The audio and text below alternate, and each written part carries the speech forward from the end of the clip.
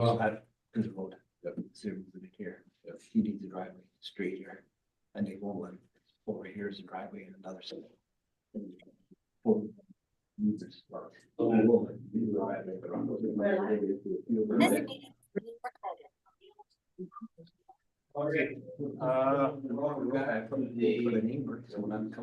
session of the April 1st, 2028 regular council meeting.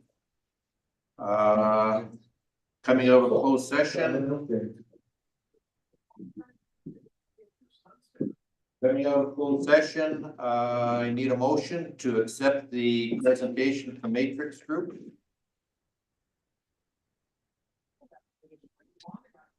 I'll do that. Okay. Go ahead. Oh, I can't read the bloody thing. So on page 2 of your green sheet. Just hang on there.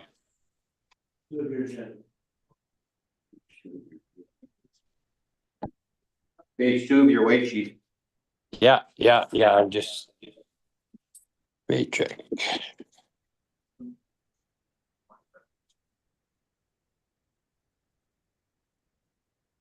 Page 2. About bylaws. Just about the bylaws.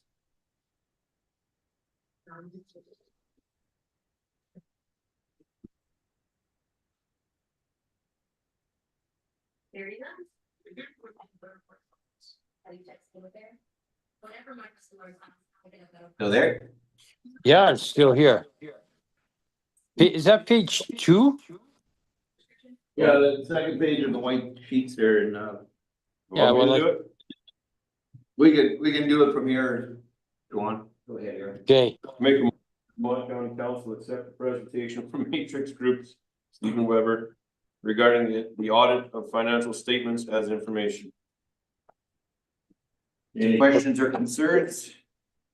Further debate? Very Seeing good. none, you're good, Okay. Dan? Yeah. Thank you. All right. Thank you, Stephen. Well done. Appreciate the time. Appreciate all the information. Once you guys do your final reserve transfers, I'll follow those through and I'll have an updated draft for your next meeting. Okay, thank you. Thanks.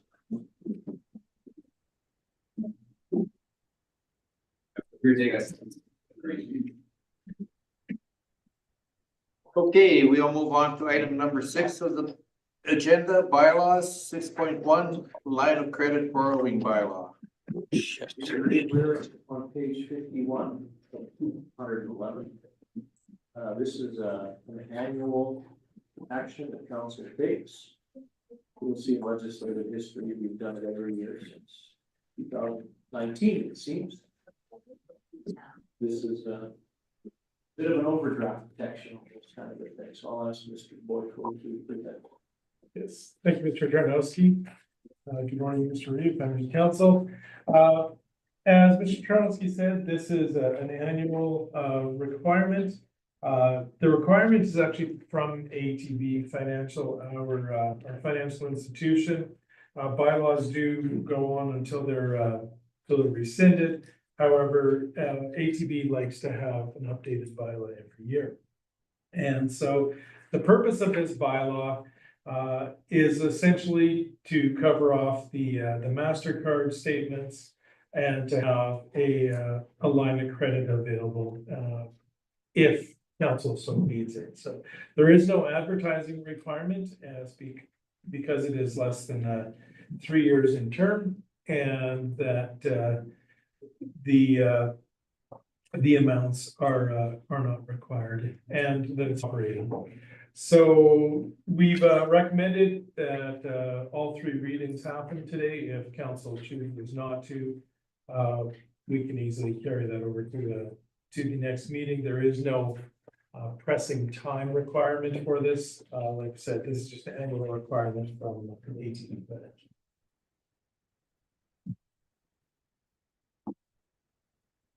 But how come we change the bylaw every year? It's essentially for ATV's requirements. So we have an agreement with them, a financing agreement that's for our line of credit and for our MasterCards. And so, the changes are anything that would be just formatting is not from what our policies are. But the bylaw itself is just the same. It's the same bylaw, we just give it a new number every Just year. give it a new number.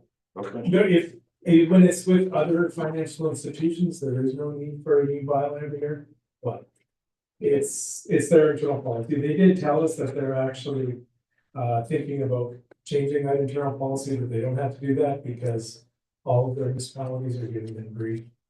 So just for clarification, so when we changed, so in 2024, it was 874.24, we're going to 877. Or 887.25. The other ones are all rescinded then? That's correct. Okay.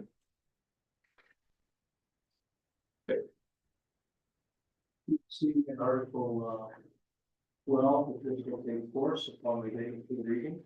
And Article 13 is bylaw repeal of bylaw 864. Okay.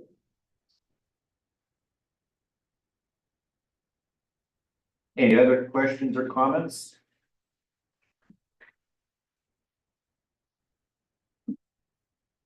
Not, Councilor Nackley, you're prepared to give first reading? I move that Lamont County Council give first reading to bylaw 887.25, namely a bylaw authorizing the county to make a borrowing for the purposes of financing the ongoing operating expenditures of the county. Any questions or concerns? Seeing none, all those in favor? Aye. Thank you. Councilor Wick, you want to provide second reading to the bylaw? I'll make a motion that Lamont County Council give second reading to bylaw 887.25, namely a bylaw authorizing the county to make a borrowing for the purpose of financing the ongoing operation expenditures of the county. Any questions or concerns? Seeing none, all those in favor? Aye. Carried 5-0. I'll do the third reading. That Lamont County Council give unanimous decision to hear third and final reading to bylaw 887.25, namely the bylaw authorizing the county to make a borrowing for the purpose of financing and ongoing operations expenditures to the county, of the county. Questions or concerns? Seeing none, all. Councilor Wick? Didn't we do that out of, no, order? No. Sorry. All in favor? Aye. Carried 5. Thank you. Councilor Williams. Lamont County Council give third reading to bylaw 887.25, namely a bylaw authorizing the county to make borrowing for the borrowing for the purpose of financing the ongoing operations expenditures of the county. Any questions or concerns? Seeing none, all those in favor? Well, you mentioned the credit cards. When's the last time we got a statement?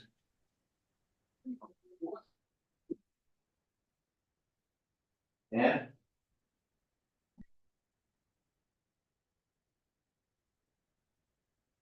Yeah. I think you might have just been You will go ahead with your question, Councilor Williams. Rodney, when's the last time we got a statement on the credit cards? I don't remember seeing one for a little bit here. They're in the binder with all the rest of the accounts payable in the Reeves office. We used to get a copy right in our thing here. Yeah, that's changed a number of months ago, and they're in that. Binder.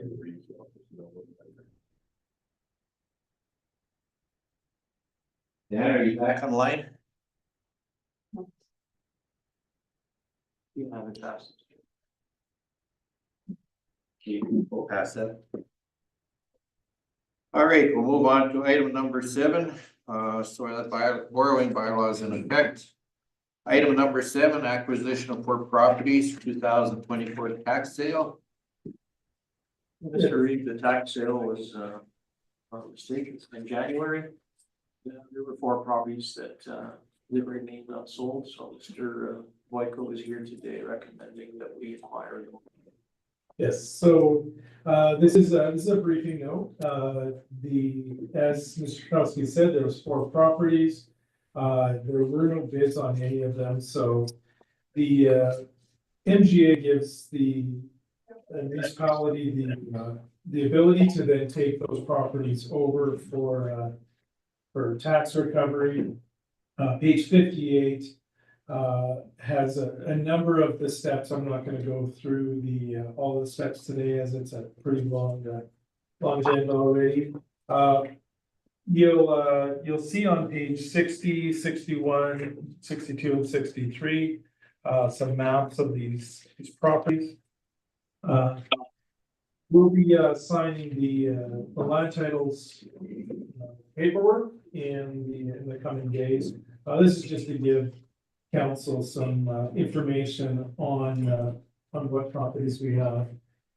We will also be giving a more fulsome report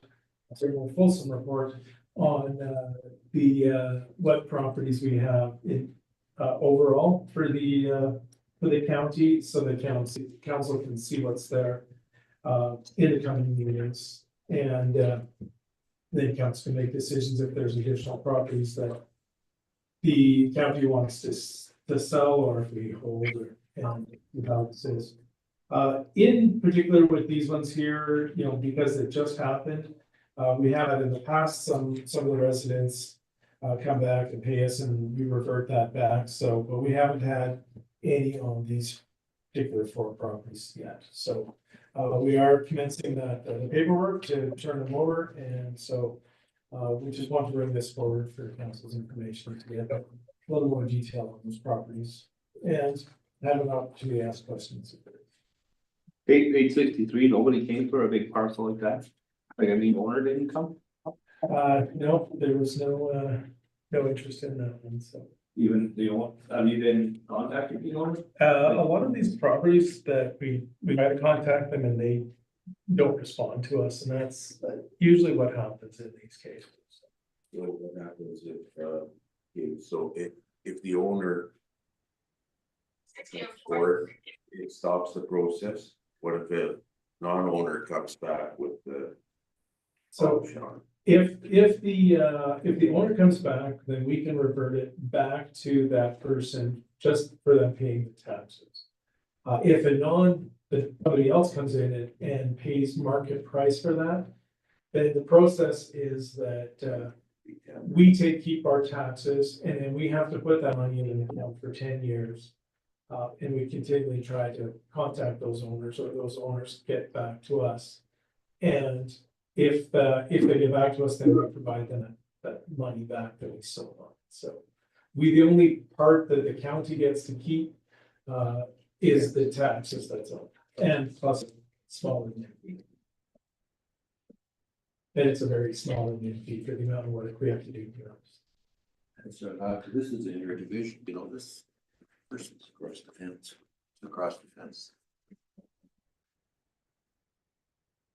People around, and somebody needs to call them, or? I did reach out to the person supposed to know the owner, and I guess that didn't go anywhere. So. We did as well.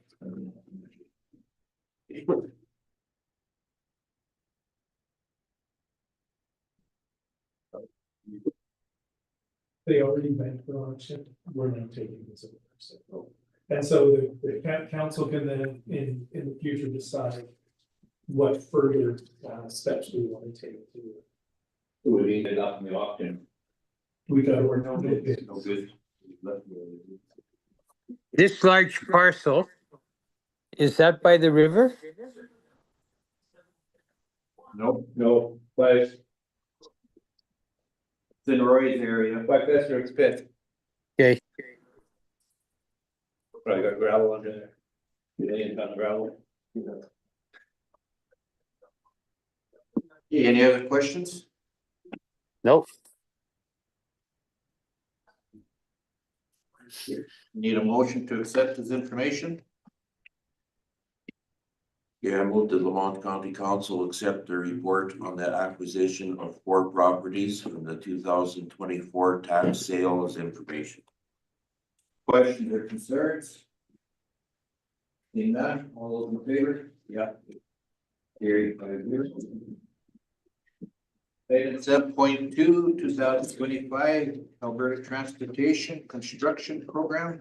Mr. Reed, we often ask for information about the 5-year plan, the construction program, that Mr. Dietz will hit some highlights of the Alberta Transportation Economic Corridors update that we received recently. So in conjunction with Alberta, the province of Alberta setting their annual budget, Alberta Transportation and Economic Corridors is a provincial construction program annually. And includes major highway and water management projects, which are essentially bridge projects throughout the province. These projects are classified under 3 categories: planning and engineering. These are planning studies or designs completed for major capital projects. Design is project management and hiring engineer consultants to design the project. It may also include work to complete tender preparation. And then the 3rd category is construction. This occurs when the project design has been completed, a tender is awarded, and a contractor hired. Alberta Transportation has recently released their updated 2025 program, and it includes 4 projects within Lamont County. As shown on page 66, the 4 projects are 22 kilometers of paving on Highway 855 from Highway 16 to Highway 29. This project is currently in the design phase with construction anticipated in 2026. Highway 16 corridor engineering. This project is in the planning and engineering phase and is a functional planning study into a potential interchange, the intersection of Highway 16 and Highway 855. The 3rd project is 19 kilometers of grade widening on Highway 34 from Township Road 512 to Highway 16. This project is currently in the design phase, and it is anticipated that the tender will be released soon, with construction started in summer 2025. And the 4th project is Highway 15 and Range Road 201 intersection improvements, currently in the planning engineering phase, which will design acceleration and deceleration lanes on Highway 15 and Range Road 201. One other project that is of interest to the county, it's not included in the report. The big bridge, we have reached out to Alberta Transportation on the status of that. It's currently in the planning phase, but we don't have any updates on it. Thank you, Barry. Council, have any questions? Greg? So we're allegedly with the MLA in her office there. Did I hear something different on paving of 855 from 29 to 16? I couldn't be paved this year, and also thought there was mention of 857, which anybody else recall that or not? 29 corner south to Munder. It wasn't written, it wasn't advertised yet. But no, it looks like it's in design, not paving this year. So the 855 project is also in conjunction with the 857. We only looked at the projects within the borders of Lamont County. So that is 2 projects that they seem to be doing under one. The last update I got from Alberta Transportation about 3 weeks ago was they don't have money for construction in 2025, but they are anticipating construction in 2026 for that project. But 834 is scheduled to go start construction. 834, they're anticipating releasing a tender as early as April 15th.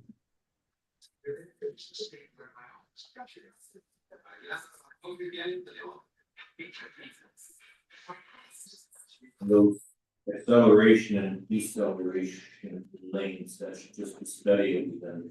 They've only, they only have money set aside for study and design.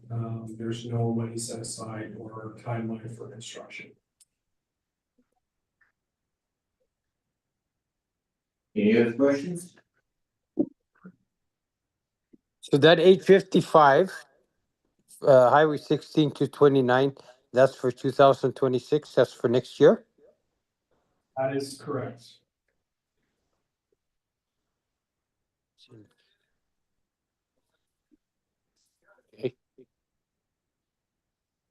Okay, And and that, yeah, 834, they're doing it this year. Yes. Yeah, that one is badly needed.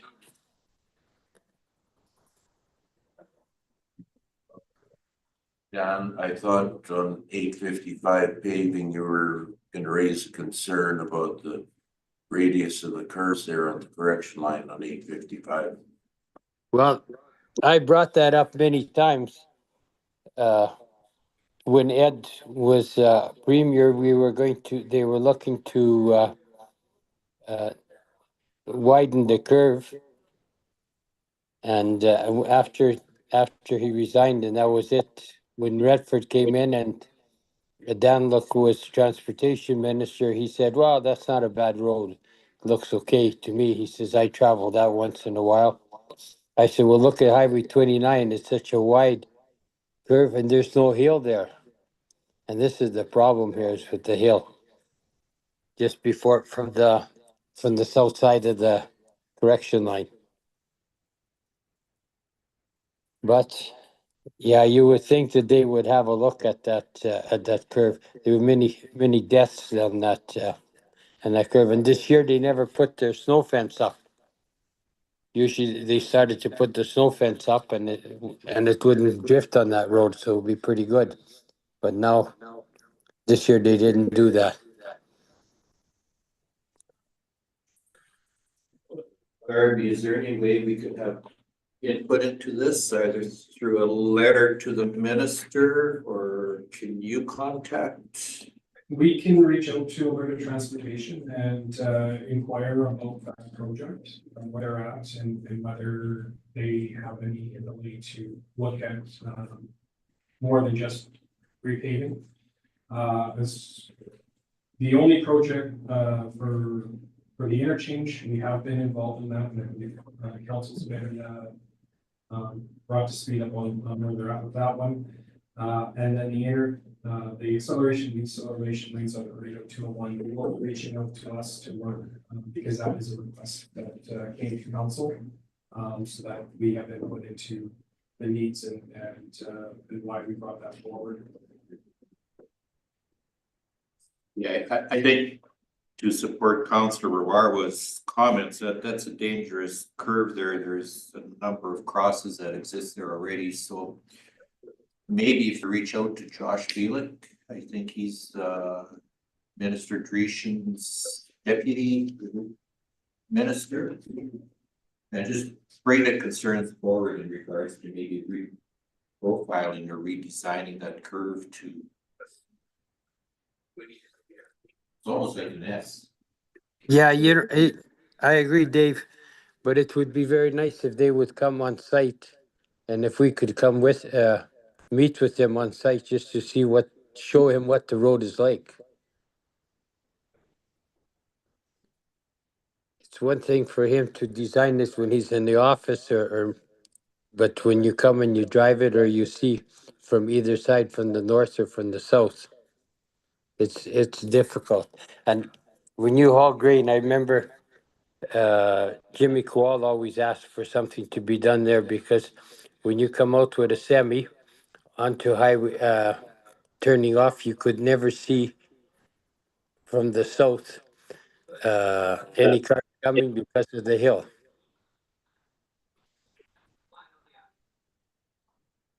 Based on Hunter Aaron.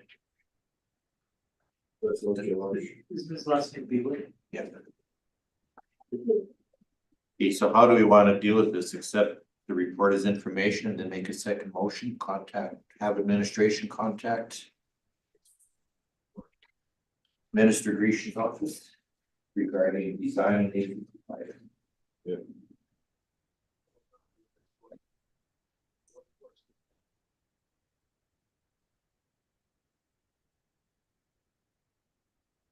I would think so.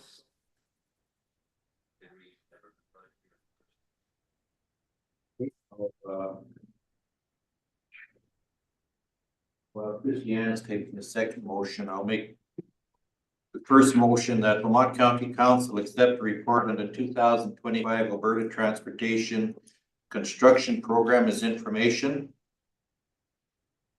All those in favor? Aye.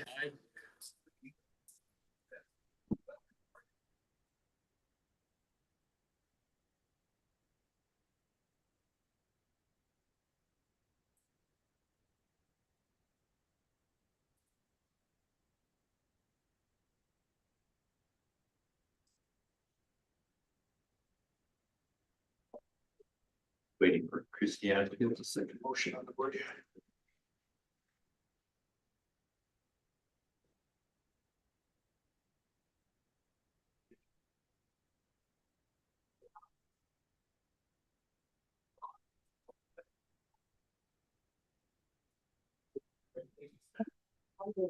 Eight fifty-five.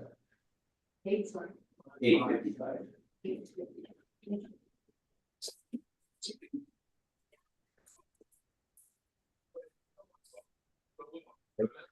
Yeah, I'll make a motion that the Lamont County Council direct administration to contact Minister Grecian's office regarding the design of Highway 855. We should put this, 855 and the correction line, I would suggest. curve on 855. Yeah, Is that township 550? Yes. yeah, the correction line. Yes. Correct. 550.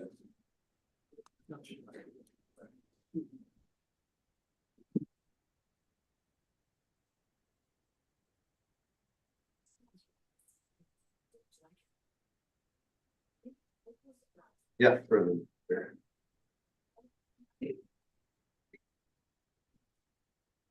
That's for administration to contact. Yeah. Yep, okay. Questions or concerns?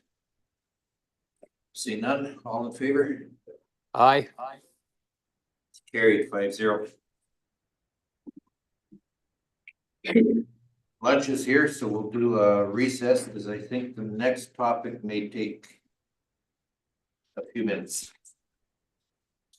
How long is it? 45? Yeah. Let's go half an hour. So it's 11, say 12 o'clock, reconvene at 12:30. Sure thing.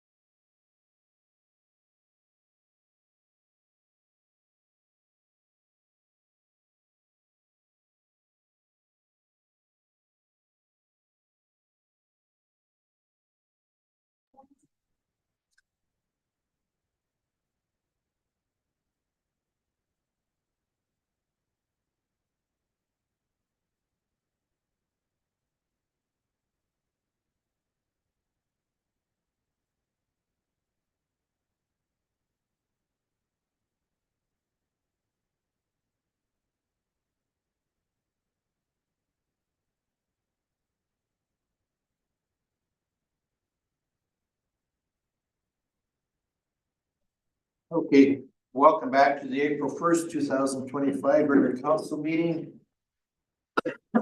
Sorry, we'll reconvene at 12:35. Is the deputy Reeve online? Yeah. All right, welcome back, Dan. We're gonna move on to the next agenda item, 7.3. County-owned gravel pit reclamation strategy. Peter? Thanks, Mr. Reed. This is something that the councilors have asked a lot about in the last little while. It's something that has been on our radar in terms of our business plan for a couple of years. In the 2025 to 2027 business plan, it shows as initiative 4.3, implement gravel pit strategy. And Mr. Dietz will provide a briefing on how he recommends or anticipates it should proceed. Go ahead, Ian. So as council is aware, in 2023, the county awarded a 3-year gravel supply contract to COH Group for the supply of gravel. Subsequent to the award of the gravel supply contract, county council also deliberated the need to start mining and reclaiming the county's active gravel pits. Administration's primary consideration was to complete mining and reclamation of the leased Walshart pit in the northwest of 75617. As included within the lease agreement, the county was to complete the gravel extraction prior to the lease expiry of January 28th, 2025, and complete the reclamation upon the expiry of the lease. As well as 2024, administration was able to determine that the approvals of the county's PESER and Alberta transportation pits in the northwest of 2 and northeast of 35616 are currently active. The most recent approval was issued in 2018 to include the northwest of 2 within the existing approval of the northeast of 3. As well, we've also confirmed the approval for the county's Morella pit. The northeast of 275516 was issued in 2019 and is also currently active. So in regards to the Walshart pit, we completed the gravel extraction spring and fall of 2024 and proceeded with reclamation at that time. At the request of the landowners, we did not utilize the crusher screens for reclamation purposes, but rather stockpile material for landowners' own use. Due to freezing conditions, we were not able to complete the reclamation prior to the expiry lease, and plans to complete the outstanding in the spring and summer of 2025 will commence. The outstanding work includes topsoil spreading, seeding, access road removal, and fencing repair. As discussed during the 2025 budget deliberations, we also plan to restart mining and reclamation activities in the county's other pits, starting with the Alberta Transportation and PESER pit. As included in the approved pit plan, mining will commence on the west side of the AT pit, and excavated gravel will be stockpiled on either the east side of the AT pit or across the road in the PESER pit, as they are under the same approval. This will be dependent on the volume of gravel that is extracted. As excavation continues east, the prior excavated areas will be reclaimed. Once the AT pit is completely mined out, excavation will commence across the road in the PESER pit. Work in the PESER pit is planned to commence in the northeast corner, continuing south to the gravel limits, with the northwest area reclaimed last. Again, reclamation will be done in conjunction with mining activities to minimize the handling of topsoil and overburden. It's anticipated the mining and reclamation activities on these 2 pits will require a minimum of 5 years to complete, as this work will be done with county forces during spring and fall, early winter months. That will be otherwise, crews will otherwise be tasked with other programs during summers. Once the reclamation is completed in the PESER pit, we will start mining and reclamation of the Morella pit. Mining and reclamation within the county's 2 other gravel pits, Downlock pit to the northwest of 295016 and North Andrew pit, northeast 255816 are not planned at this time. However, it is anticipated that once the Morella pit has reclaimed, mining and reclamation will commence in the Downlock pit for the North Andrew pit. We have been utilizing the Downlock pit as a stockpile site for gravel, and will continue to utilize it for that purpose as required until reclamation commences. It is difficult to predict the point at which sufficient gravel is mined for crushing until stockpiling and reclamation is underway, in particular because we are unaware of exactly how much gravel is in the Alberta transportation pit. And because of mold and demold costs, there is no benefit in bringing a contractor crusher for anything less than 50,000 tons. In general, we anticipate crushing should commence in around 2027. Our contract with CLH also allows us to shore up our inventory over the 3-year term, so we have enough on hand in case of an emergency. And gravel mine and crush markets will factor in the future contract and supply contracts. Activities associated with this initiative are funded in the 2025 approved budget, within their approved operating budget. Thank you, Darby. Questions from council?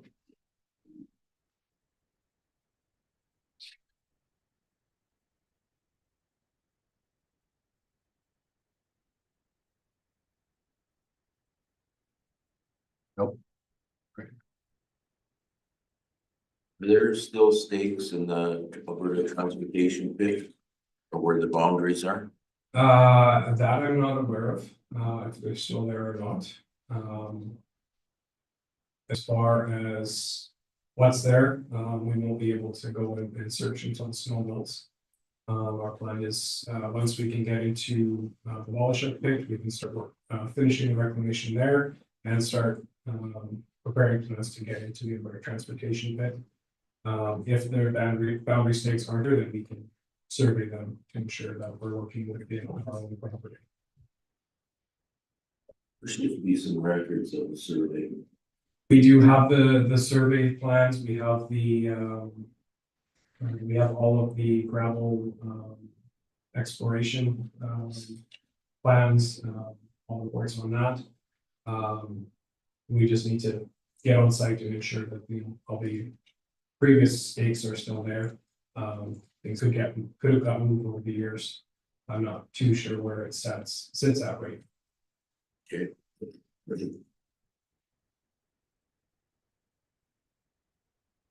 Darby, has administration been in contact with the Willistons? We were in contact with them as yesterday, actually. And letting know that we are planning to be back. We had some discussions around the work we did in the fall, spring we did, and our planned activities. Just giving us up that we are going to be coming back. We just have to wait for the snow to melt in the ground to fully thaw. Because they had expressed some concerns to me about a month ago or whatever as to what was happening there and stuff, so. There is no issues there with us getting back the land or anything, because the lease is expired. No, the lease, the terms within the lease actually state that the county will commence reclamation after the lease expiry, which seemed odd to me. We did try and start reclamation prior to the lease expiry because we had finished mining. And assuming we get we start summer activities. Yeah, because they also complained about the methodology the methods that were being used as far as. Yes, because they specifically requested that we stockpile the pressure screens. We didn't have what was originally anticipated for reclamation there. We used the equipment and the manpower we had, so we had rock trucks out there with a Traco. We had our P6 dozer down there, moving material around as we stockpile the crusher screens and pushed in the sink base into the excavation. And do we still have our rock trucks? We do have 2 rock trucks. Are they operational? Is there? Okay. And what else would we use? Like if we were gonna move the material from the transportation pit to the pit, but we'd use a Traco and. Traco and rock trucks, because that pit has standing water on it. Rock trucks are about the only thing you can use to excavate material and stockpile it. Potentially have to let it dewater itself in a stockpile over the course of the year. If it's a open dry site, you can use scrapers. They'd be preferable for removal of the overburden in a large open area. But if it's a small deep excavation, then rock trucks and Traco may be a better option. Okay, so then how are we impacted? Because I understand we're gonna have two drainage crews, which each one is gonna be using a track hole. Yeah, so excavation and reclamation is gonna be before our drainage program starts and after our drainage program commences in the fall. So we're trying to work this into our schedule around our activities. Yeah, it just seems like 5 years is a long timeline here. If we were to take a summer and do it all, you know, you could do it within 1 or 2 years. We have other activities, other programs that we need to also achieve. If it's something that council wants to get done sooner, then we would either have to look at renting more equipment or hiring more manpower, or alternatively contracting all this work.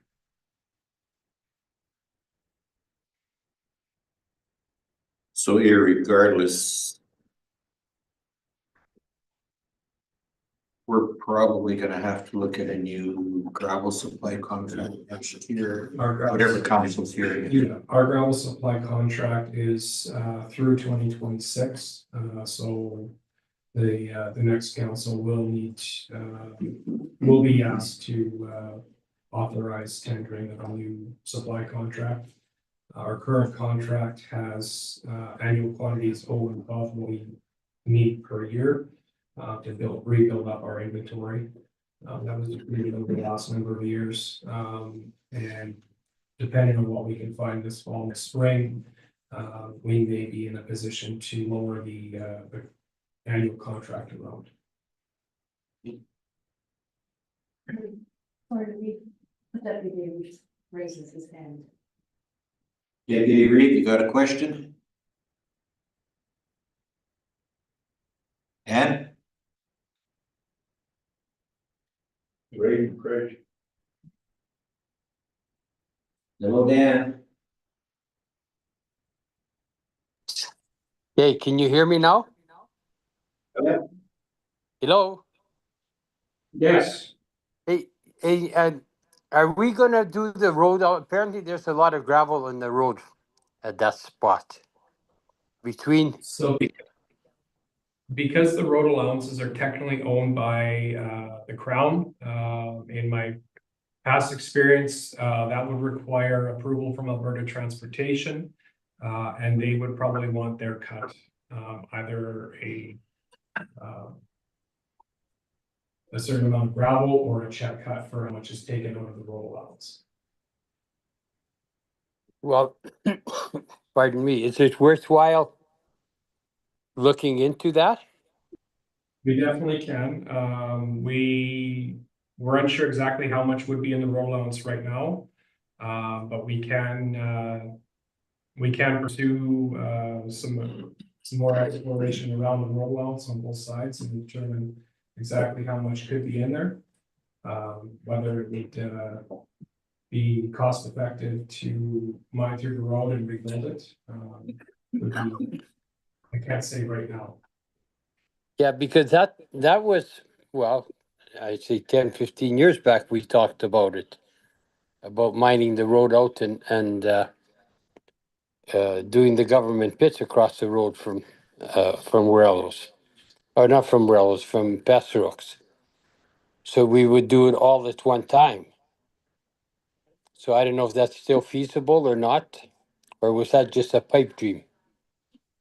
We can look into it and see what the cost would be to mine it out, rebuild the road versus how much gravel we would get out of there, yes.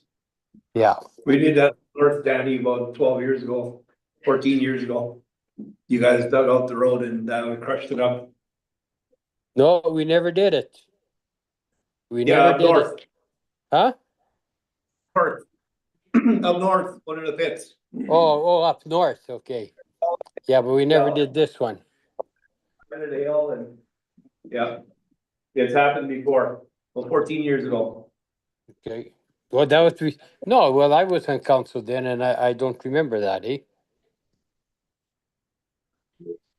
Just north of where we got the wall.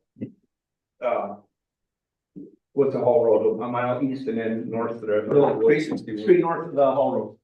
Straight north of the Hall Road. We crushed the roadway.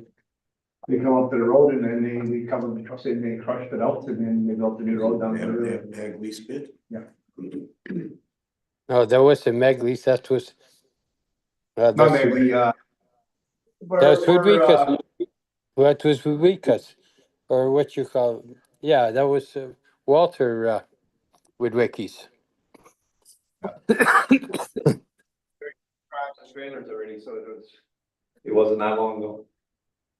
About 20 years, Well, 15. we crossed out, in Scotford aggregates and, Gargus's, we didn't give the province anything. Yeah.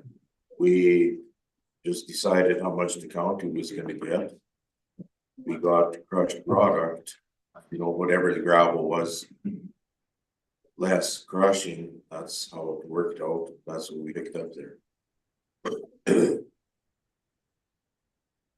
Yeah, I did the same thing as the county right away, so they just cost them for crushing and then they had a road after. And you know that 162 is a very important road, so somebody would have to go around all the time. Yeah, that's the problem there. Are we good with the gravel pit strategy? Yes,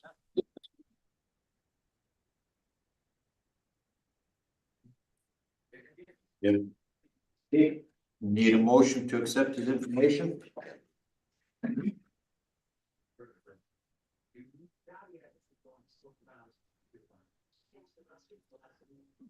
You have moved to Lamont County Council, accept the county-owned gravel pit reclamation strategy as information. Any questions or concerns? Seeing none, all in favor? Yeah. Is that a cough, was it an approval, Deputy Reeve? how's that? Yes. Stay right there, don't you come on this side of the county. For that. How's that again?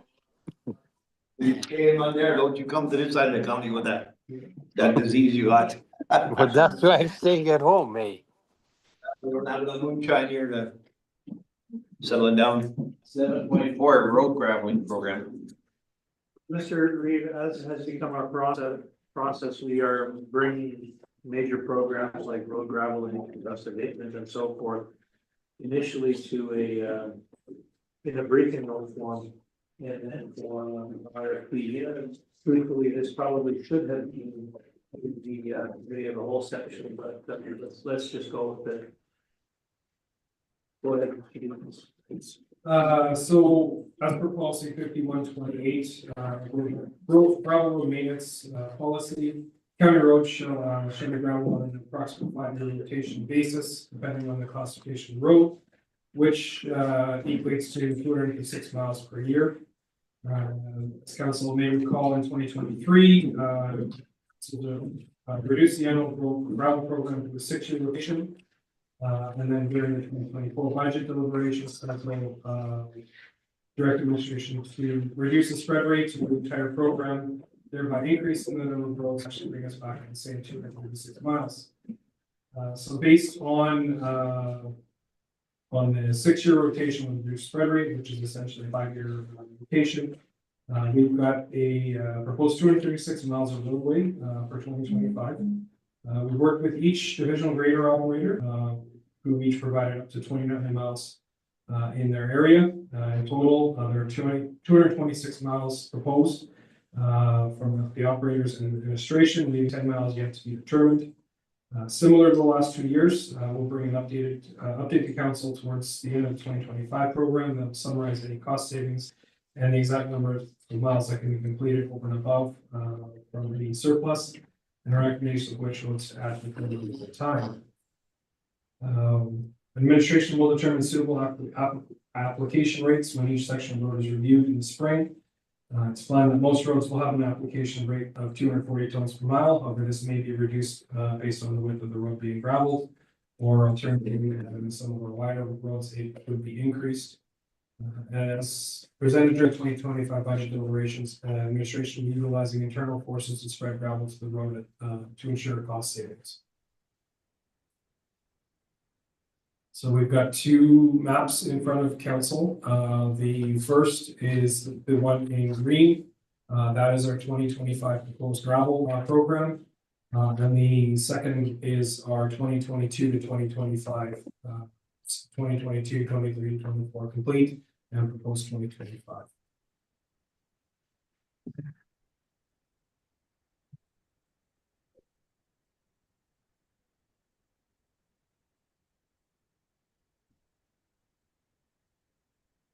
Any questions for Darby?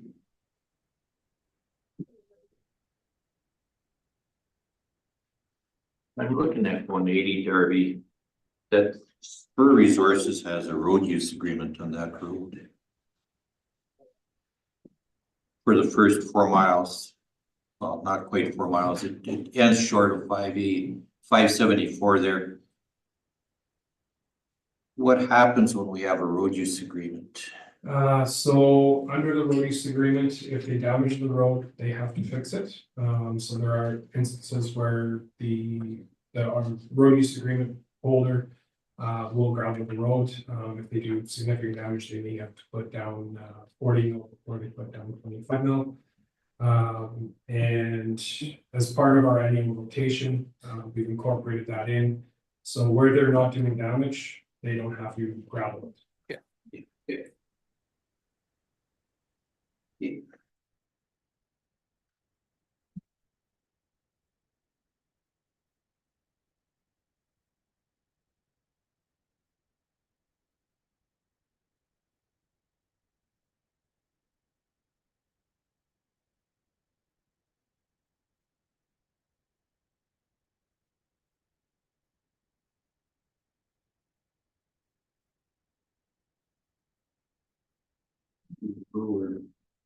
Matt and Jan are gravel checkers.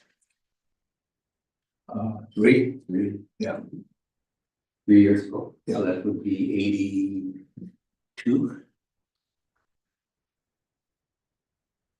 Yeah, because I thought we had gravelled 184 from 45 to St. Michael. And it's on the program again, so is that because it's a collector road or? Some of them come more often, the graders need gravel, right? That would have been prior to 2022.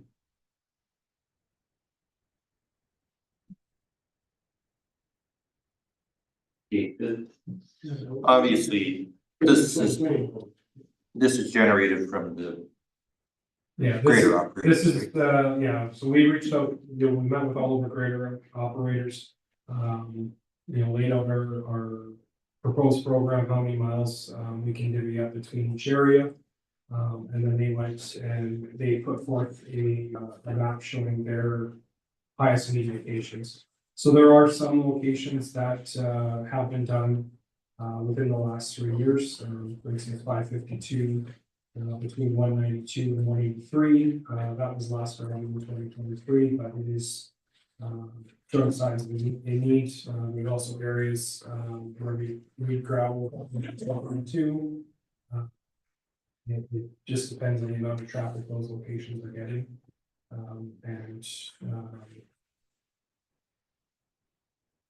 Certain areas, 164, we gravelled that in 2023, north of 145, but the first 2 miles are in need of gravel again.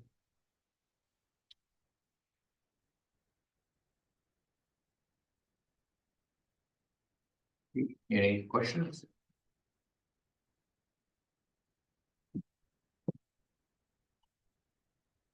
None. Deputy Reed, you got any questions?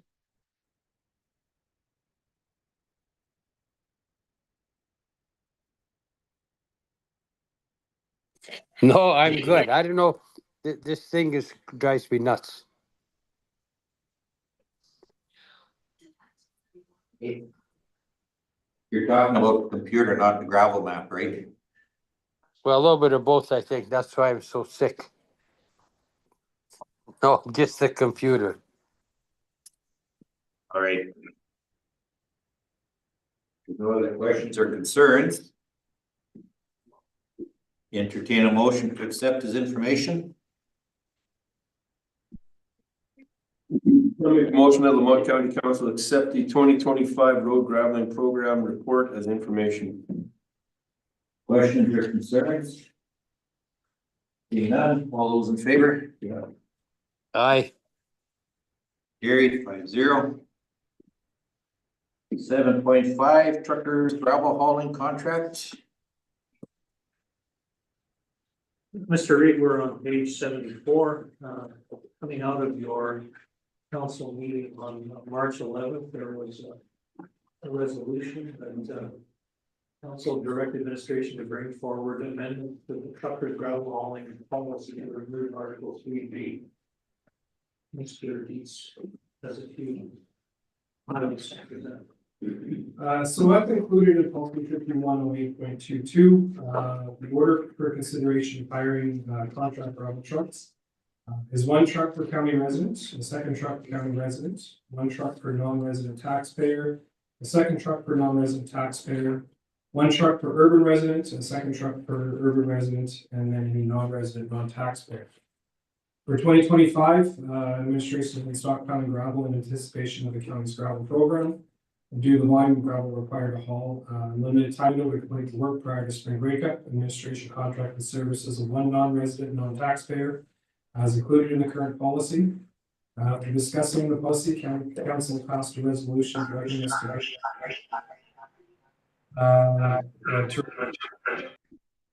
non-taxpayer. Administration's review of council's resolution, we have three concerns we're bringing forward for council to discuss. The first being availability of contractors. By limiting the contractors, administration is able to hire. This may cause an unintended consequence of extending the gravel haul duration due to lack of trucks. The second concern is contractors reaching the $75,000 maximum. As included in the existing policy, no contract truck owner can earn more than $74,999 in the calendar year. Again, if the available pool of contract trucks is limited to within the county boundaries, the trucks contracted may reach the maximum earning potential sooner and thus be removed from the haul for further limiting the availability of contractors. And the third concern, which is probably the most concerning, is as included in the Northwest Partnership. New West Partnership Trade Agreement, per-agreement rules specifically outline the parties subject to the rules of the New West Partnership, which Lamont County is, may not discriminate based on geographic boundaries. Article 5 under the standards and regulations of the New West Partnership Trade Agreement, parties shall mutually recognize or otherwise reconcile their existing standards and regulations to operate to restrict or impair trade, investment, or labor mobility. Parties shall, where appropriate and to the extent practicable, specify standards and regulations. In terms of results, performance, and competence, parties shall not establish new standards or regulations that operate to restrict or impair trade, investment, or labor mobility. Parties shall continue to work towards the enhancement of sustainable development, consumer environmental protection, and health and safety and labor standards, and effectiveness and measure the rating of the two. And finally, parties shall cooperate to minimize differences in standards or regulations adopted or maintained to achieve legitimate objectives. So all that being said, Article 5, Section 3 is the one that should council decide to remove the allowance for non-resident non-taxpayer, we are would be putting a scenario where we're going against the New West Partnership Trade Agreement. As a matter of fact, on Tuesday, I went to, he was premier in Sherwood Park. And they're getting rid of that because they said the locals are sitting looking out the window and people from all over are working. They're going, as we speak, the Alberta government's looking into that trade agreement, so we gotta. That is the premier's thing on Tuesday at Sherwood Park, so. I'm not worried about that. And here E and F should be only if we're short of trucks. E and F when they're short of trucks.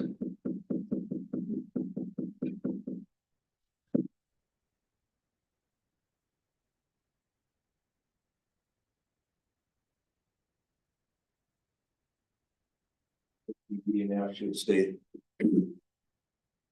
you know, what happened this year and I'm disappointed about is that we, okay, so I get that about the non-red, someone that's out of the county boundaries. But, urban residents. So in the future, what I would like to see is if they get any trucks that get hired, so we don't have out of the county, we don't hire anybody. But I don't agree with this, like, it's a short haul, we're hauling shorter, so you three guys are gone. That's not fair. They plated their trucks, they insured it, they inspected them.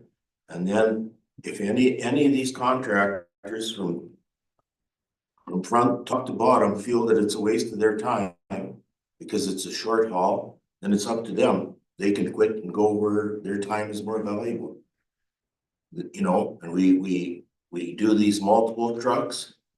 And then when you have two private hauls going on, each of these guys take their own truck off plus other people. So it kind of, you know, the two would balance out. If someone signs up for that summer haul or the stockpiling, you stay there for the duration of the haul. You don't start from the bottom because, you know, where does the seniority end? If you've been trucking for 4 years, 50 years, or is it by how much taxes you pay? I think those guys, they come on that job, they have the expense, they can stay till the end of the haul. Regardless if you're hauling to Lamont or St. Michael. They always had it at EF, is if they were short of trucks, then they would bring in extras. When the guys were all waiting and stuff, and then. Well, they guess the waiting, but so when you're in peak season, then you take, you know, some days. You take 3 or 4 trucks off and then people say, well, why are you hauling? Why do you have a checker? Why do you have all these people? You'd have got enough trucks. Just my viewpoint, I guess. How many contractors at 2 trucks, Darby? I believe we had 6 4. contractors with 2 trucks each. How many? 6. How many trucks do we have in total? 16. So we had 6 resident contractors with 2 trucks. We had 1 urban resident, 1 non-resident, non-taxpayer, and the rest were just our operator, county residents and debt.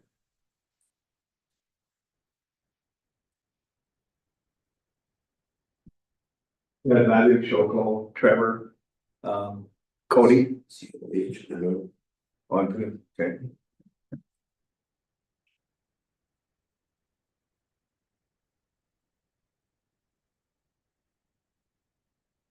So an urban resident still lives within the county of Lamont.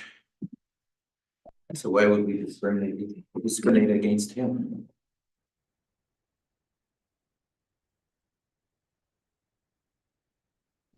I mean, we're trying to make it fair to all the residents that live within Lamont County, but if we only got, you said 6 contractors have 2 trucks, so that's 12. So there's basically 10 contractors overall, right?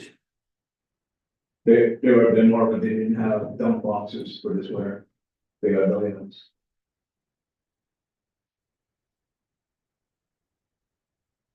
There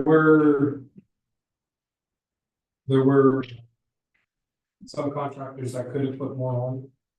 There are contractors with belly dumps and, you know, when they're stockpiling, they're trying to avoid using those.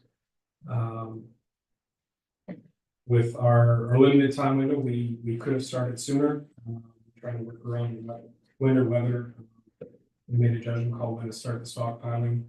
Had we started maybe a week earlier, we would have completed the program in its entirety.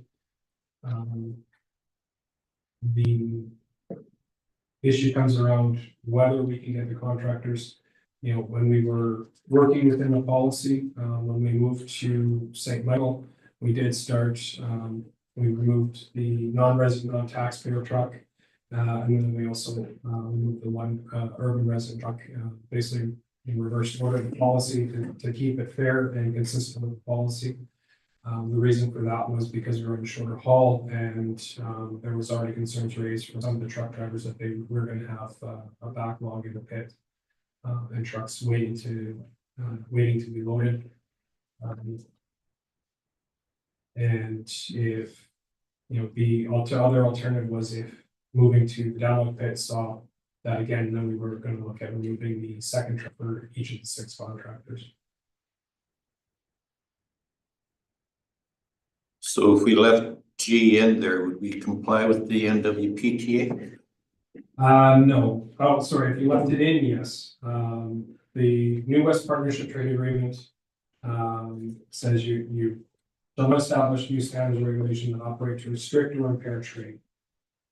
And that's the previous said they're looking into changing it, so that was on Tuesday at the meeting we had. The only thing is they haven't changed it yet, so until they change it, we're not compliant if we decide to change our own. That's the only thing. I don't want to get hot water until they make that. We're not in hot water. They, there's enough county, people live within the county to keep this going. The risk is that we could get sued by a vendor who wanted to be part of that, and we get sued for loss of profit. And they've been very successful in a lot of cases.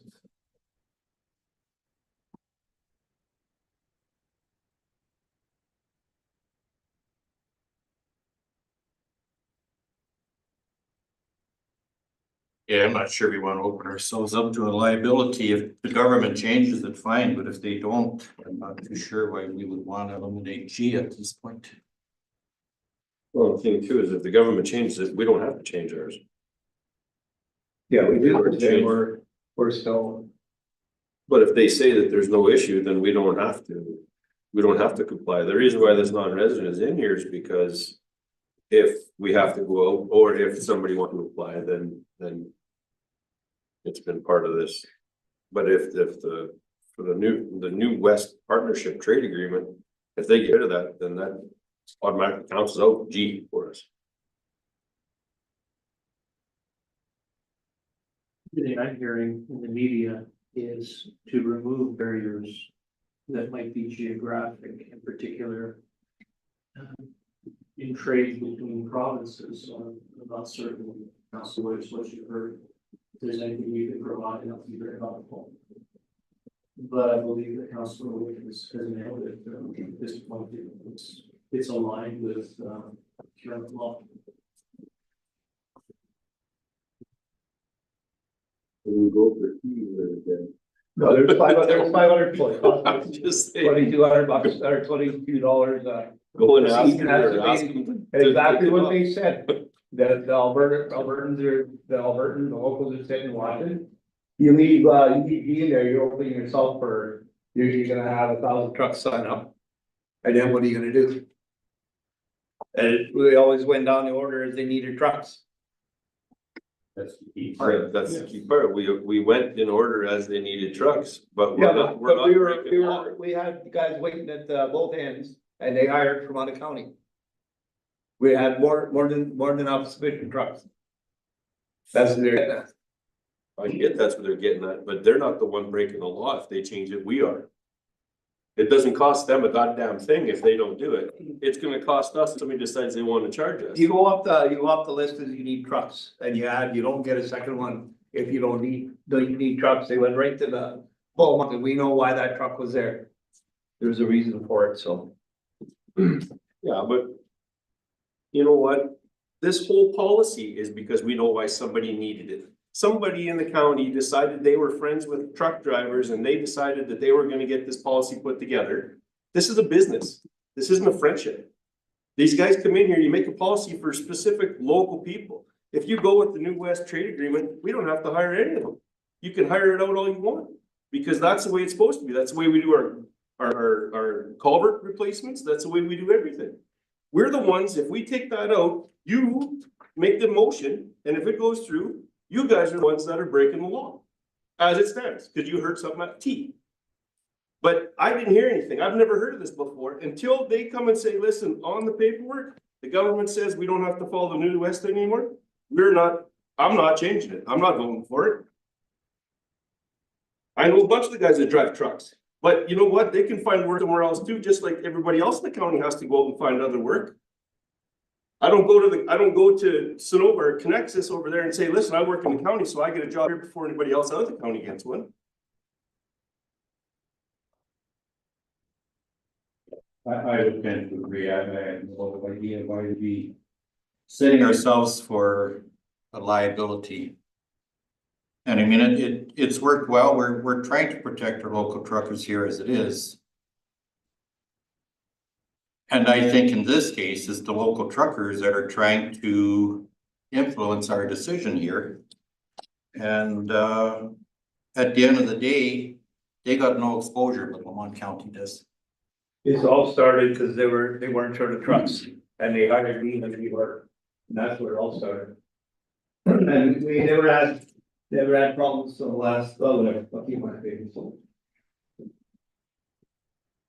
Okay, further discussion.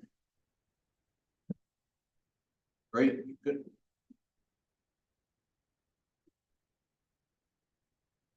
Can't we add something to the G? Need approval to and under unusual circumstances, we can discuss using G. The thing I object is this thing where you look at your haul, you know, oh, we're hauling far, we need trucks, oh, it's a little shorter, bottom three guys go. So you kick these guys off and the rest of the guys go for harvest and the other guys are using their own trucks on a private haul, plus other trucks, and you get out of 14 trucks, you have 4. You know, so you can't have some guys having all the pluses and no repercussion for other stuff they do. I would like, you know. I think you touched on one of the things that we learned in applying this in the stockpiling effort. That given the way we stockpiled it, there are longer and then there are shorter hauls during the however many weeks that we're doing it. During the spread, there was more consistent lengthy hauls. So I don't know whether if he had to do it again, Mr. Dietz might stop at E or F. I don't know for sure. But we're trying to respond to the fact that we were hearing both from truckers and through counselors that they were sitting there waiting. So what do? We either allow them to wait or we remove a couple of trucks from the bottom. That was the choice that Mr. Dietz was faced with. And if I'm not mistaken, the 2 or 3 trucks that were removed off the bottom was immediately after council signaled their support on March 11th for potentially removing G. So we took that signal, wasn't a decision, it was a signal that maybe we ought to back off because council seems to have a prevailing direction that the decision is going. So part of this worked very well during the gravel spread haul. This did not work exceptionally well during the stockpiling gravel. I think there were complaints about on the short haul, even they were spread. You know, and it's kind of a history with gravel trucking, you know. Oh, how come these guys are hauling to Madeira and I have to go to St. Michael on a gravel road? You know, it never ends.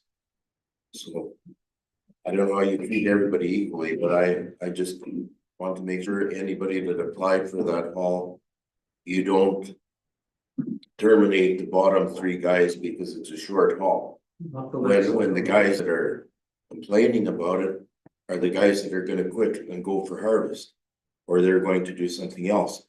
You know, it's kind of, if you feel you're wasting your time hauling, then go where it's better. I don't know if we can add on something in G where, you know, you have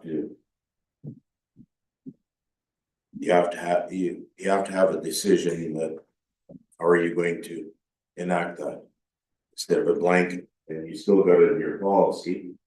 If everybody, if you get an ideal harvest and everybody goes harvesting and you need trucks, then you still have the option to get trucks.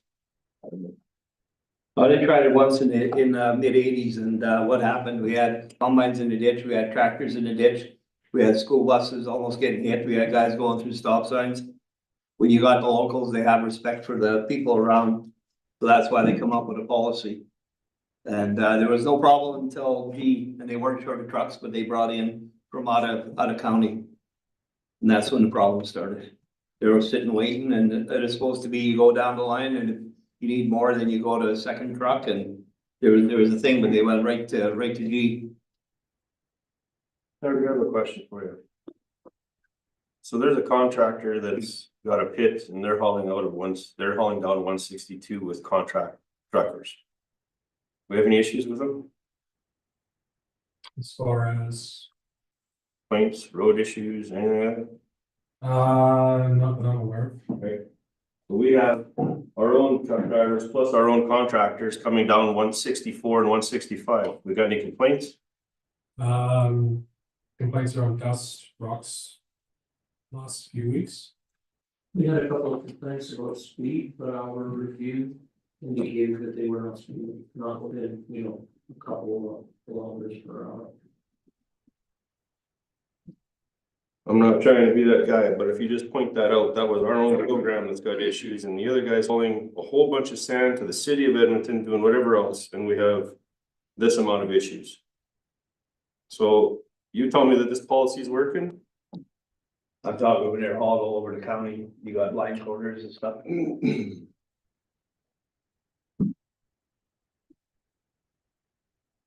There was a reason they went back to it.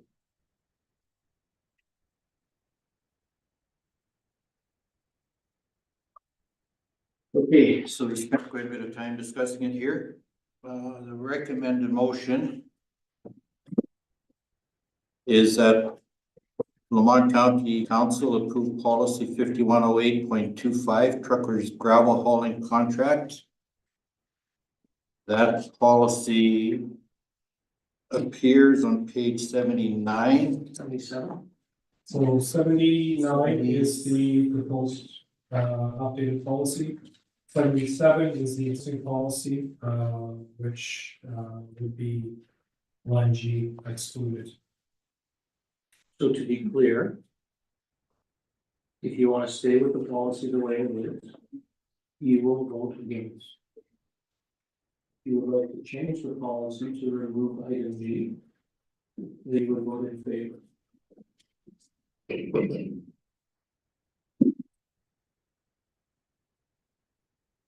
Make a motion, Lamont County Council approve policy.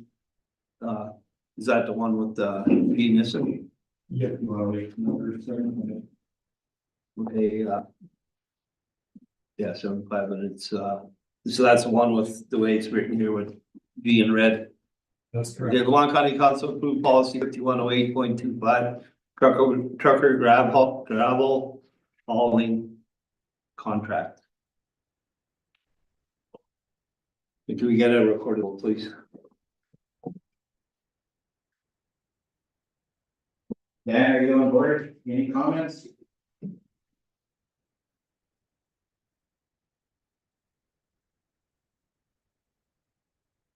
Dan?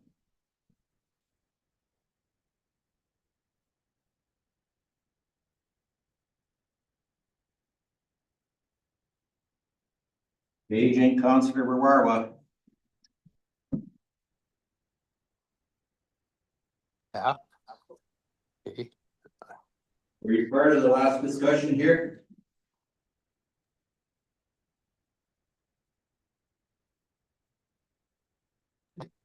Unmuted, can you hear me?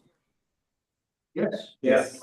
Okay, I would have suggested one, if you got problems with this right on through constantly, put the whole gravel contract out for tender. And then just for a year or two and just see how good it is. Everybody will come running. They'll be just too happy to be by home. But anyhow, I in favor of your motion there.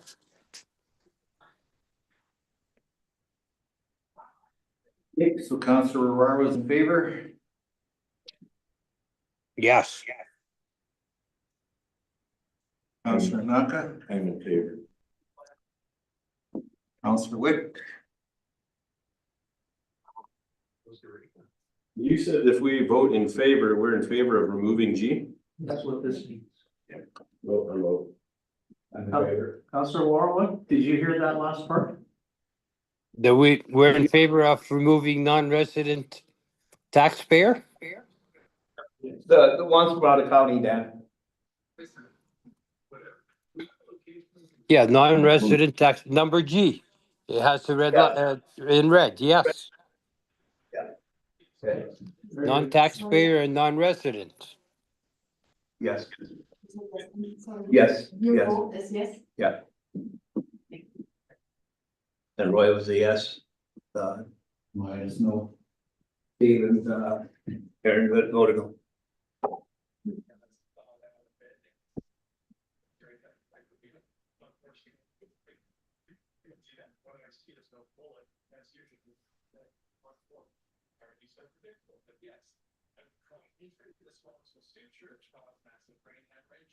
Moving on to number 7.6, policy 5107.23. Mr. Reed, we're on page 81. This is a matter that emerged during. It is initiative 4.4 in the business plan, oil gas abatement on all haul routes. The promise in December was that this would come forward prior to tax rate bylaw approval such that council could take a decision. Go ahead, Mr. Beats. So included in our current dust control policy 5107.23, the county provides a combination of calcium and oil. We provide 10.3 kilometers of calcium dust suppressant, 34.3 kilometers of oil dust suppressant with an annual average cost of $623,000. This during the budget discussions, council will review the dust abatement program in the spring. The administration currently preparing the 2025 dust abatement program and is anticipating that the existing oil infrastructure that must be replaced this year. There's limited time and resources to change any current calcium locations to oil without negatively impacting our other programs. We've been actively re-oiling locations for the last 3 years, and then by the end of 2025, all existing locations should be re-oiled. Should council decide to provide oil to all locations under the policy, a step approach would be recommended, whereby administration will oil existing calcium locations over the next 5 years in conjunction with re-oiling existing locations as required. Should council decide to provide oil to all locations, council should consider the equipment that is utilized to perform the work. Currently, we utilize 2 maintenance graders, 2 smooth drum packers, a tractor with mixing tines, here, and occasionally our 850 wheel packer were required. Increasing the volume of work needed to be performed in a year will increase the time required, which could result in other work not being completed or having to be contracted out. Replacing 1 maintenance grader with a larger construction grader, replacing the tractor with mixing tines with a road reclaimer will reduce the construction time, which will allow more work to be done in the same amount of time. A larger construction grader is approximately 1.1 million when equipped with a ripper, front mount blade, and snow blade versus maintenance grader currently around 670,000, equipped the same. A net difference of $430,000. A larger construction grader is able to move more material time, thereby reducing the working time. And a self-propelled road reclaimer is approximately 1.3 million, whereas a roughly 300 horsepower tractor with a 3-point hitch mounted reclaimer and a snow blade, which we could use for during major snowstorms, is approximately $1 million, and that difference of approximately 300,000. The reclaimer is able to properly mix the gravel and oil on each pass versus having to rework the oil in numerous passes to get the proper mix, which reduces our working time.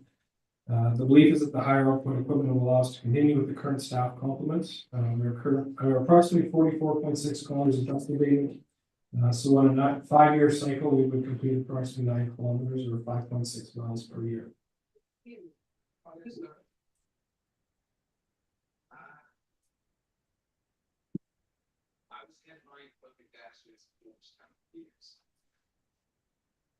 Okay, so in summary, what are you telling us, Darby? So should council wish to change our dust control policy to provide only oil dust suppressant to all of the locations as shown on page 83 to 88. Our current program cannot achieve that without having effects on the programs. Larger equipment properly suited for the process will allow us to achieve it. The road reclaimer, $1.3 million is a large amount of money that would only be utilized for maybe 4 months of the year. Replacing our existing four-wheel drive tractor with another one that has a 3-point hitch, the proper PTO, and a hitch mounted reclaimer would allow us to achieve the same results with a smaller price tag. May allow us to roll that equipment versus having it all everywhere. And having a larger grader will allow us to achieve this program more efficiently. This comes down to dollars and cents, whether council wants to provide a higher quality dust suppressant versus what we currently do. So when Mr. Dietz was developing this, he and I chatted a few times. And we recognized on how many occasions council has expressed a desire that we be efficient. Councilors have expressed concerns with our level of staffing. So the proposal that Mr. Dietz brings forward is one that we do not increase staffing. We seek to achieve more with the staff that we have, and we do that by bringing on board higher output equipment. The other important factor is that this is something that could likely start in 2026, as we did the last year of replacement of current oil before undertaking oiling all of it over a 5-year program. Our roads are all narrow and soft. You get a bigger grader, it's not gonna help you. We got big graders, they're 6-wheel drive. I don't see why we need anything bigger than what we got. The roads are narrow. They're not even 2 graders wide in most places we're working. So going to a larger grader gives you larger horsepower, gives you a taller moldboard, gives you more horsepower, so you can move that material more quickly, more efficiently. It can be done with the graders we have. We're just trying to find ways to make it more efficient. You can't get more efficient utilizing the same stuff you have got final materials. My experience with a road reclaimer, one pass and you've got proper mixture versus multiple passes with the tractor mixed times. It's not designed for oiling. We've had instances where you're using 815 packer to break up the oil. Whereas with the reclaimer, you go through, you rip it up, spread your oil, go back through with reclaimer, and you're now working on the next project. Our program, because it's the majority of our locations are spaced out 400 feet, 400 feet here, 400 feet there. We're constantly moving the equipment again and again. So we also need to consider we need to be mobile. So having a dedicated road reclaimer, now we have a truck, a load away dedicated to that crew for that duration, move them around. Whereas if you get a 4-wheel drive tractor with a hitch, with a 3-point hitch mounted reclaimer, he can mobilize himself from site to site. The other situation we have had, there are, as Councilor West has said, there are some of our roads are narrow with no base, and we've seen by top yield, oil doesn't work, they fall apart. So if council doesn't want to consider doing everything with oil, we are going to be finding locations where we're going to have to do some sort of stabilization on the oil, whether that's cement, whether that's lime, whether that's NG30. It's not a one-size-fits-all product that's going to work everywhere without the proper base. So Darby, where we put calcium, we just spray it on top of the existing surface, right? Like, we're not putting extra gravel now or anything, are we? So we are, prior to 2024, we were working the calcium in. In 2024, we implemented the top spray program only twice a year, reduces our time and it reduces our overall cost because we don't have the manpower expense. There are instances where you're gonna have to go back and re-gravel it, every 5 or 6 years. But under our current, our old program of full depth, application, we were having to top up those locations sometimes. MG30 wouldn't work in those instances, would it? We've seen MG30 work, by the landfill at St. Michael, over by Mondare last year. If you've got a poor base, MG30 can work. It may not be perfect. There's good, better, best. So, cement would be the best product you can use in those instances. Totally hardened. We've had success with lime last year. In fact, our project with MG30 last year, we did whole lime into to stretch with that as well to stiffen up the shoulders. But in order to use MG30, you gotta MG30 incorporate it. MG30 has to be incorporated. There are some municipalities that are top running it only. And we are offering that this year to our residents. But if you want to use it as a base stabilizer, it has to be incorporated. Mr. Reeve, might be helpful for councilors to think back to the bus tour that we did in late August, early September. I think their finding was that the roads that were top sprayed twice with calcium were quite good. Now, we may have had a blessed season, but.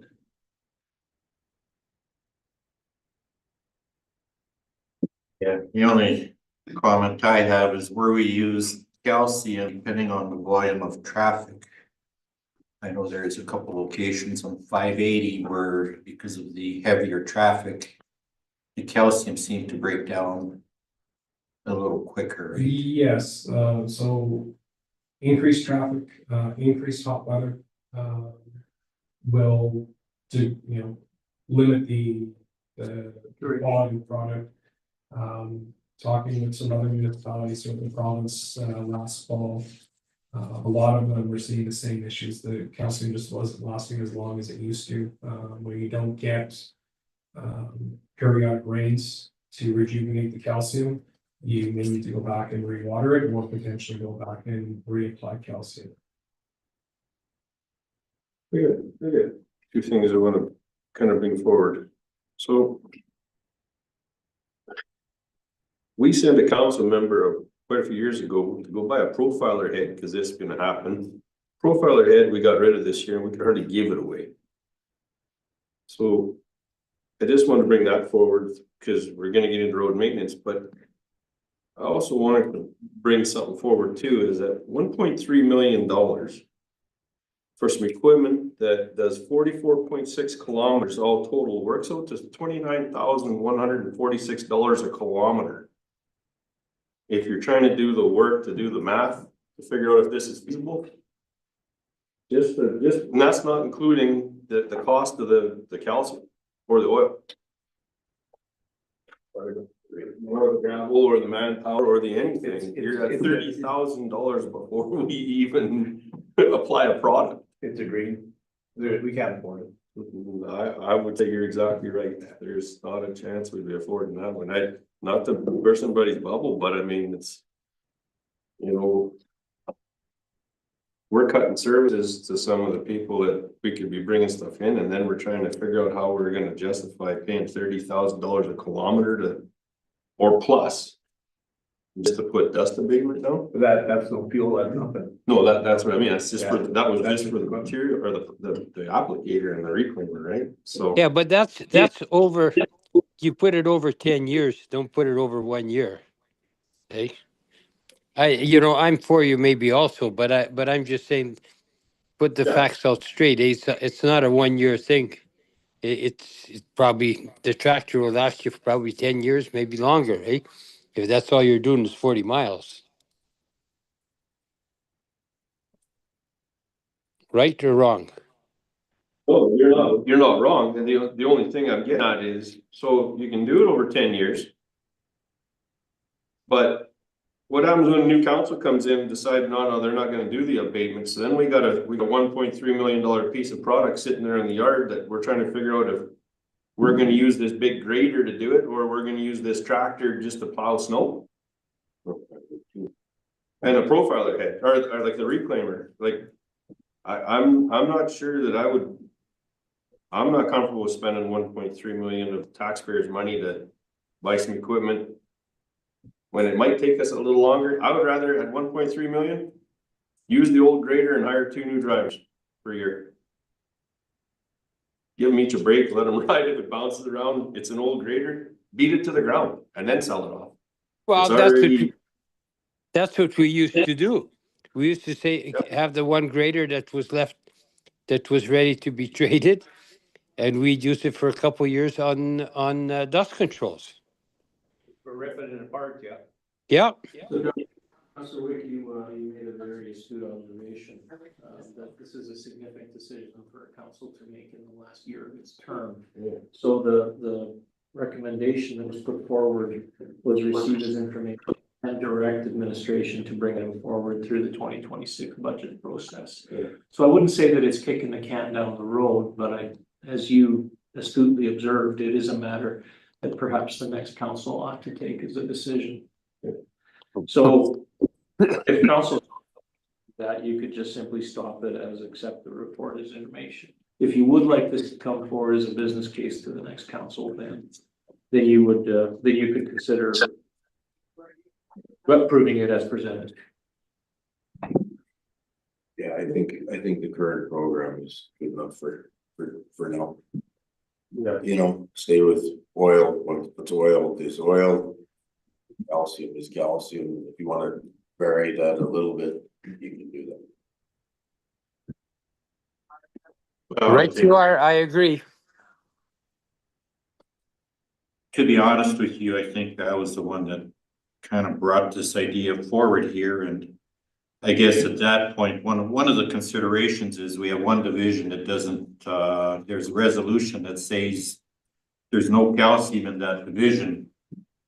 So the concern that was raised to me is how come they don't get any calcium and I gotta drive in calcium in Division 3. So irregardless of that, I didn't realize that there was gonna be an extra capital cost factor here involved in purchasing roughly $2 million worth of equipment or whatever.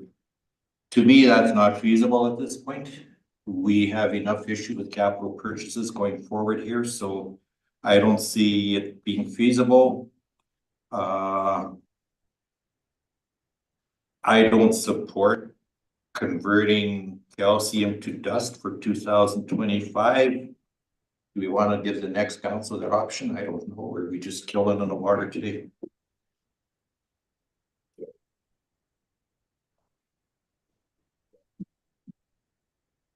Saves the administration work to making a business case for it as part of next year's budget. But there's nothing wrong the way we're doing it, so.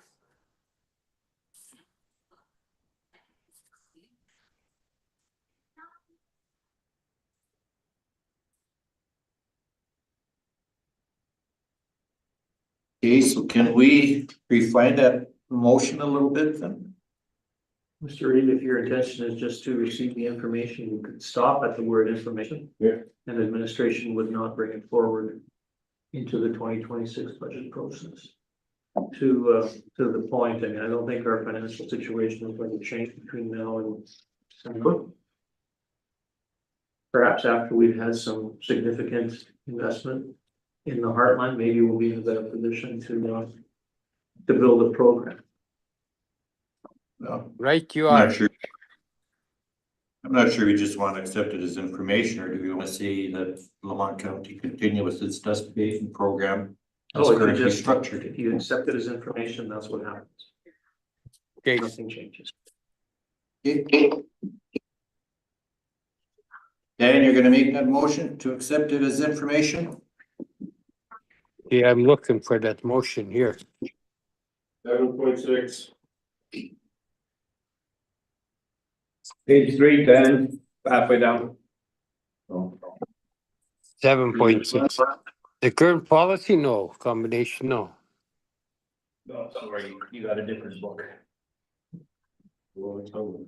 Okay, I'll take that one off your hands, Dan. I'll make the motion. Yeah. Lamont Council receive the dust control report as information. Oh, shit. Questions or concerns? Seeing none, all in favor? Yes, It's carried. Okay, we'll move on to 7.7, proposed policy, use of drones. Thank you, Mr. Reed. We are on page 89. This is a matter that came forward on March 11th. I can only assume that council wanted all of council to be here for this decision. Mr. Reed, you had provided through email a comment. So what council did was refer this matter to April 1st. The package has not changed. Just as a reminder, the use of drones is regulated federally. This policy sought only to provide information on what notification would be provided to residents prior to flying a drone over their property. Ms. Lamont, do you have anything to add, or should we just answer? The one change that is in here, I guess I should say, was after the meeting in February 25th. Based on the discussion of council, we added a phrase that said certain permits may require municipal drone use as part of the approval process. So if somebody submitted a development permit or made application for a fire permit, there would be a reference there to allowing for flying of drones with no further notification required. So that's what it says now.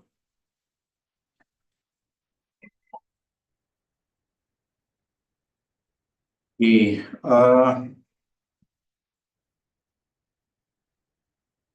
obviously, this policy has been an ongoing policy for some time now, and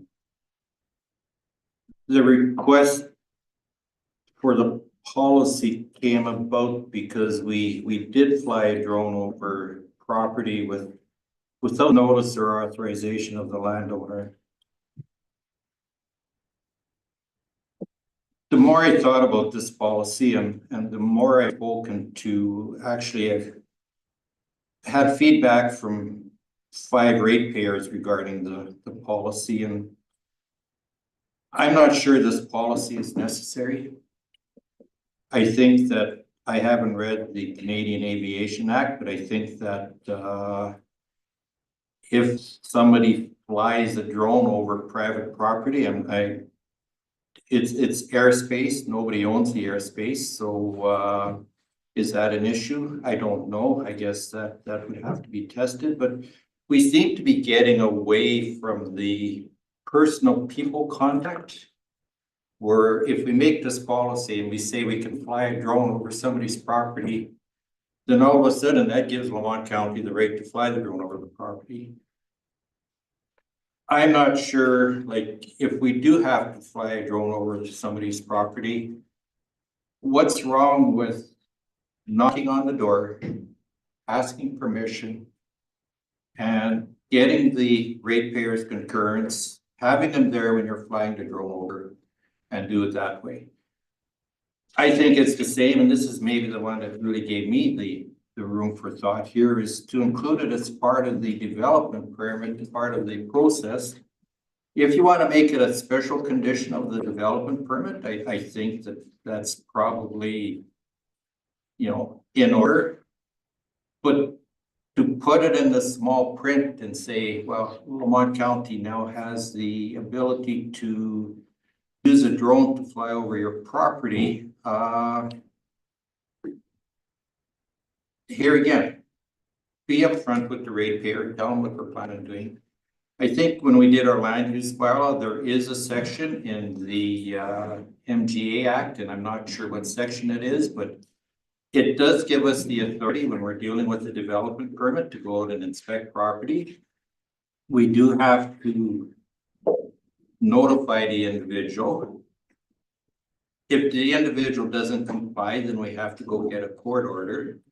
So quite honestly, I probably surprised some people out there, but I've had some good phone calls, and I would probably vote against proceeding with a drone policy at this point.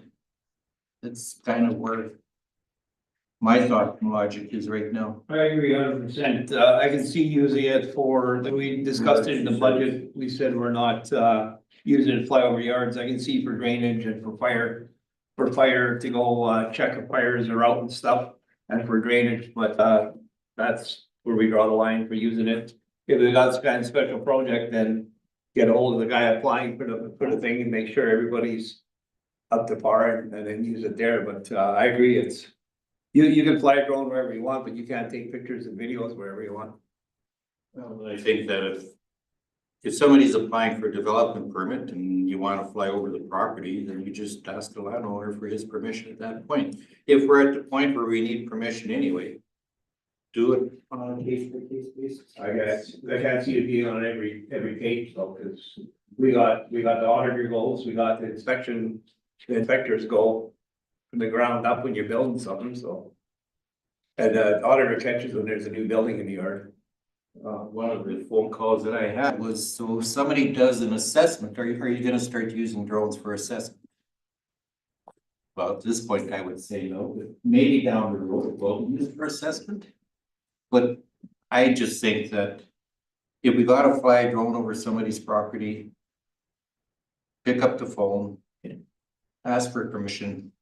Mr. Reed, we, not only have we stopped in terms of not getting a policy approved, we've gone backwards in terms of you're using the reference to the word permission.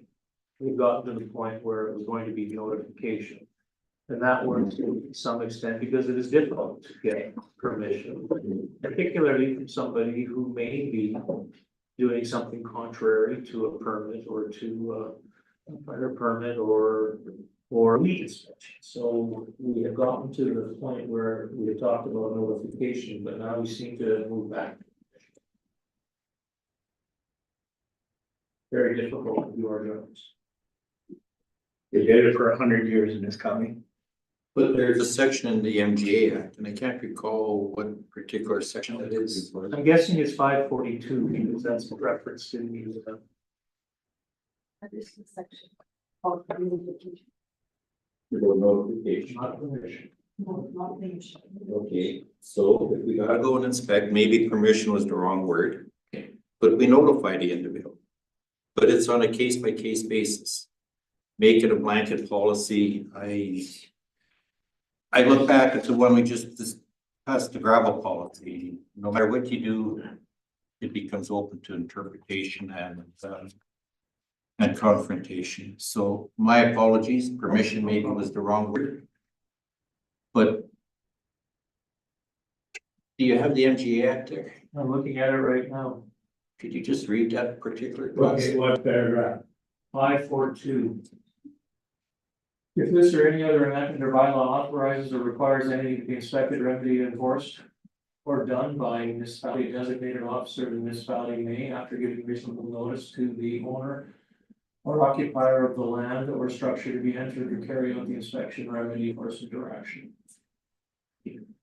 So it does very clearly say would notify. So we really don't need a policy whether we can fly drones or not. If we have to give the landowner notification as per the MGA Act, why not just follow the MGA Act? So I want to understand, does having a checkbox or something where somebody initials that authorizes municipality to inspect the development, is that adequate, or does it still require notification? Similarly, on a fire permit, which inspections is an integral part of our fire permit, from what I understand. Is that adequate? Is that's what the policy did, was clearly outline what we may not do.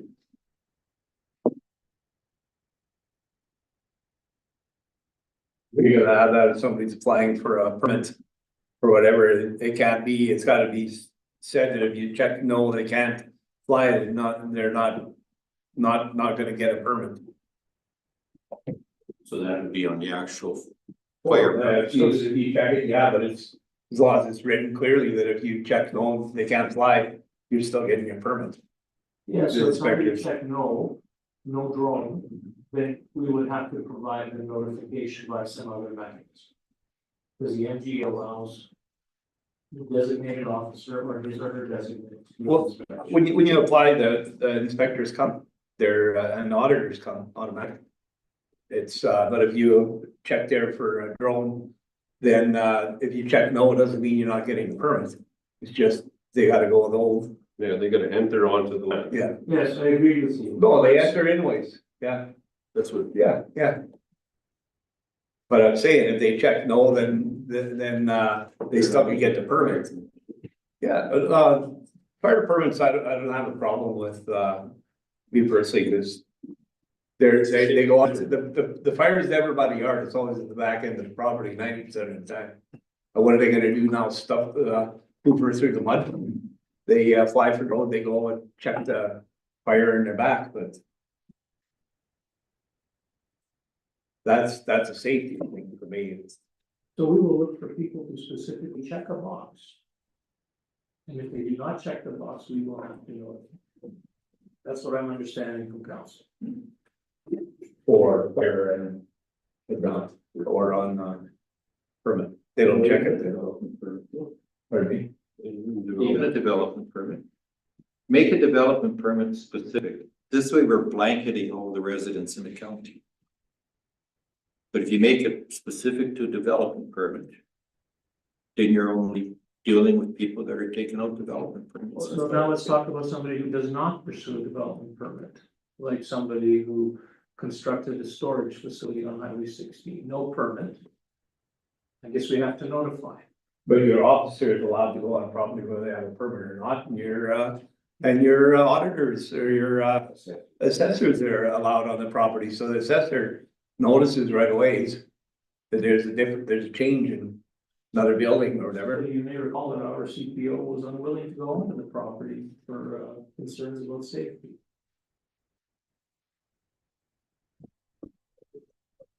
Did you get dark sympathy?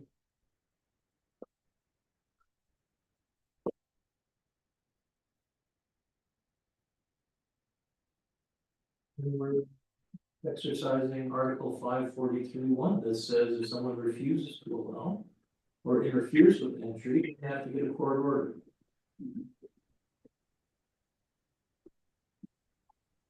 Well, if you have to go as far as getting a court order, there must be something wrong in that, on that field or that yard or wherever it is, eh?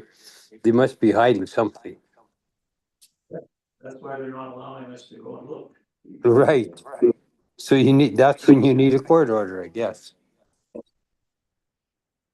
Okay, well, But if they choose to go that route, flying a drone, or like our policy says, well, as long as we notify them, we fly the drone over. I guess we could, I'm just not sure if the policy will supersede the MGA Act here. no, it will not. Guess we could fly a drone and put an envelope on their front porch. We have to drop it because you gotta be lower, you gotta be higher. than your mother. Basically, we're beating a horse here, drones are out. I think we have our direction. Okay, so we gotta So you will defeat this. put it to a vote.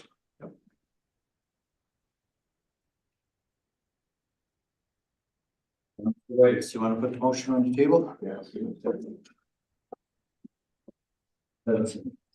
Yeah, I'm just taking a water here.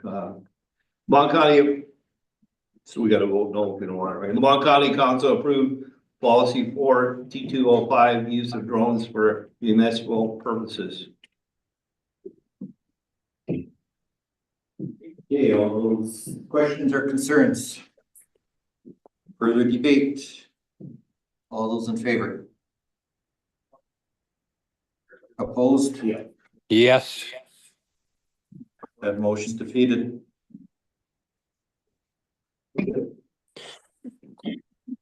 Okay. Okay, moving on to 7-8. Proposed policy 4202, ceasing communications. Mr. Reeve, this is a follow-up to two items that council heard on March 11th.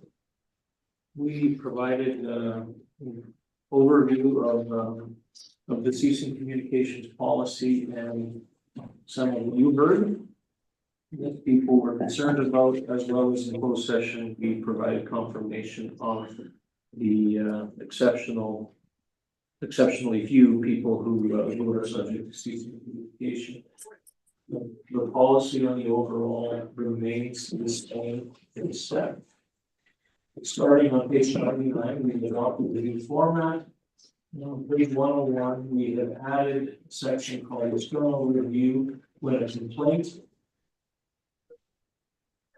When a complainant, we'll fix that before we approve it. When a complainant has exhausted all review options, the resident may contact the Alberta Ombudsman to objectively review an issue and assess whether the process of ceasing communications was administered fairly. And as we discussed at the last meeting, the ombudsperson is mandated to ensure that people receive procedural fairness in dealing with public sector.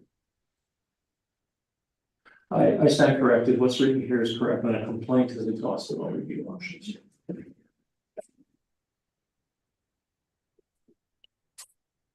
So this means somebody who is subject to cease communication for a year believes that it's no longer appropriate for them to not be able to address questions on a certain topic. They can go to the ombudsperson and seek advice or seek direction that the cease communication should be lifted or eased.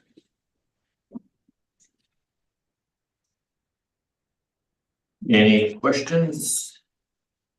So I do have so I had two ratepayers call after your meeting. And they were told about one of the ombudsman. One is from Division 5 and one is from Division 1 that were at it. And both of them said they called the ombudsman and the ombudsman told them, we're not here to solve your disputes. Eddie, what do you guys do? Like, what does Lamont County doing? Both of them don't know each other, because I said, did you happen to talk to this person? They're like, no, we don't even know him. I don't know how well either of those individuals describe the situation, but I do know that the ombudsperson has been engaged by at least one of the people who we identified to you. And that individual was successful at having the ombudsperson review it at two levels. One was a cursory review and one was a director's review. So I can't say how they described it to the ombudsperson, but the ombudsperson has undertaken this role in the past. On one of those instances. One person, two instances. Two levels of review. I thought it was funny, neither one of the people that called me even had a no communications order. They didn't even have it. So, but they called to find out if something did happen. And that's what they got was. Pretty much like. So what I'm getting, We got more important things to do than that, yeah. What I'm getting is who decides. The policy clearly makes that responsibility the CEO. Yeah, so if you have, if we have a CEO and he doesn't like somebody, he can, give them their strikes and it's done. Well, I think you should have some reason. That is not how the policy is either. That's what I'm getting from people, so.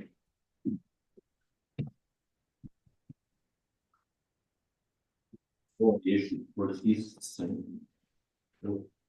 communication orders.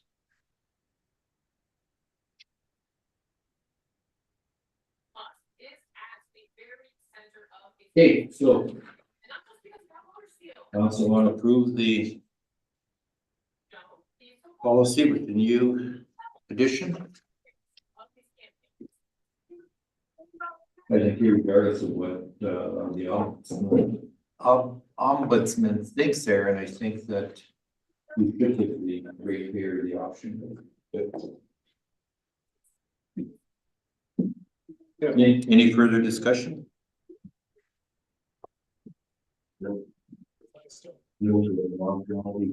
Council approved policy 4202 ceasing communication as presented. Questions or concerns? See none. All those in favor? The most houses you want to hear. I'm not in favor of this policy. Yeah. The Americans say that they haven't heard of it. Yeah, I guess, yes. Policy passes. Passes 3-2.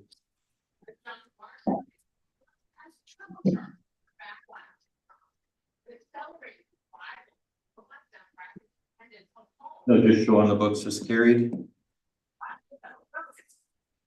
Okay, moving on to item 7.9, spur resources. That's my addition to the agenda. Spur Resources operates the number of wells primarily north of Highway 45 on Range Road 180 going 4 miles north. And on 572 from 180 going 1.5 miles west. Last Thursday, we put our road bands on, and pretty much the same day, I got a call from the manager saying, well, we've never had to abide by the road bands historically. What has changed? He proceeded to tell me that Spur has spent $400,000 plus upgrading the road. And I don't know if council remembers, but I know when Wesley Orr was working for the county, we specifically took stakes, we highlighted where the soft spots were on that particular road. And that's where Spur upgraded the road. I drive that road pretty much every time I come to Lamont. The road is in really good shape. It's probably about as hard as it can be without being a pavement. And it's being subjected to the road ban. The impact on these trucks is the Spur basically hauls 3 trucks a day out of there. 3 B trains a day. And it's not overly feasible when they have to haul at the 75% road ban. I did discuss this matter with Darby last week, and the other thing that the manager told me is, well, we're really concerned about the road. We don't want to do damage to the road because if we do, gotta fix it. Their contractor was the first one out there after the snow stopped to plow the snow off the road so that they could maintain the condition of it. And then he told me something which I informed Darby is that in order to try and preserve the road, they're operating outside of their designated hours that the road use agreement indicates. They wanted to come to this meeting today as a delegation. However, because we had 3 delegations previously, I believe they're referred to the next meeting. Yes. However, there is some urgency here where she would kind of, what they're looking for in simple terms is they're looking for permission to haul at 100%. And I appreciate if we do that for this one. There's going to be other ones because I believe it on the 15th, there's another oil company that historically used to be Perpetual. They have the same request. These companies operate within 4 or 5 miles of each other. Their wells are kind of grouped in that location.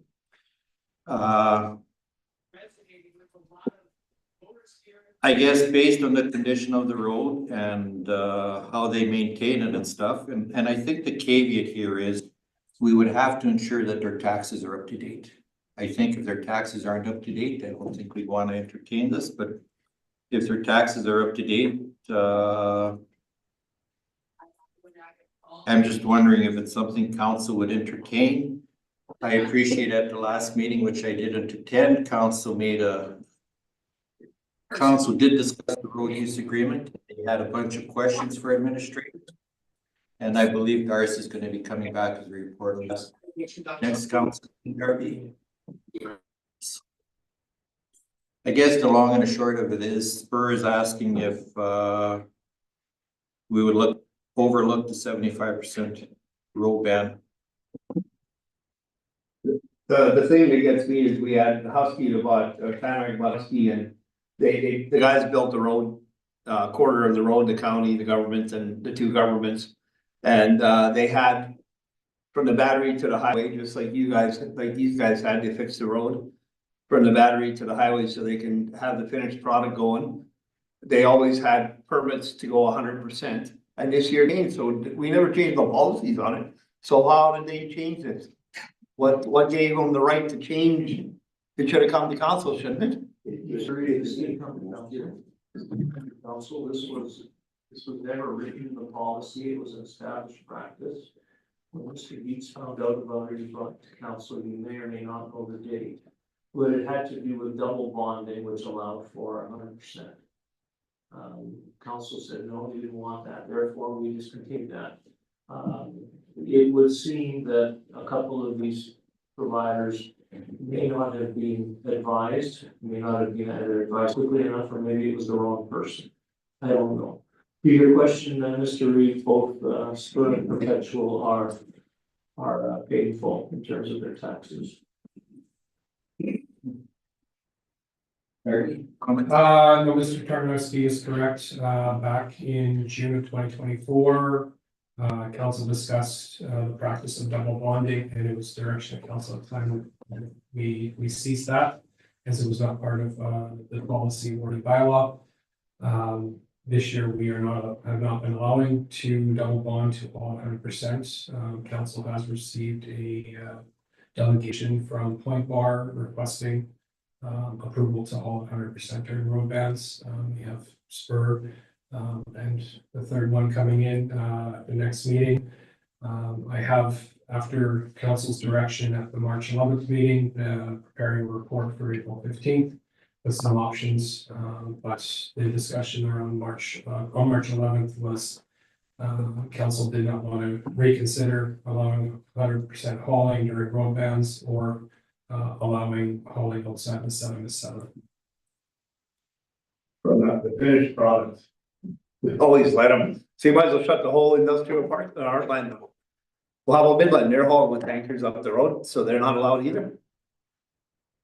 Under the road use agreements we issue, 7 to 7, there are people that are hauling outside of that. We know that because we had one truck in the ditch last week on Range Road 201. We had one on Highway 45. They admitted to Reed to Duke. They were hauling at night. So we can bring back options for council as part of that discussion, allowing to haul night hauls, early morning hauls, while it's still frost conditions. If council wants to consider allowing oil companies to haul 100%, if you do it for one, the rest are gonna ask. To the battery, 75% road ban from the wells to the battery, I can see it. But the finished product, they're loading gear and going to Hardesty, they're gonna go with 75%. And all the way to Hardesty, they got no more road bans. Husky built the road, paid for a quarter of it, I forget what it was, but Voice Construction built it, they got the contract. And now they can't use the road that they've been using for 24 years, hauling full loads to the highway. It's a mile and a half, now they can't go. These are not rules that administration has put into practice. These are under our traffic bylaw, under the road use agreement. These are approved by council. That's what we're. If you'd like to change it, It's council. bringing a report next, or in 2 weeks. If you'd like to In 2 weeks, all bands will be over. The guys are waiting to haul oil. So what's Midland? They're not hauling full loads from they're loading at the rail cars. They got two super beats hauling steady. They're out of road band. It sounds to me like the REIT is proposing that council take a decision in the immediate term. Please don't badger Mr. Dietz. He's answering questions. I'm asking if those trucks are hauling full or not. From Midland. I can't tell you for sure because I have not seen any of those trucks. So in other words, they don't have a permit either. They have a road They have a road use agreement. I cannot say for sure whether they're overloaded or not. We have not seen any get pulled over anyway. No, Darby, what I'm asking is, did they apply to go 100%? That's what I'm asking. So then that road has a road ban, so by right, if they're all full loads, they're breaking law. We don't know that to be the case. If they are loaded at 100%, then they are going against our road bans. Okay, so here's another option. Could we exclude certain roads from the road ban? Could you exclude, say, 180, 572, 183? Like, I'm not sure. To me, if the delegation comes, that's fine. I think where we got hung up on the road use agreements was there's a difference if you got a gravel haul that's sending 150 trucks a day versus an oil company trying to survive in today's economy and market, hauling 3 B trains a day. And the damage you're gonna do to those roads with 3 B trains is a lot less than you would do with 150 gravel trucks, I guess, is kind of something else we have to consider here, right? And I think that was part of the road use agreements that we were gonna look at, is the intensity of the truck traffic and stuff. So I guess all I'm asking for here today is for specifically Spur, because I haven't talked to any other company, if council would agree to allow all 100% and fluctuate the hours that they can haul during the nights when it cools down and the road firms up. I mean, when they've always given road ban notices, different roads had different, where some would be lifted, some road bans would be on, so. I mean, that's a possibility to have the listed ones for that can haul 100%. Just exclude those road ban. One question. I have a question. You mentioned there that we can possibly specify roads that do not are not 100% banned or whatever. I see Minburn, when they put a list out, they have all kind of a list that are not banned, eh? So can we not do the same thing? Absolutely. The county has the right to ban the roads as we see fit. Certain roads are banned at 50%, like the road down to Tagore Estates. Yeah. As practice, we implemented a 75% ban on all over gravel. Our pavement is at 100%. There may be times where some of gravel would be banned at 75 and some would be lifted earlier. Just depends on the spring and the season and the weather. If it's council's preference to exclude certain gravel roads from a road ban this spring, definitely we can do that. Mr. Reed, 10 minutes after this decision will be made, we'll receive phone calls from other companies that have road bans asking for the same thing. So short of our road ban looking like a Canada Revenue Agency tax table, what I would suggest is something like that council authorized staff to reintroduce the practice of double bonding at 100% during the road ban and allowing for hauling during evening and nighttime hours. So that would allow us to deal with those who have a road, a permit to deal with it pragmatically during this ban, and then council can take its time to decide whether it wants to reintroduce double bonding to allow for a 10% waive. To start working one road, another road, this stretch of road, not that stretch of road, it's gonna become like a Canada revenue agency tax table. I think all we got is 4 batteries in the whole county. Do we want to ensure taxes are up to date or that's an irrelevant factor? That's up to you. Council, you want taxes to be up to date or double bond regardless?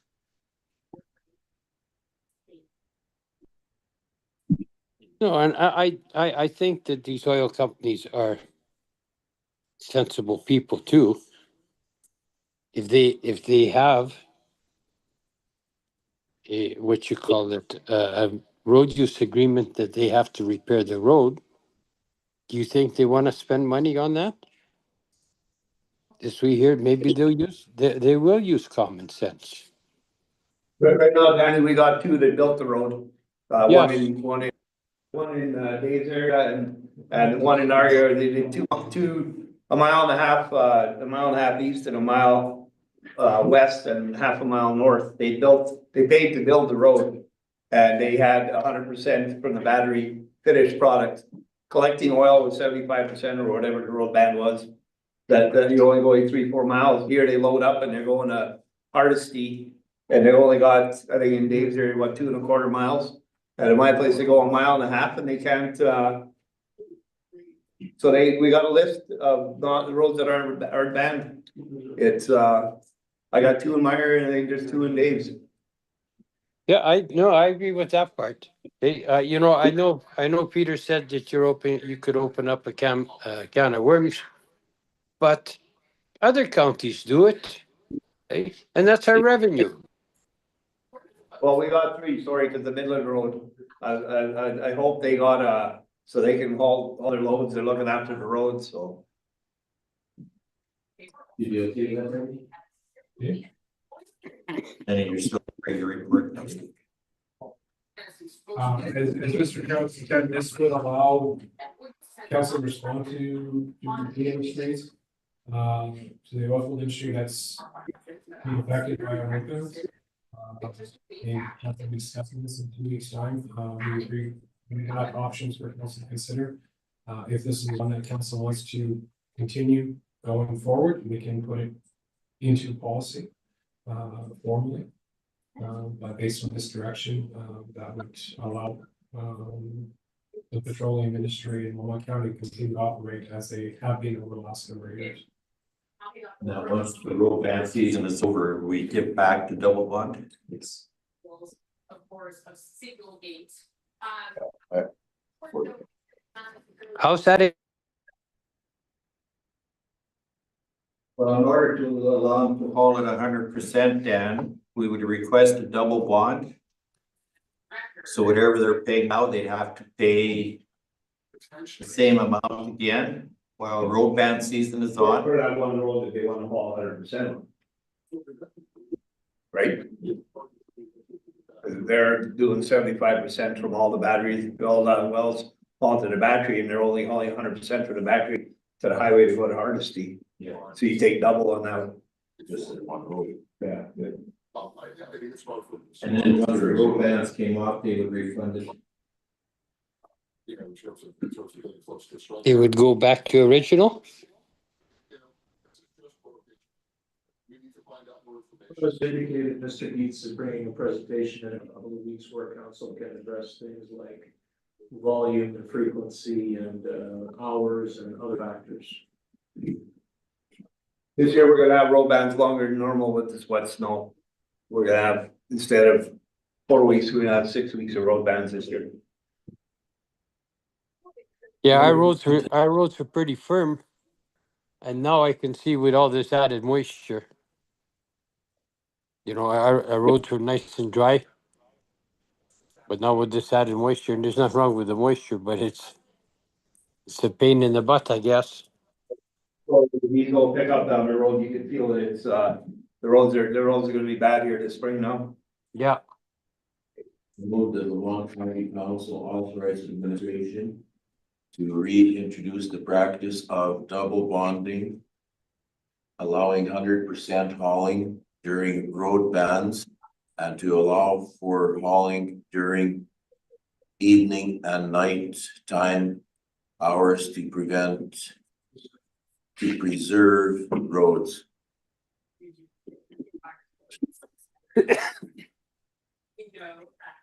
He also likes to combat the media and he thinks that this is a media driven story.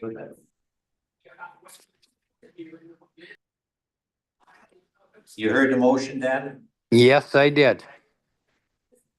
Questions or concerns? See none, all in favor? Aye. Carried. Neil, wave your hands real high so they could see what you're doing. Is it, after we have, there are people that I've talked to or whatever, we can talk to about a road ban. 50%, can we raise it to 75, or is that Derek that makes That's this? me. Okay. Okay, let's recess for 10 minutes. Yeah.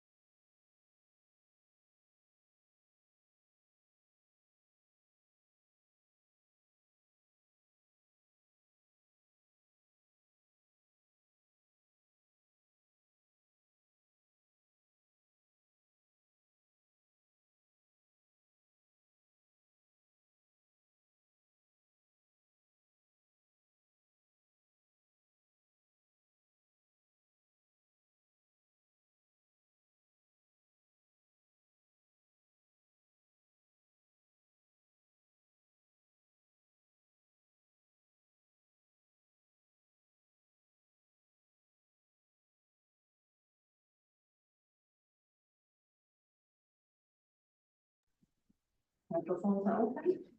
Camera on.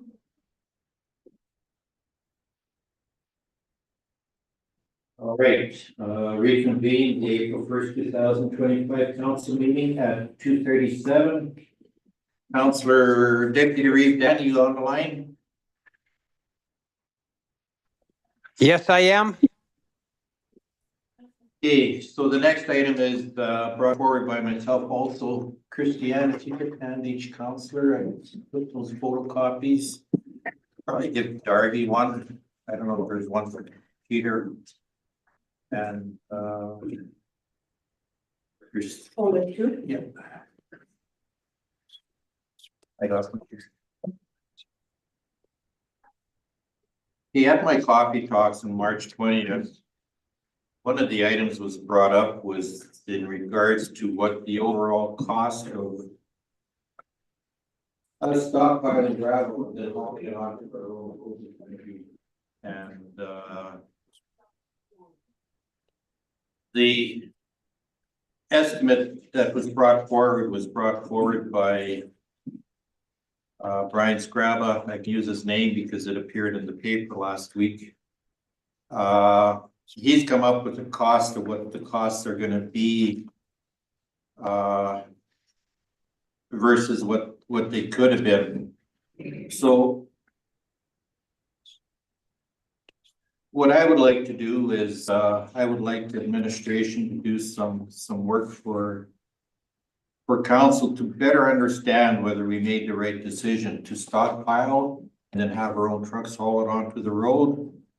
Or if in the long term, we're better off just to haul it in the summer, deal with the road damage and hopefully be at a lower cost. So I've identified 8 items that I'd like administration to look at if council supports it. Number 1 is the number of tons stockpiled at each satellite shop. The amount paid to contract haulers for stockpiling. Now, the number that was brought forward was it was going to cost us $636,000. I had Sherry pull the contract truckers GL today, and I'm assuming there may be some invoices outstanding. But today our total costs are $258,469. And that includes a bunch of checks that are on my desk for signature. Sorry, how much is that? $258,469. And checks were issued on March 4th, March 10th, March 13th, and March 31st. So there could be other invoices outstanding. Number of days contract haulers hauled to stockpiles. Total tons hauled by our own trucks to individual stockpiles. Cost of our trucks hauling to stockpiles at 50% of the contract truckers rate. So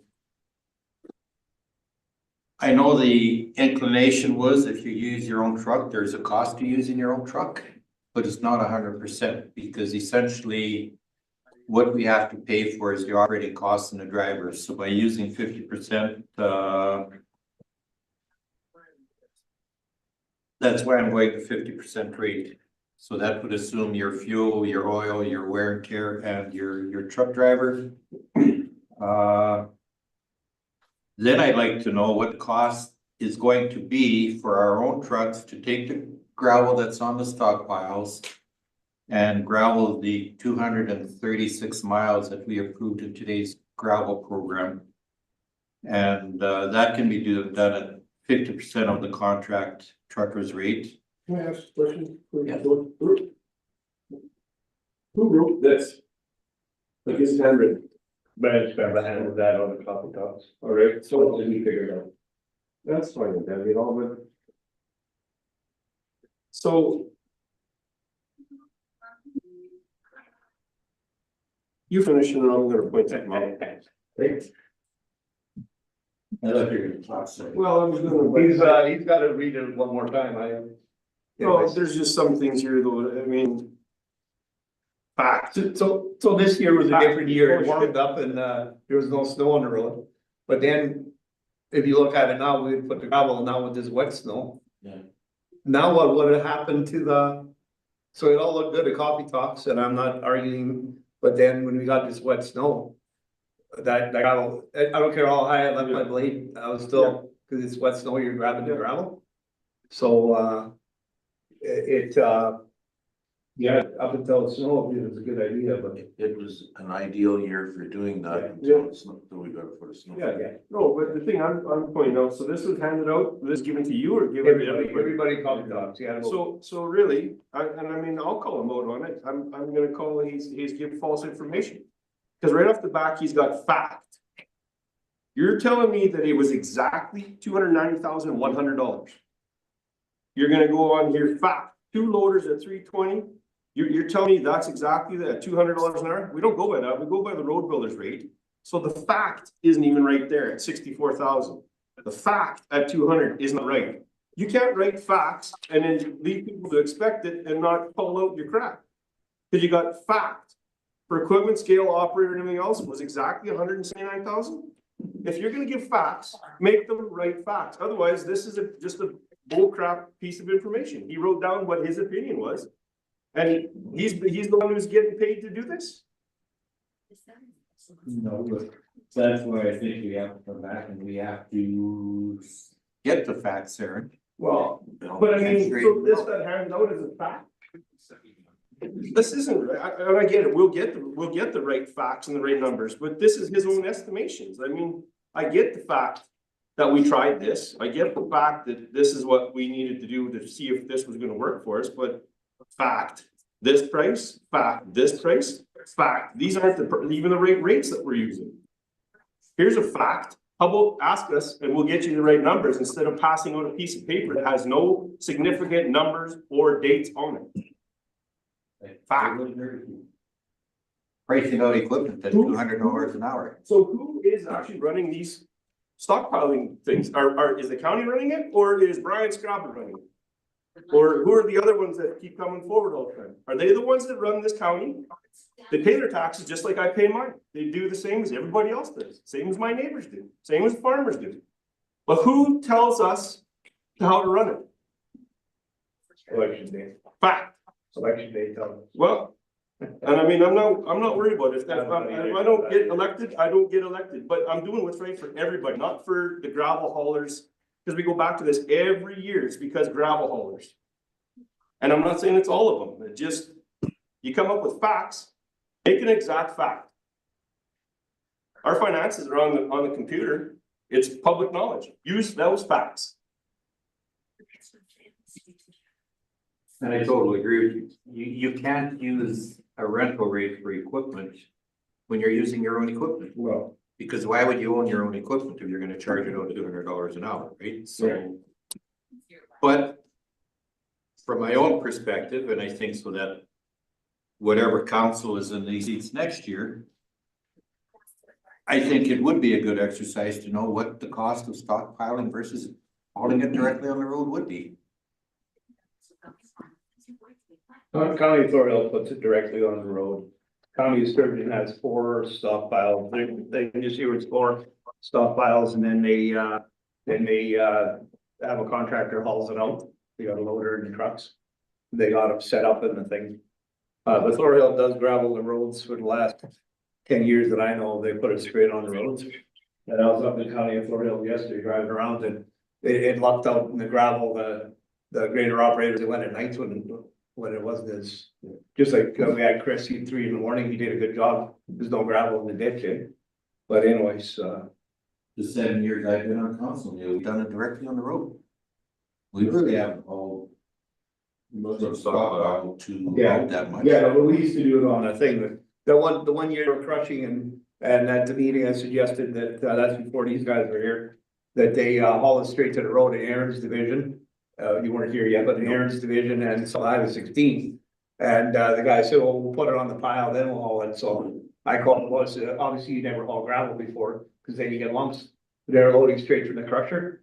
They went, just dumped it straight on the road. But east of the park and south of 16, where the sloughs are. But anyways. So I guess my question is, you all got the sheet, I don't have to read it, so. Do you want us to pursue administration to find out some of these costs? I would say yes. I would say yes, just to prove that they're wrong. Or hopefully that they're wrong.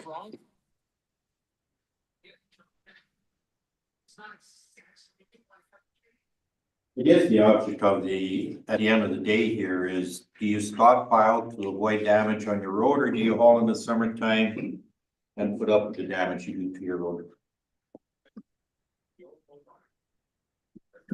Darby, you got any thoughts on this? As council's fully aware, our reason for stockpiling this winter, was because we're moving to a new pit, which, is utilizing roads that we haven't been utilizing as a haul road for the last number of years. Councilor Wood is correct. Different municipalities do different things, whether it's hauling internally by contractors, tendering out their haul. But other counties also, some haul from the pit to the road, others haul from the pit to a stockpile, to reduce the time in the summer. Other municipalities, they own stockpile sites, and it's part of their purchase agreement. Their supply contractor hauls to those sites. Having the gravel at a stockpile location, whether it's a pit or whether it's a stockpile location that's on the haul road, is ideal. We don't have that ability right now because we don't own a stockpile location off of pavement that is convenient and close to our source.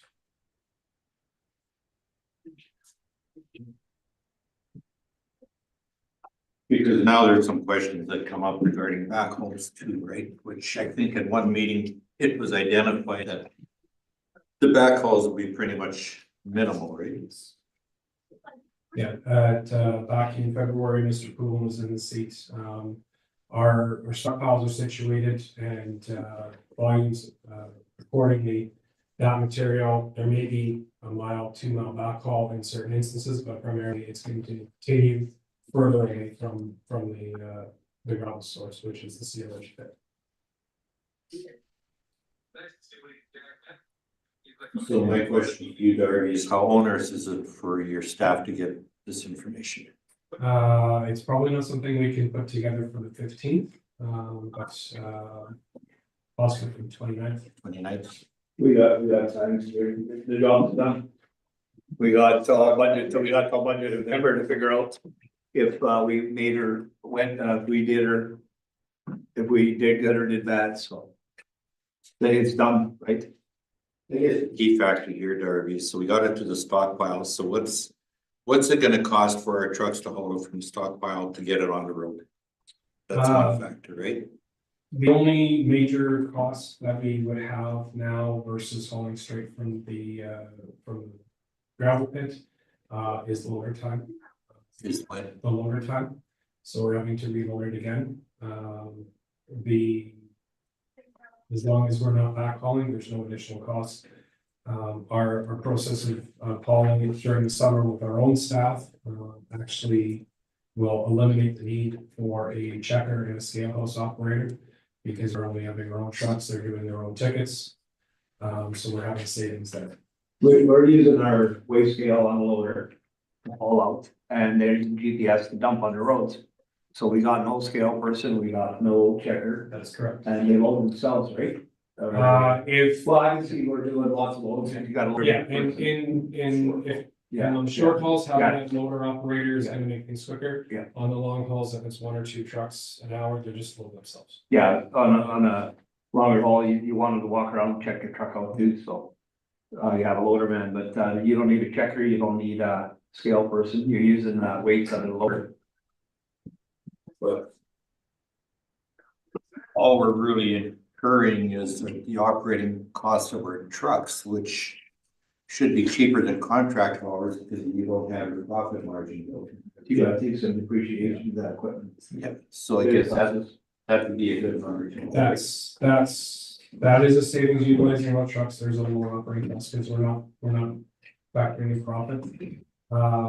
But if you're just looking at quick dirty numbers, falling from A to B, well, if you put it in the midpoint here and you continue on, you really only added cost is that moving at the stockpile site, but we're having savings without having a scale person there for an additional 4 weeks and not having a gravel checker for the additional 4 weeks. Okay.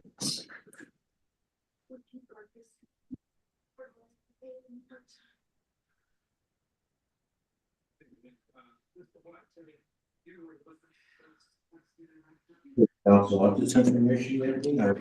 Yeah, there's no plan for the next meeting because it is no plan. Because we got it done, we need before budget is what we need it for. Really? No, we need to report the 22nd. Oh, that, okay. If you, okay. Counselor. There is no plan. Counselor Coffee Box? Yeah. See, and you know, there was a comment that, you know, from the previous road supervisor that, yes, a lot of counties were doing it, eh?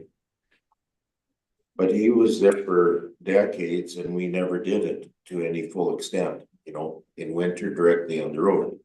Because, you know, when that was first talked about, like I drove roads and east-west roads, wherever there are trees, you couldn't do that, eh? So it's not as if you figured out you've got a block of 8 or 10 miles that you're gonna do. You're gonna be doing it sporadically, eh? So you still have to come back and do that or fix it. And then you know, in fact, I guess you have to prepare the road. If it's a hard snowpack surface, the last thing you wanna do is go and spread gravel on it, eh? So. Yeah, and winter graveling has its place, but it needs right weather conditions. 2023, 2024, we probably could have done some winter graveling. This winter, if we did any, we all would have ended up in the ditch last week. I've done winter graveling, I've done summer graveling, I've done a combination where we did some certain areas around Bruce and Holden before road bends went on because we couldn't get in there in the spring and in the summer. There's just no road base, so we did those, but we did everything else in the summer.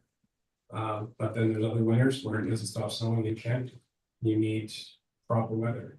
We did a little bit of winter graveling on the Park Road this winter, but we waited for the proper weather conditions to make sure it was going to be warm enough that we could get it on, and then it would freeze it. Okay. But this was made available to the public because he was handing them out at the meeting. So I think it's in order that it's gonna come up at Roy's Coffee Talk, so maybe we have to push an answer for 3 weeks down the road. But it's not something I just want to be out there without being able to defend what we did to a certain degree. We want some concrete figures for, yeah. So, Mr. Reed, would it be helpful if,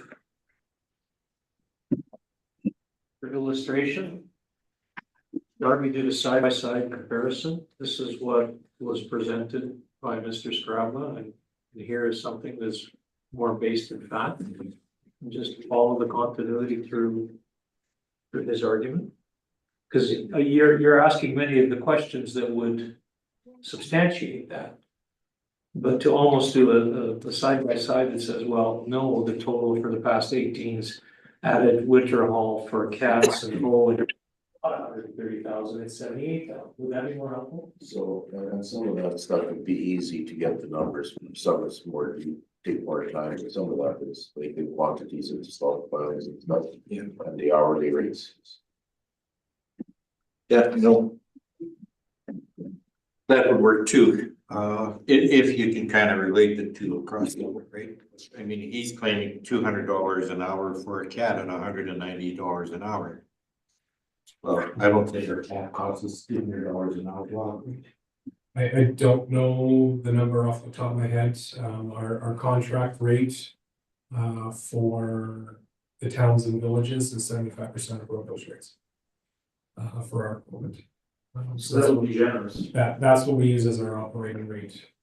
So But I would say even if we went 50% of that rate, because it's our own equipment, right? Like if we're gonna do it for a town, we want a little bit of a But profit. eventually it's gotta be replaced. yeah, It's gotta be replaced. So you keep it at 75%. I think you 75%, went with, it gives us Alberta- the opportunity to. See whether the Alberta Road Builders Association prices.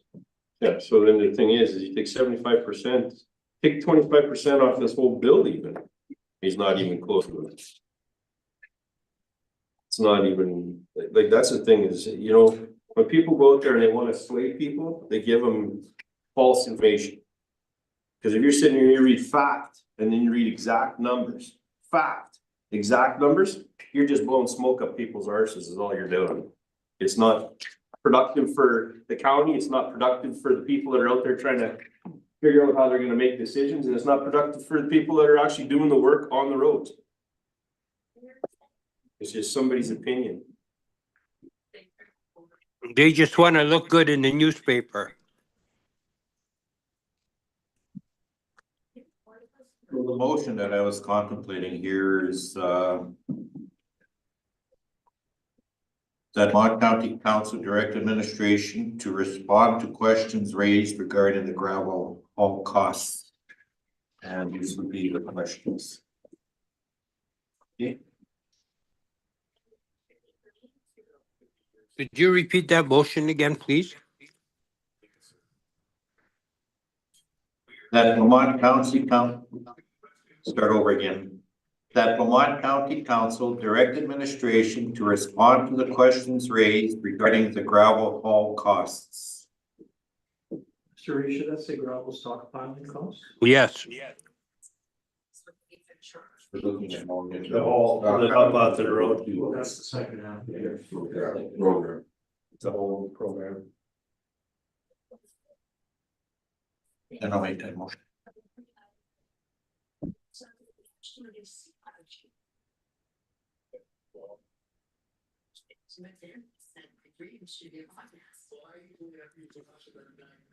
The coffee talks here. Yeah, I know, I probably would have been in the paper with it, just grab on them.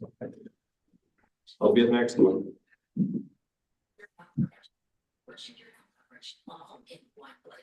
Okay. Hey, all those questions or concerns, all in favor? Aye. Carried 5-0. All three of them. Okay, move on to 7-11. Driveway 530. Danny, I sent you the pictures. How's that? I sent you the pictures, Danny. Okay, mine is in Range Road 161. And No, we're doing that on the first. Right? you're doing which? 7-11. 530 and 834, Dad. The boundary in your division. It's Renegade Beaver. Yeah, it's in my division. Yeah. That's in Aaron's, not mine. Okay. Another day, first off, for build driveways, do we have a policy on where, why, and how we can build driveways? Yes, our standards outlines the approach requirements, as far as how they're to be built and where they're to be located. Right, and where? Where to be located in relation to, curves in the road or proximity to other approaches or to, hills. Okay, so what's happening here is, they're building they're widening the road all the way to Tokyo.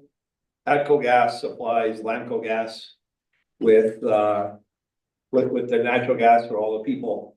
They got a tap on 830, what's the name of that road, 834?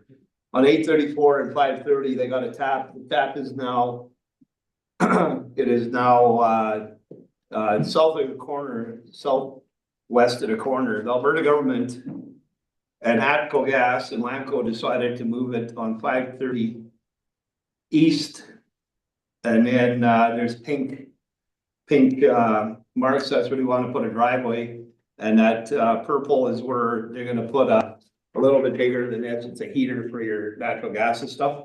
And that tap does 4 big gas lines, so basically basically, probably two-thirds of the Laco Gas Co-op. And, they build driveways right in line. They have one up here on 201.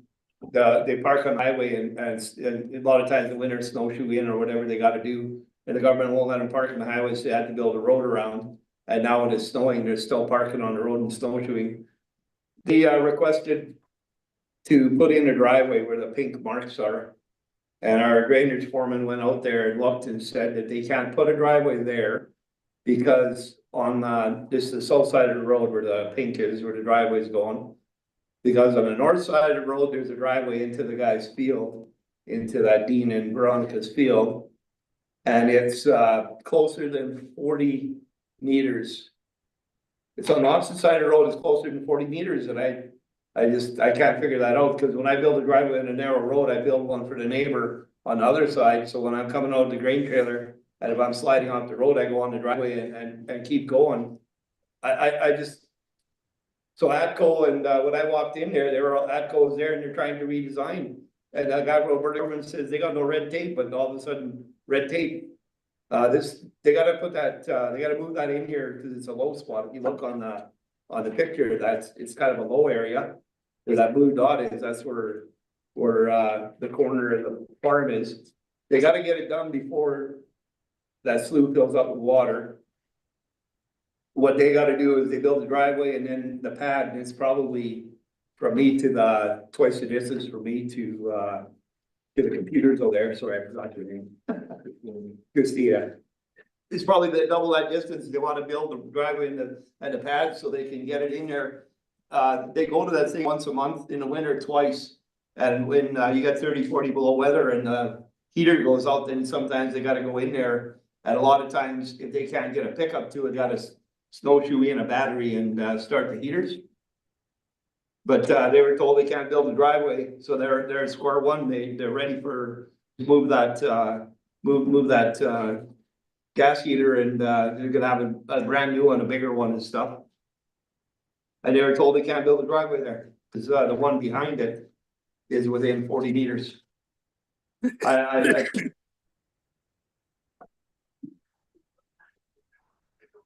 I don't see why the driveway on the opposite side of the road matters where it is.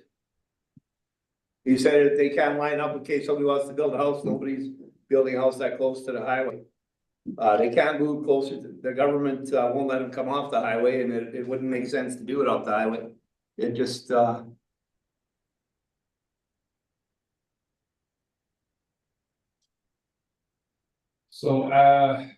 to respond to that, you are correct. The word transportation only allows one approach per quarter section of the highway.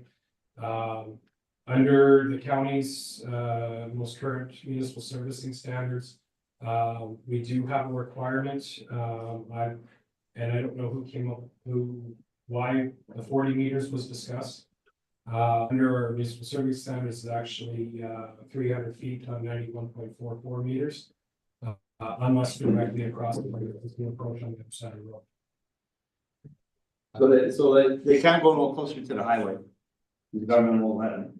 They everything's a goal except behind the pink is to the south side of the road, behind probably 25 feet east of there is a driveway to this farmer's field that he put on the highway on his high spot. I've never, when I built driveways on the narrow roads, I do one for the neighbor right across. So when I'm coming to the grain trailer, I'm sliding the ditch. I'm not stuck. I go onto his driveway and I don't roll my grain trailer. I just can't believe. So, and when we were approached by Lamont about this approach, we did inspect it, and where they wanted to build it doesn't meet our municipal serving standards. They were told that if they built it directly across, that would be allowed. We haven't heard any more from them on that since that discussion. They want to build it in line with so they got a snowshoe in the winter. It's a straight line, and so Alberta government said it's far enough off the highway. It's everything. They said the only thing is the one behind them. The driveway behind them is too close. So that if they have to move closer to the highway, the Alberta government doesn't really want them closer to the highway for one, and for two, then they gotta make a road in, left, and then right to the thing. So in the winter, if they gotta get to the battery or whatever,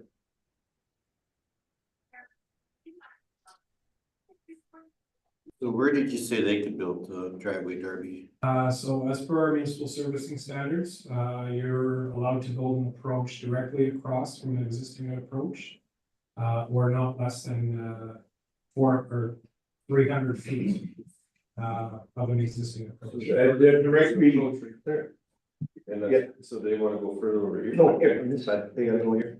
So if they go directly, if you see that, where the pink driveway is and there's that purple, that's the ATCO main gas line. And the driveway, if they go direct across, it's right on top of the gas line.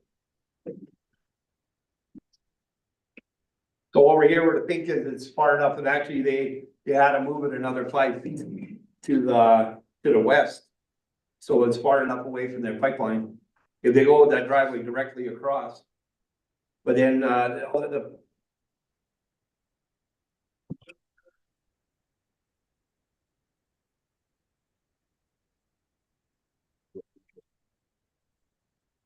You know, this is where they wanna put it. that's what they want, that's what they need. There's already a driveway right across the road from it. Then that's why they said they can't put it, because that one behind them. He's saying that they can't put it. No, but, and they can't, because this where the, right here, that's where that pipeline goes. That's where the ATCO, when you're standing on that They won't driveway, go, let them go over the driveway. because the driveway would be right on top of the. They wanna go over. So they gotta move it closer to the highway, and Alberta government, and then they have to move it another 10 feet from what they wanted. So it's all approved by Alberta government, ATCO Gas, everybody, except the county. And so it's been on hold here for. And they gotta get it done before, they gotta get that all dug in before that corner fills up, sometimes it has water. Yeah, it does So- every year.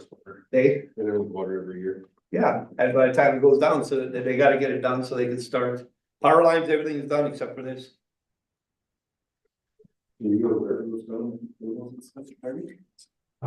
As far as moving the approach, no. We were not notified of that. We were contacted by I was contacted by Beaver County, because they were contacted by Lamco. Because Lamco had applied to them because the property in question is Beaver County. We reached out to Lamco, and the last we spoke with them is let them know the 2 locations where they could build the approach under our municipal servicing standards. Who made those municipal servicing standards? Those were last updated in 2022, I believe council approved them either late 2022, early 2023, and they were taking the existing 2016 municipal standards and just updating the drawings. And there were some minor changes, including the approach requirement locations. Alberta taxation is having to move it on the west, on the east side of the road. Cause they don't want no driveways off the highway. And that's been a practice of Alberta transportation. Yeah, so it's all approved by them, everything's ready to go, except the county won't let them. And they were told because that driveway behind is too close. Which doesn't make sense to me, like I said, when I'm on a Dare Road, I build myself a driveway, I build one for the neighbor. So I got more room to turn my grain trailers. Whatever you heard. That's all. The road will be built up and they'll just extend the driveway a little further for their pad. And that thing is probably about 10 times the size of your desk is the big, the pad you need. And it's a straight line so you can get to it. Can we get you to follow up on this, Larry? Yeah, we can work with Lamco, I and guess, here. find an amicable solution. They need it in a straight line. That makes sense. I think we make a motion of this. Directing administration to Look into it. Repairs, discuss location of pothole. safe for reforms, incentives in all ages, Large Jose. How far would you go to control the birds in your home? Here's an easier way. Try air environment with 2 times more natural essential oil. For up to 130 days of amazing fragrance for 2 hours.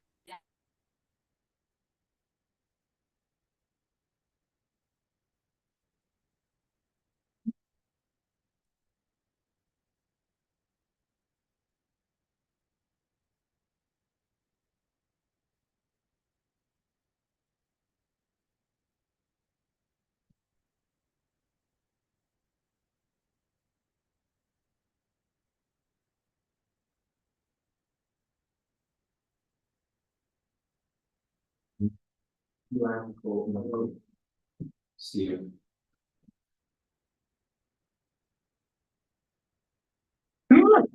Excuse me. Somebody want to put the motion on the board? Or on the table, I guess.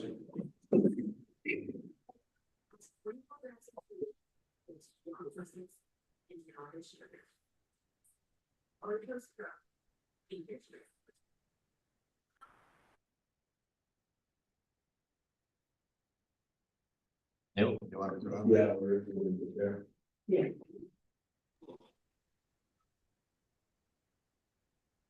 Lamont County Conservation Administration to discuss the approach on driveway township 530, Range Road 834 with Lamco carried.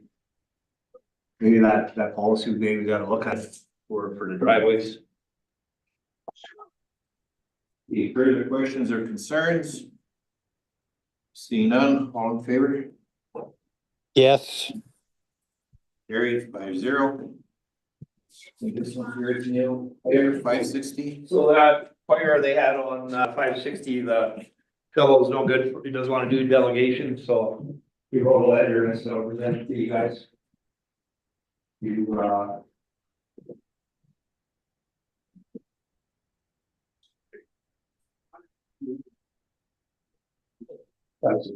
he's 560 and 190. Need 191 and 193 and 192. They said a computer started, but we can. Oh, okay. This. Different.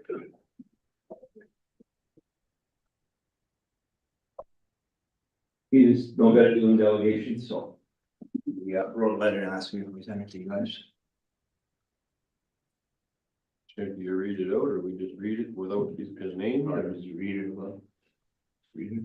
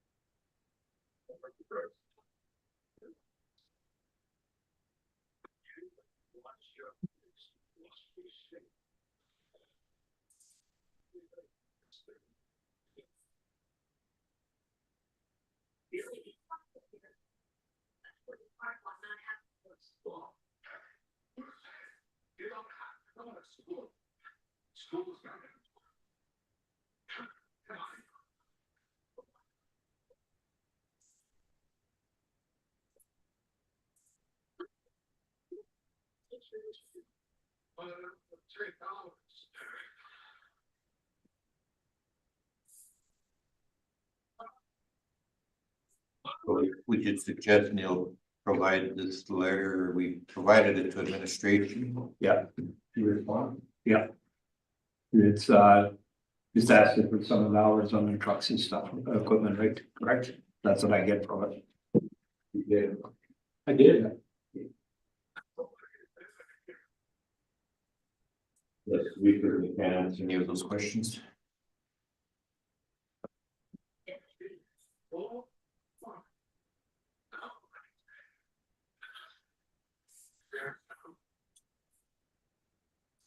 Counselor White, is it your desire that we respond to council or that we respond to the author? Probably, I don't know, the council want to do, that's why, then both, yeah. Well, I never seen it, so that's number one. Sorry, Dan. I forgot your. Got here, a second.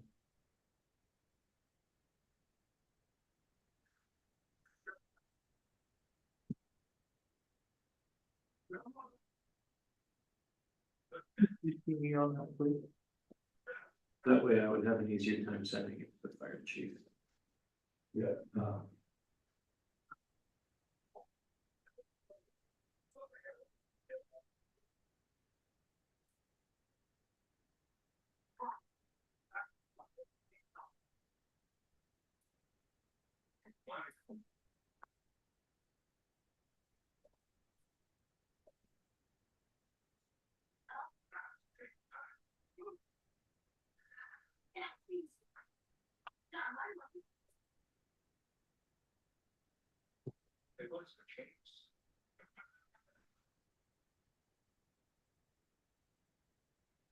Hey, Neil, you want to put that on the table?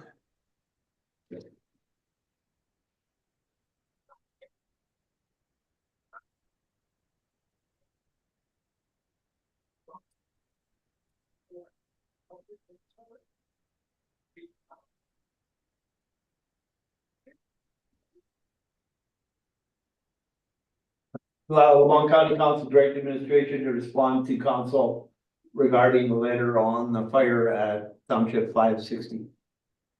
Probably to council and the author of the letter, right? Should we identify the range road now? So that was on 192, right? Between 191 and 190, or 193 and 192.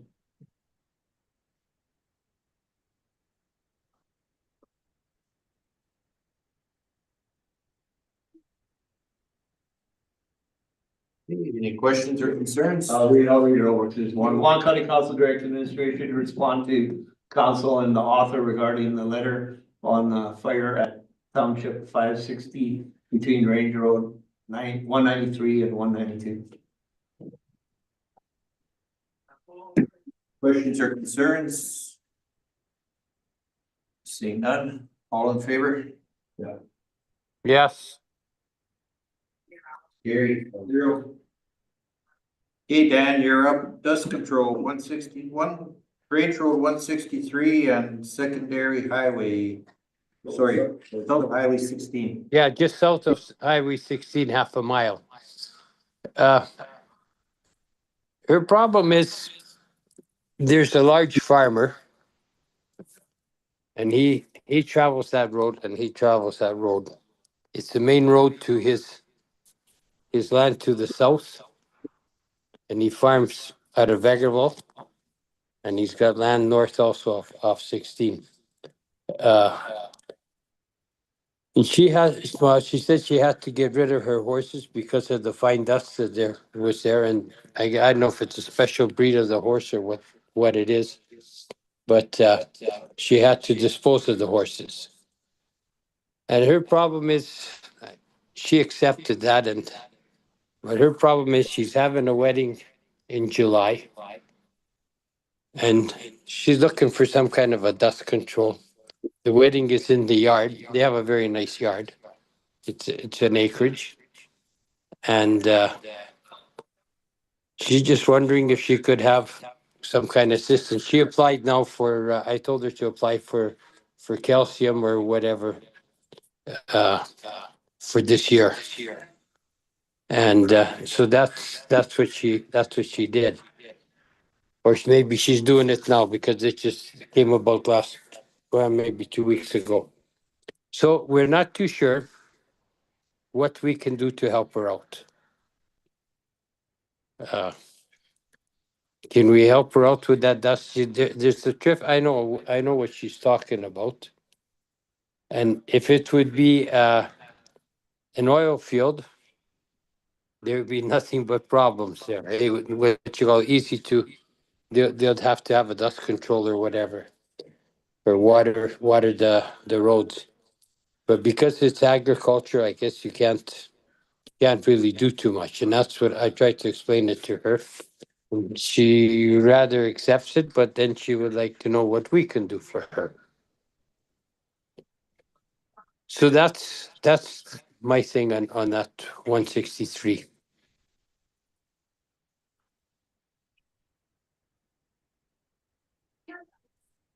So we now do private dust controls, right? Yes, we are currently accepting applications for a late spring application, May, June. For calcium, magnesium, oil. And we will run a second application window in July for a August application of either calcium or magnesium. Okay, what You know, what would be the cost for her in front of her property?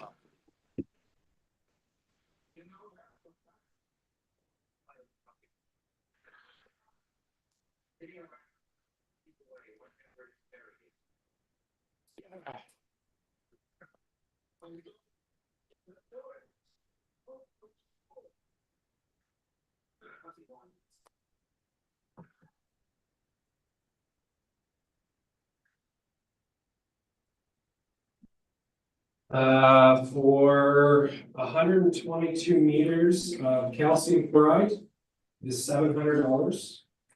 For 122 meters of magnesium chloride, it's $800. For 122 meters of oil, it's $9,000. Yeah, I think that's what she said. I think she's looking at the magnesium, eh? Whoever she talked to in the county, and that's what they kind of suggested. How long does that last? Can't make any guarantees because it is whether a product that can degrade with dry weather, but calcium chloride applied twice will last throughout the year. Magnesium chloride may last throughout the summer months and into September with just one application. Okay.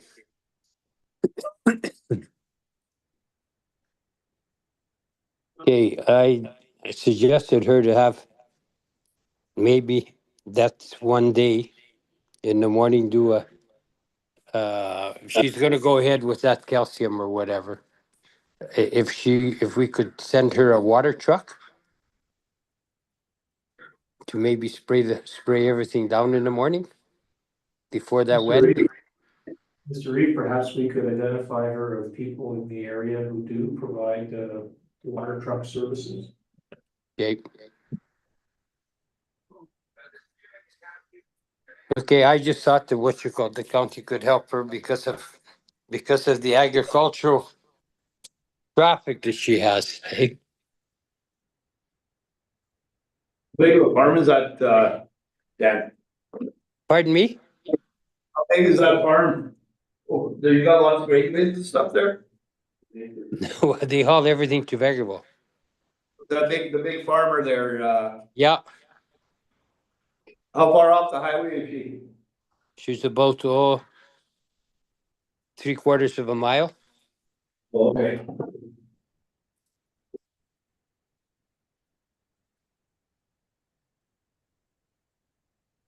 But I think you directed her in the right direction. She can either pay for a dust control. Well, yeah, well, she asked for, that's what she said that she would probably do.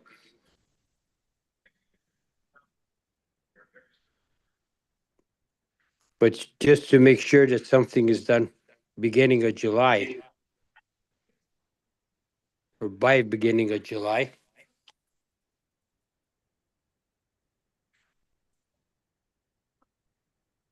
I think you can stay in touch with Public Works. Well, I guess I will do that for her, but yeah, like I say, if you're having a wedding in your yard and these trucks are going and going and going. I remember when we had a big farmer here going by our place all the time, and you're just always washing down your windows and you're washing everything down, eh?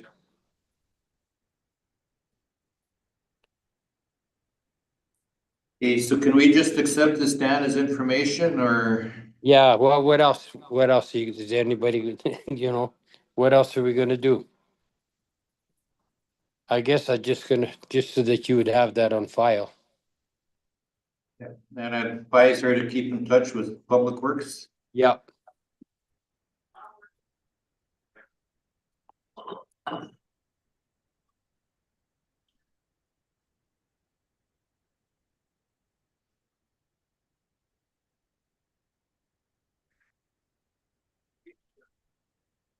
I'll make a motion that we accept the report on Range Road 163 south of Highway 16 as information.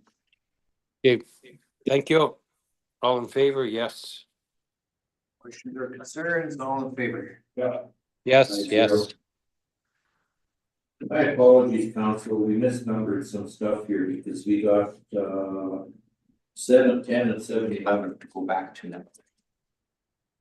Probably messed up our legislative Oh, 7, office. 11, it is. 7-9 we didn't do. Sir, I'm gonna ask that, councilors suggest items to add to the agenda and that the legislative officer will deal with the numbering. We have public meeting March 4th recording and follow-up action item. They were originally 7-10 and 7-11. Yeah, we're on page 4. So the public meeting recording, Peter? Page 19. We missed, There were indications that people in the community would like to be able to access the recording of the public meeting. It was neither a council meeting nor a public hearing, therefore it was not posted to the website. If it's council's desire that the public meeting recording be put on the county website, there's a recommended motion that you should make to do that.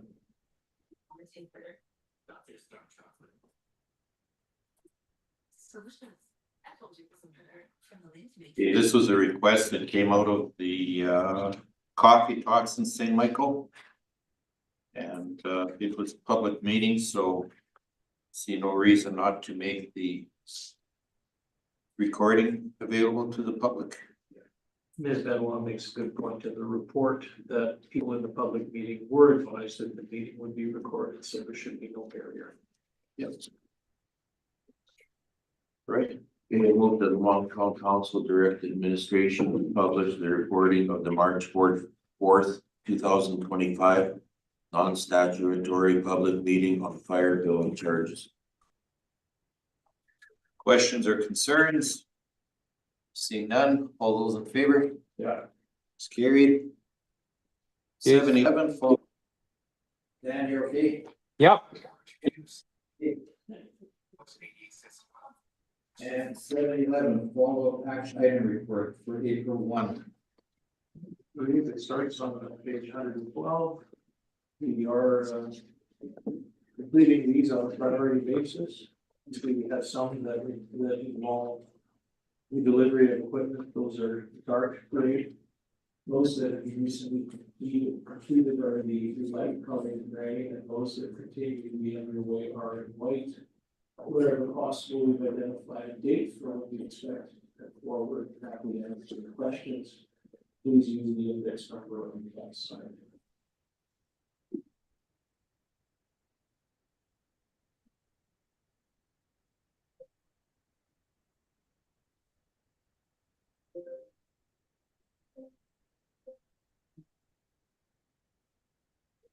I got a question here, I'm sure I didn't fall asleep here. But 7.7.9. Significant revenue policy. Did we go through that? It's one of the latest. We moved that to under committee of the whole 8.1. That was part of the agenda amendment this morning.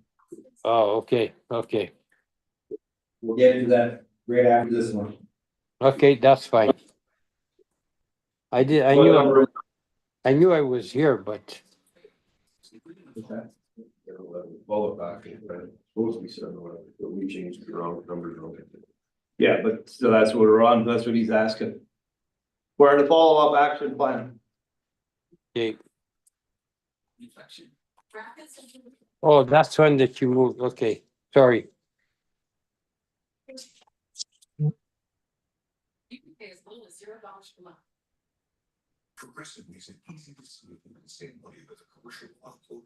Questions regarding the action list? Super helpful. I will accept a motion to accept his information. I don't know if it belongs here or what, but that pump at the water station, 4-inch. Darby, how are we making out of that? Actually, we're working on a report to council on the Parkland Station for the next meeting. We've had much concerns over council grading issue and pump and some other concerns that we've just been made aware of. May, they're gonna need. That pump should be installed before May, it's gonna be over a year.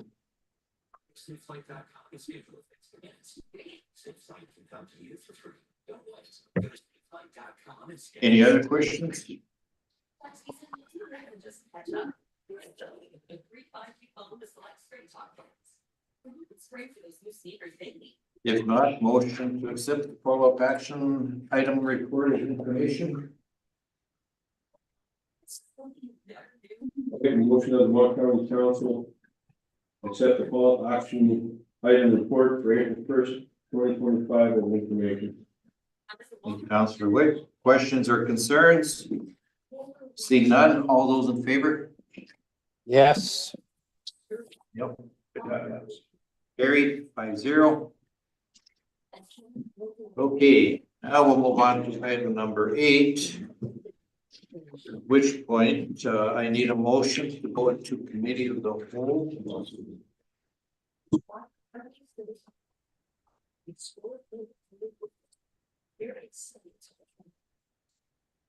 Discovered the astonishing features of the most advanced combat vehicles ever built.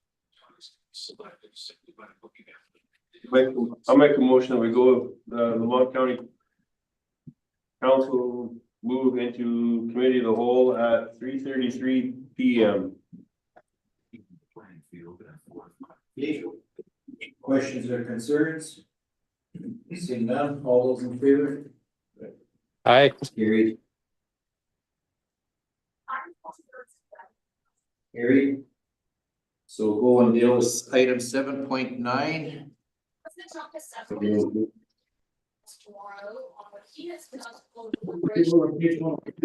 This is a matter that's been percolating in the background for a couple of years. The significant is a new policy that was identified last year and specifically identified as an initiative in the 2025 to 2027 business plan.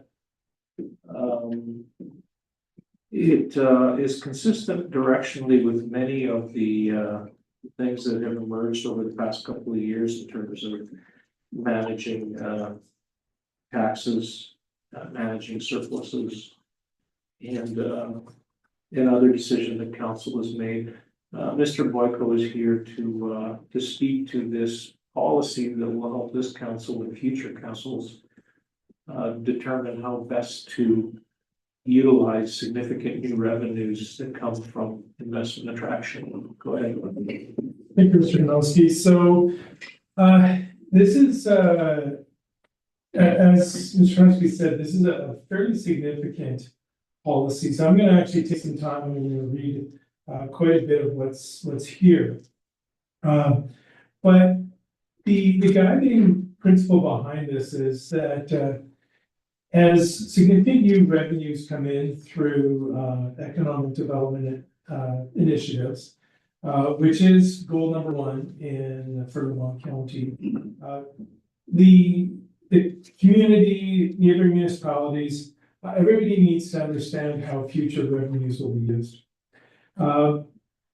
So to make it a little bit easier for council to be able to explain it to residents and such, we thought we'd put in a bit of an analogy in here. So you'll see on page 102, we put an analogy in here about a fictional couple, Bob and Margaret, and what their personal situation is, because this is very similar to what's happening with Lamont County.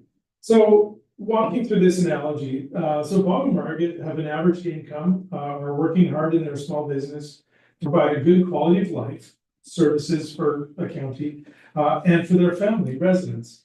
So Bob and Margaret land a new client with a 20% increase in sales revenue. What's gonna happen? Bob wants to spend the money on holidays and a sports car. The kids are asking for a bump in their allowance, and Bob's brother, who lives in a sweet old garage, also has his hand up. Margaret says maybe, but we need to have a plan on how we'll spend this money in a way that ensures the company's gonna be sustainable in the long term for the children. So they talk about it for a few weeks and come up with the following plan of action for allocating those new revenues.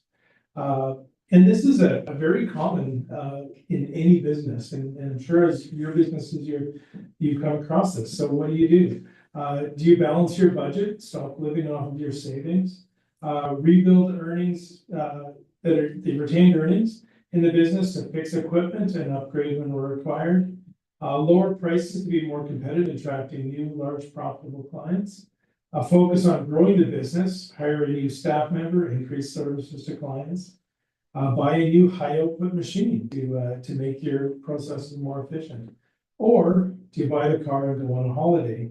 And a lot of times, you know, these priorities can sometimes get out of balance. So, not saying that buying the car and going on the holiday is the bad thing, but when's the timing to do that?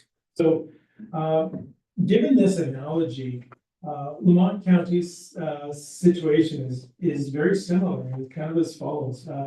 So during the council's 4-year term, the county's been putting in place the foundational policies and bylaws for a sustainable business or organization.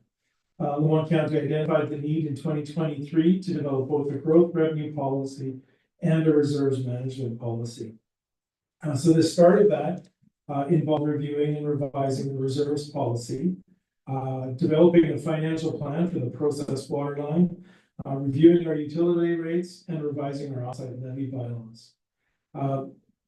In 2024, council approved a business plan initiative of 1.7 to develop a non-residential tax rate reduction policy. So in 2024, what happened was the approval of the tax incentive bylaw, which was the primary action in this initiative. But there were some next steps in council, listed for council, and that was to make a public declaration or a commitment to reducing the non-residential rate. So this policy now that we're talking about today, the significant revenue policy, is that capstone policy that gives that declaration of what council is committed to doing and how they're committed to reducing the rate in a sustainable manner. So this is a best practice. You're going to find these kind of policies in a number of organizations that have come across that. But the policy, when it was developed, also speaks to our business plan's three-phase approach. And that three-phase approach was introduced in 2022 and has been carried forward in 2025's business plan. And we see it through all of our documents. But those 3 phases, the first one is to stabilize and position for growth. And you'll see when we get to the policy that the bottom of the period has the priorities that will achieve the stability in tax revenue. Second one is focused growth. And then that's what are we going to do to discuss the steps needed to promote that growth. And then number 3, reinvestment in Lamont County. And that's about the steps for delivering an improved quality of life. So, and you'll remember that quality of life is equivalent to municipal services. As you increase municipal services, you increase quality of life, and vice versa. So, moving to page 105, the policy wording itself is fairly straightforward. It tells about what's moving forward with that statement. That Lamont County recognizes that through financial transparency and fiscal prudence, that the county can better manage the risk and volatility of significant one-time growth in property tax revenues while improving the life of residents. And we've talked with economic development a number of times about different projects that are coming forward. Lamont County is committed to meaningful and sustainable changes in the county by investing in our communities through a collaborative approach, so forth. So, the purpose of this policy is to establish the priority areas and target ratios for the significant growth in tax revenues. So this is for when that money starts to come in. And the policy areas are going to be established by council to promote fiscal prudence and guide strategic investments that improve the quality of life for residents. And then it's intended that this policy is going to be reviewed every 5 years. So the priority areas and the significant new revenue are defined in here. But so Schedule A is where those priority areas are, and this is administration's recommendation to of the order that they should be looked at. Again, this is a council policy, so we wanted to have that time to be able to have this discussion with council. Is council in agreement with this? Is there some adjustments that need to be made? Did we miss something? Is there something that needs to be added in? But I'll kind of walk through what these priority areas are. And so actually, you know what, I'm going to flip to the page 108 just to give you the idea of where these priorities have come from. So if you look on the bottom of that, there's a pyramid that is kind of used in some investment work and in personal financial planning, is that you always need to start with your base of your pyramid, build up the base, and as you move forward, if you don't have the base built, you're not going to be able to do the things that are on the top of it. So the priorities are, the first two priorities are stabilize and position for growth. And that's starting off with having the first $2 million of revenue go towards the operating deficit. The next $3.5 million to build short-term reserves. After that, then we can move towards a focused growth, addressing critical infrastructure. We currently only have offsite and drainage master planning documents. And then buying down the non-residential tax rate. And then the last step is that reinvesting in the county and reinvesting in our infrastructure and equipment and delivering the better quality of life. So if we go back to page 107, I'll just go into a little bit more detail as to what these areas are.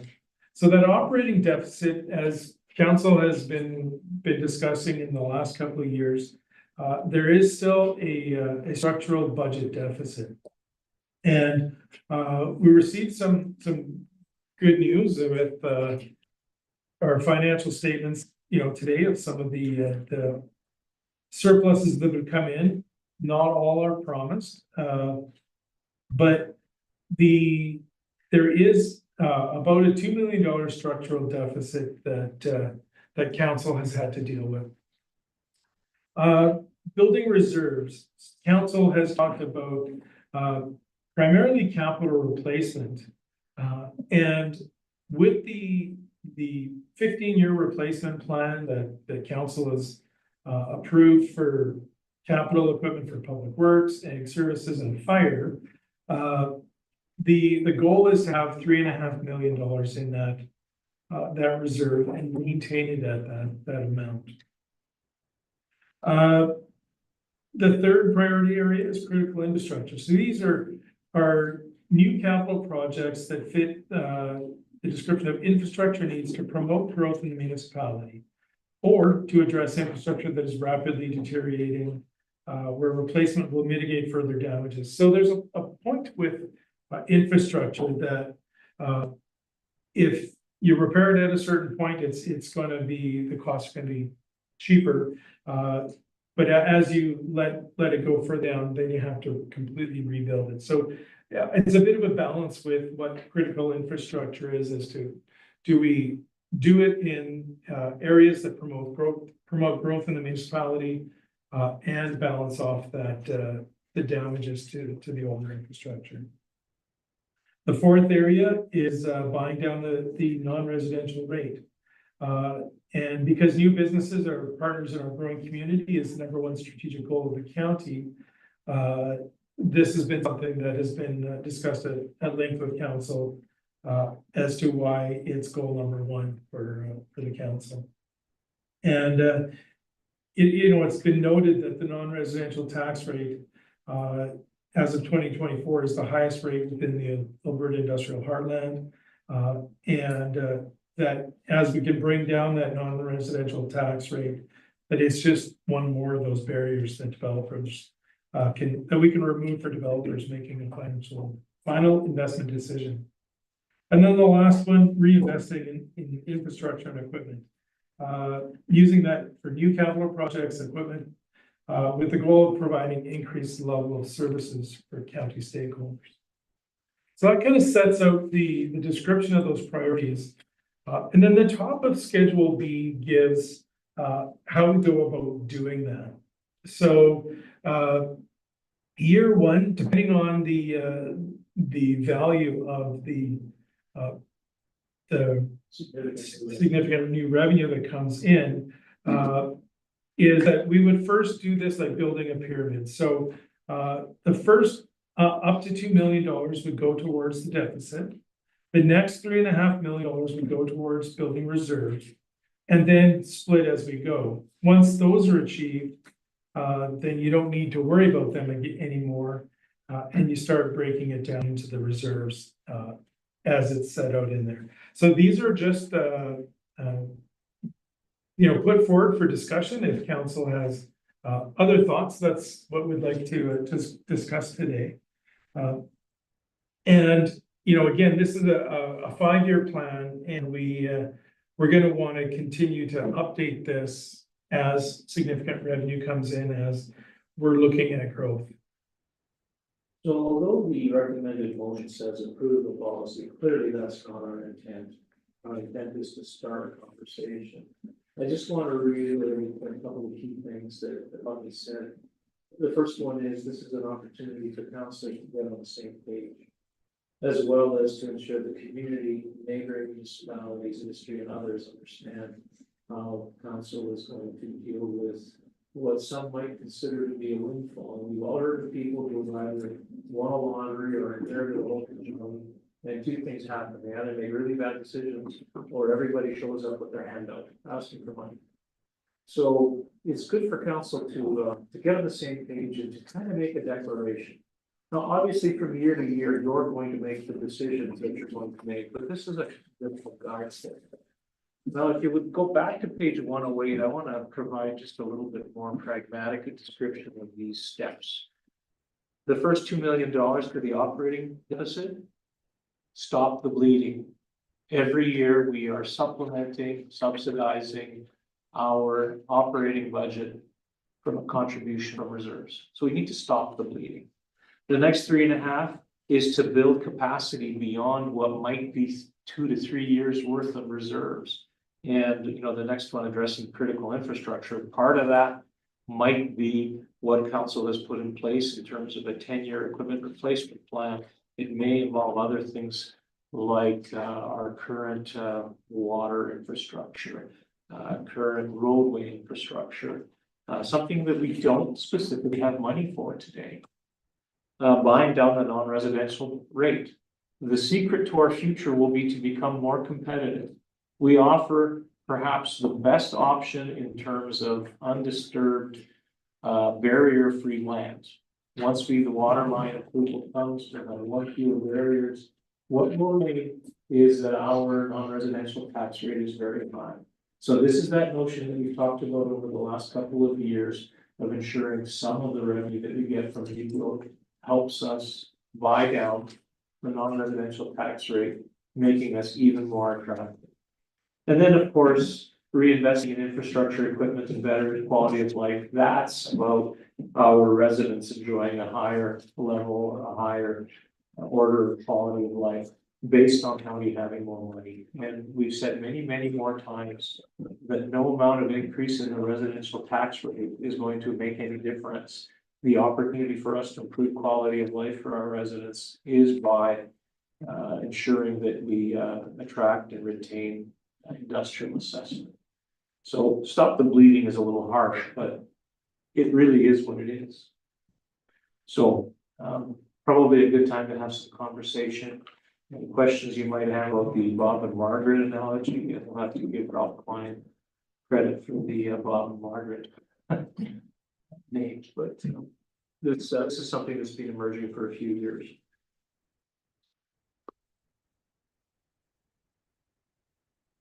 Questions?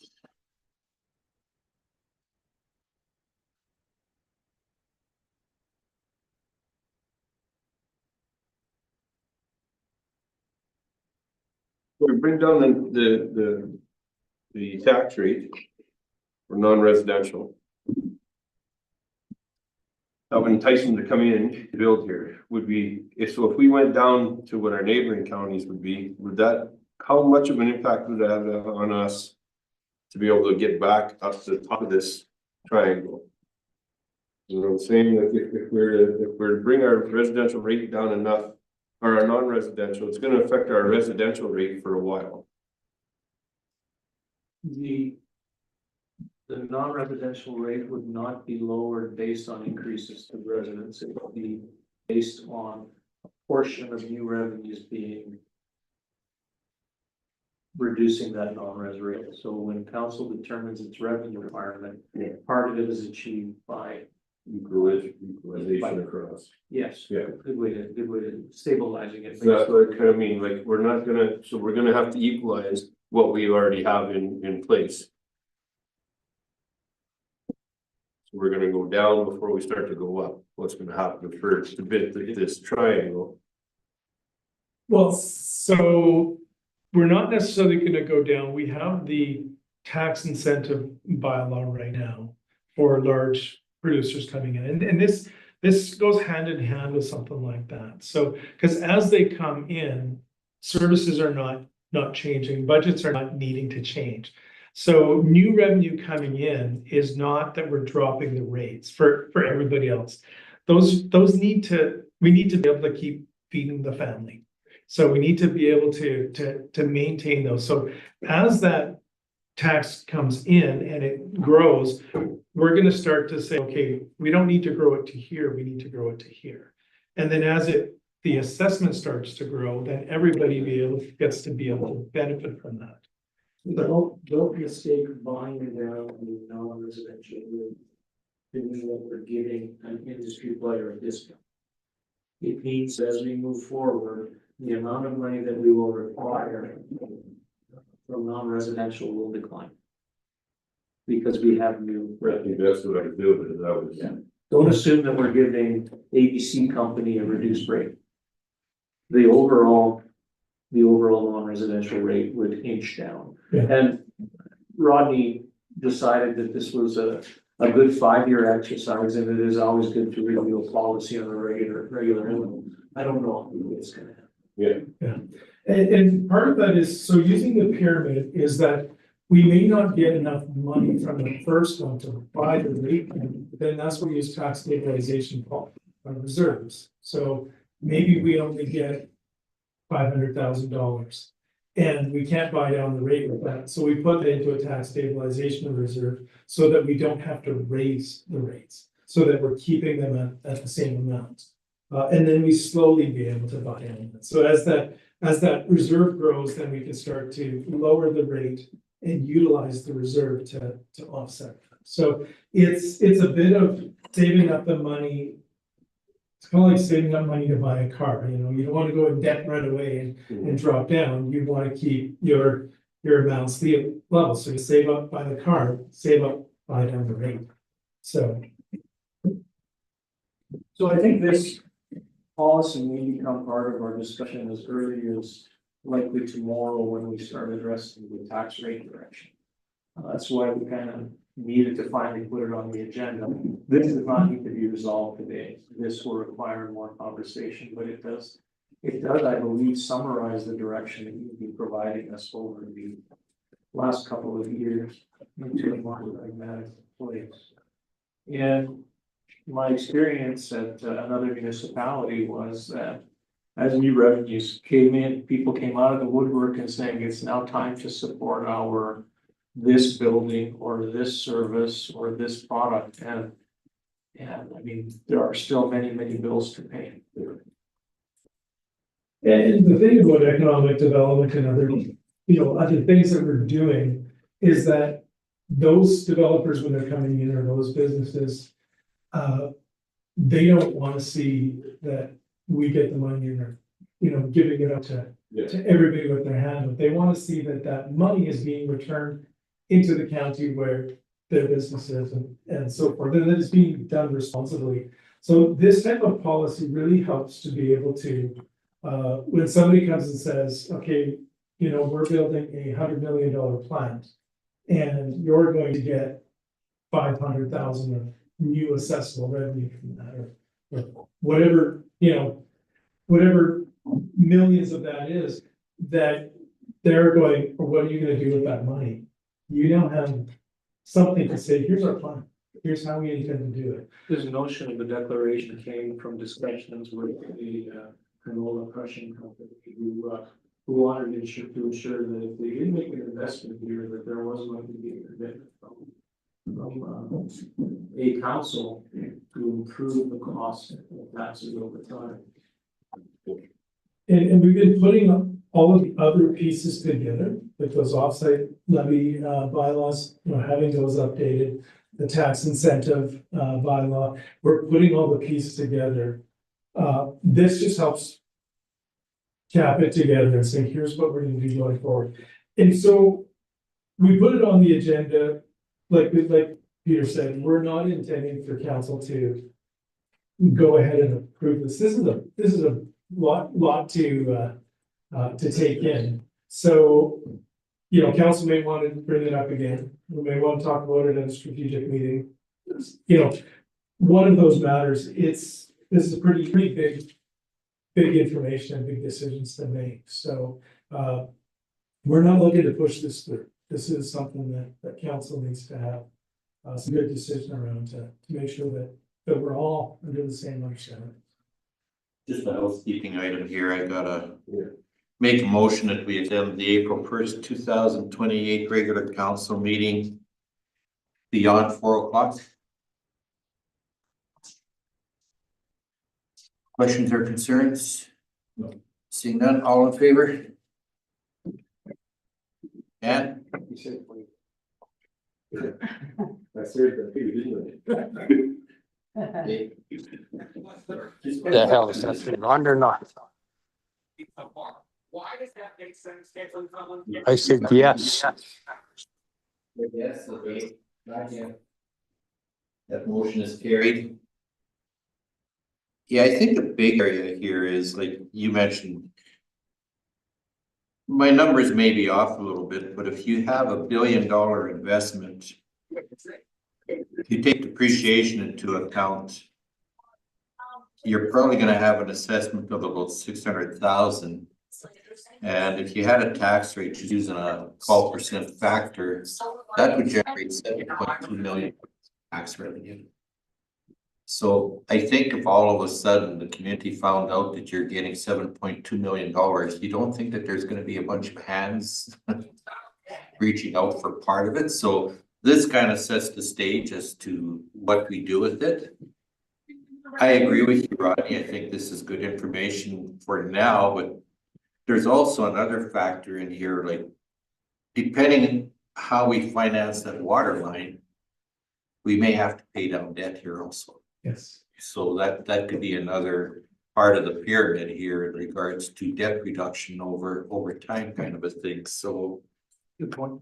yeah, I think it's valid. There's many ways you can address this. You could have a workshop with this thing. You could bring it up at a future date, but just something to bear in mind that maybe it's not going to be in our council's times, maybe yours, Aaron, but there is going to be a point where you do have that significant income, right? Yeah.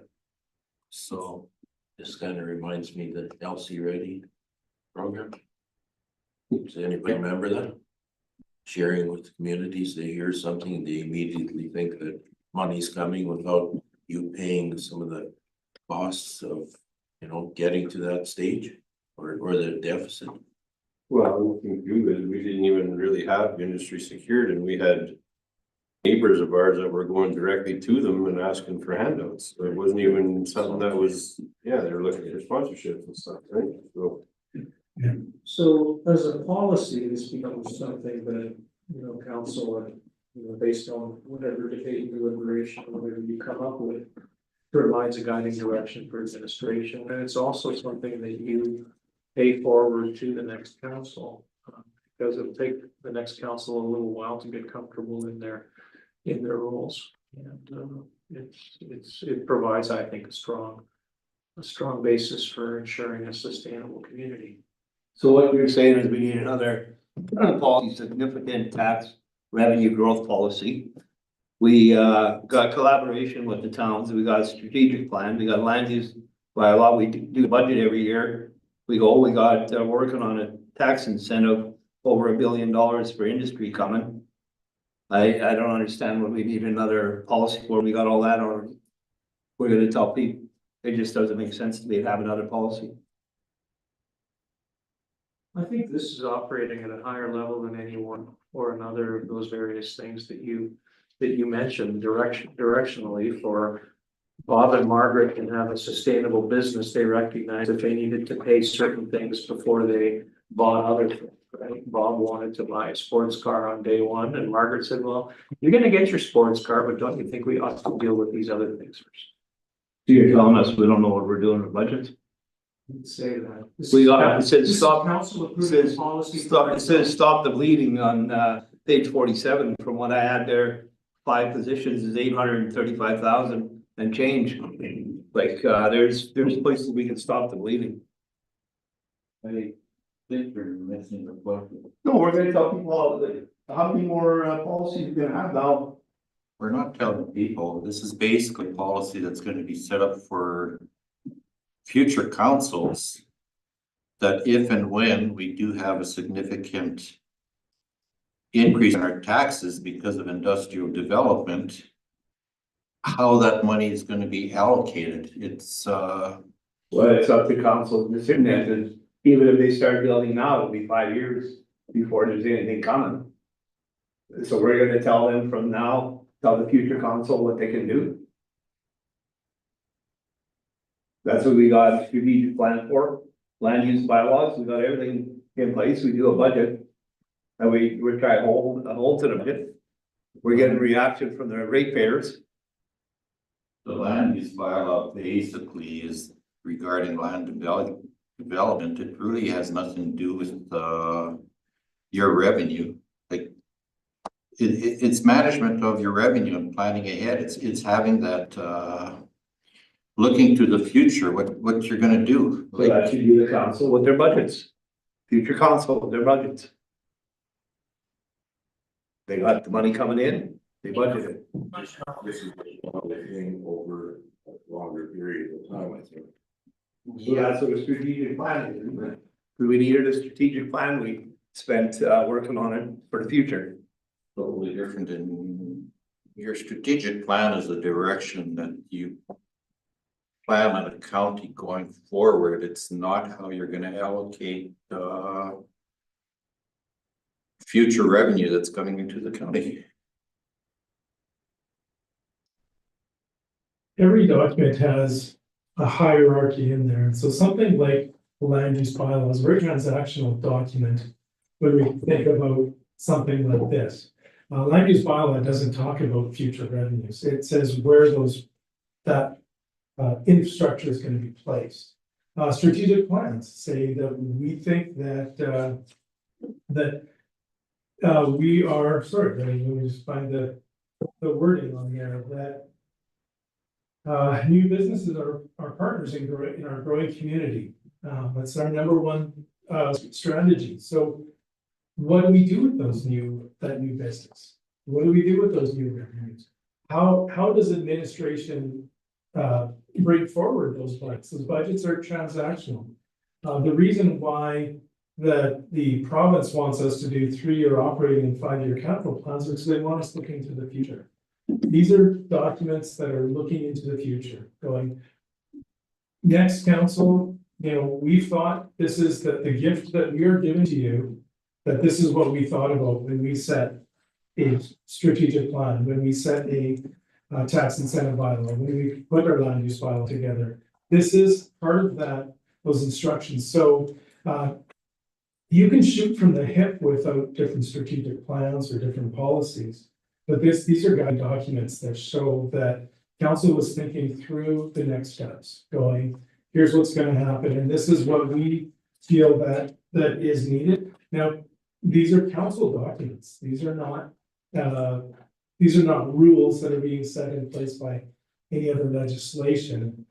This is for councils to be able to look at and go, yes, we thought about that when we talked to that canola crusher or to that pipeline company or to that whatever it was that came here and talked to us. So there's nothing binding about these, but good documents to have to show that this council looked to the future and set things up for the future. Very good. United States Senate. Since 1977, 48 years. The train's coming, you can see the lights, where is it? So it's, how's it gonna be from now? This is.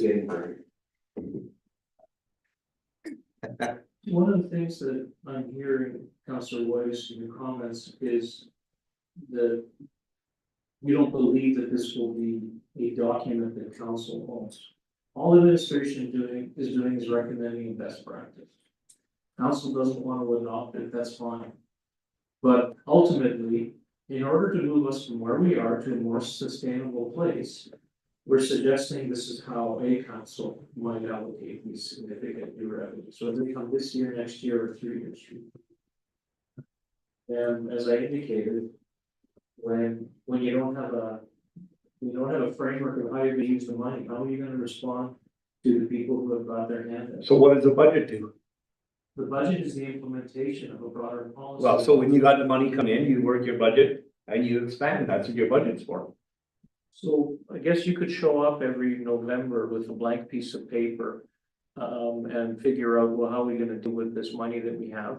Or you could make incremental decisions that allow you to start at a place where we recognize, okay, we're gonna first deal with deficits, and then we're going to deal with known critical infrastructure gaps, and then we're going to only at that, and then we're gonna buy down the non-residential rate, so you would be informing future council that it's critical that they find opportunities to reduce the non-residential rate so that we become increasingly. And that's exactly what the budget does. You deal with the problems. Do we need graders? No, there's no money. Do we need this? Do we need gravel? What do we need? That's what the budget is. Just another policy. Okay, so give the council and use $6 million to spend. And you really haven't set the policy of where it can be spent. So one councillor decides he wants to have 3 miles of road paved. Is that a good decision for the county? Yeah, but that's your budget. So you got that extra $6 million. It goes in when you got those 3 or 4 days of budgeting. So there's an extra $6 million. Okay, what do we do? You discuss it as council. Do we need more fire trucks? Do we need more graders? Do we need pavement? Do we need? That's what the budget's for. The budget is kind of immediate, right? And if you're doing the 3-year budget or something, I think this is a longer term thing. It's like when you collect offsite levies, you're not spending that money. You're putting it aside because in the future, there's going to be other industry coming. And you'll see how you're going to use that money, and who else comes along the way will keep contributing to that funding. What is the strategic plan for? That's for planning into the future. Strategic plans are broad statements. This is a little bit more, this is one piece of that strategy. This is talking about the finances and what you're doing with that. So that's why it's called a significant revenue policy. It's down to one area.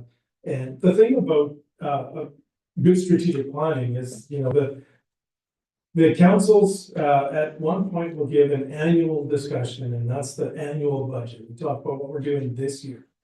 But these strategic plans, these type of policies, they talk about the future. And, the roles of different people, the guys like Darby and myself, we're dealing with this year and the next, you know, we're discussing the 2026 budget. We're talking about what's happening next year, because this one's already started. Peter's talking about, you know, the next year and the year beyond, and what are we doing, how are we setting that up? And council is talking about, you know, 3 to 5 years in the future, and saying, what's this municipality gonna look like in 5 years, and are we appropriately guiding it there? Are we putting the, you know, like the Reed had said, you know, are we get $7 million, so we're gonna pave these 3 roads to this councilor's house, which is, you know, the way it happened many years ago. You know, it used to be, you know, you see a paved road, you go, oh, I wonder which councilor lived down here. It's these type of documents say this council as a whole was thinking through the future. And it just helps to be able to then, when administrations are bringing forward recommendations, they have guiding documents to follow along. They know that this council decided that, you know, number 1 was economic development. And for economic development, here are the pieces. Number 2 is, you know, safe community for it. And here's the things for a safe community, relationships, and all of that kind of thing. Those pieces bring the guide administration's recommendations towards council. It's not just, here's $7 million, what do you want to do with it? It's, here's $7 million, and that last council, this is what they thought they were gonna do with it. Council, what decision do you want to make? We've been waiting 48 years for something big, pot up for 7 million fall out of the sky. Hasn't happened, so I think you're jumping the gun here. I deal with what we gotta deal with, to try and make it till something does come, or to get it to come. There's, that's, you're dreaming ahead for money. We got today's problems to deal with and what's coming right around the corner, so we can get ready for it. If you look at the plan or the policy, basically it's dealing with your first $2 million is going towards your operating deficit, which is your next $3.5 million is going to build your reserves, which is part of budgeting. After that, you're looking at critical infrastructure. Do you need a new building so that you're not fixing the roof every year? I think that this is a pretty critical document moving forward. I think it needs time for further discussion and stuff. And we're not going to get it resolved today.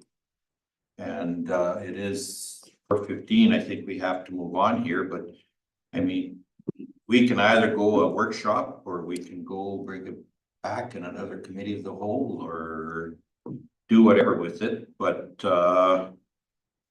I view it totally different than you do, Neil. I think for the long-term benefit of Lamont County, I think it's important to establish something like this so that the county is viable going down into the future. Is it going to happen next year? Probably not. Is it going to happen 5 years down the road? Hopefully. Time will tell. But it's not like we're taking the money and just putting it somewhere. Basically, first and foremost, every year we got an operating deficit in our budget. So that would address that part. Then our reserves keep going down. So if you can build up the reserves, then that's part of the budgeting process. If you need critical infrastructure, our non-residential tax rate is twice as high as anybody else. Somehow you got to bring that down, or maybe that's the reason why we haven't got anybody else in here for 48 years. So I don't think this deviates very far from budgeting. It's just kind of setting a policy up as to the areas you're going to look at if you do get a windfall down the road here. Are we going to get one? Can't tell you. I think when you get a windfall, then you worry about setting something up. Cause that windfall is quite a ways away. It's more than 5 years away. I don't care if you start building tomorrow. The time you design it and build it, it's taxes, it's 5-6 years from now. We're not hiring a consultant for $100,000 and it's gonna cost it. So if it costs this council 2 afternoons of looking at it, I Hello, think it's not. We can't say it's totally trying. So, Dan, Yeah, I have something I'll tell for Neil. I've been on council for many years. We built 202 because there, hopefully that something was going to happen. Something was going to happen across the road from Synovus, and we're still hoping. But if we didn't build that road, we would have nothing now. Another one is 560 that we built, okay? And that's for the future, okay? Draymond came, okay? Maybe there'll be another one coming, but everything's going to pile up at one time, and you will not have any money to. You'll be behind the eight ball. Industry will be here, and you won't have no infrastructure. I'm not saying, we shouldn't spend money on infrastructure. They're, coming up with a policy on a green, they want the money for the fall, out of the sky, when we got budgeting, we got strategic plans, we got everything covered already. No.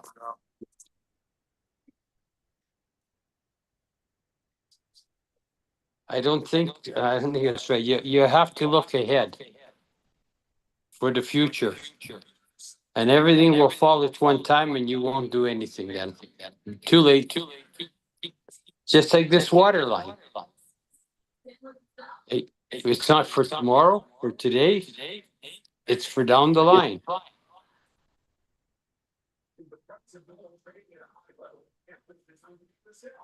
hey, I think for today, we're gonna wrap this discussion up. Accept it as information.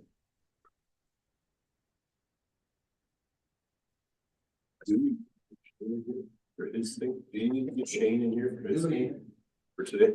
No, I was just, cause he's not gonna be here tomorrow, right? So.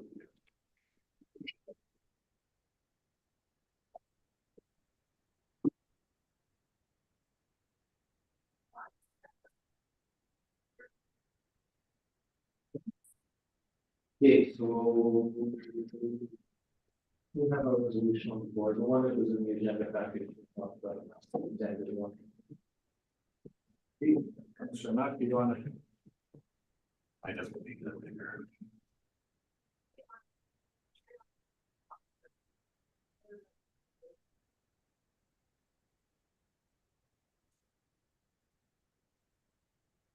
The Lamont County Committee of the Whole accept the policy. Go ahead, sorry. 4270. Significant tax revenue growth as information.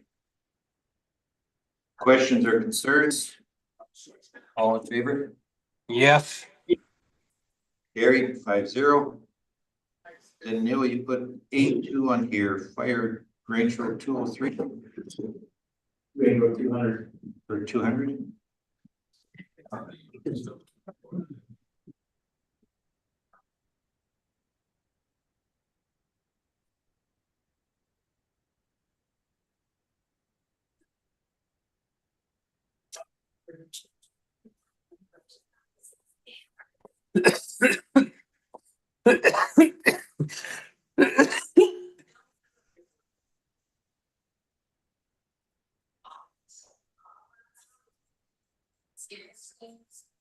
Danny, I'll send you the front page, it's, bill for the fall at the Orthodox Church. Oh, yes.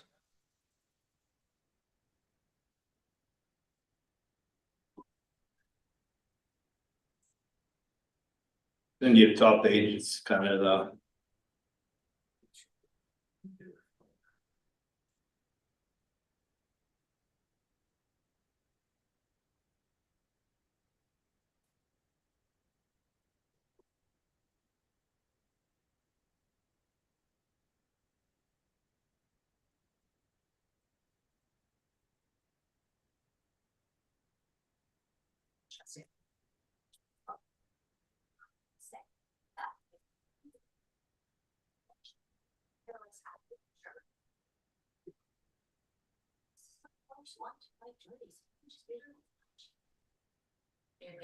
$35,000. Yeah, that, They're gonna spit on my pierogies now. So what's, I don't know what we're gonna do, take it here as information, we gotta figure something out with it. The normal process would be that council would refer this to the fire. Sorry, normal process would be that the landowner would make a request to either make a delegation or otherwise, but it would seem that they're working through their council, so the council wants to refer this to the fire chief, we can bring a fulsome report. that's probably what I would suggest. What was that? Well, really nothing we can do with this report. Not knowing the facts, I think what we should be doing is referring it to the fire chief. And he can bring us back a report. Hey. Do we not have something that for religious organizations or the churches or something? These churches are barely surviving and you hit them with a $35,000 bill.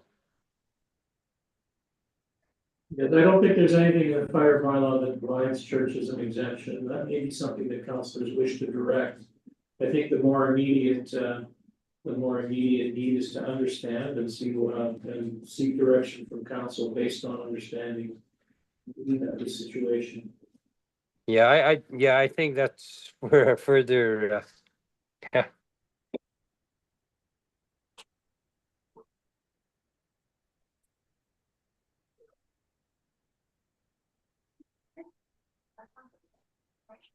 Okay, so let's put a motion on the table to refer the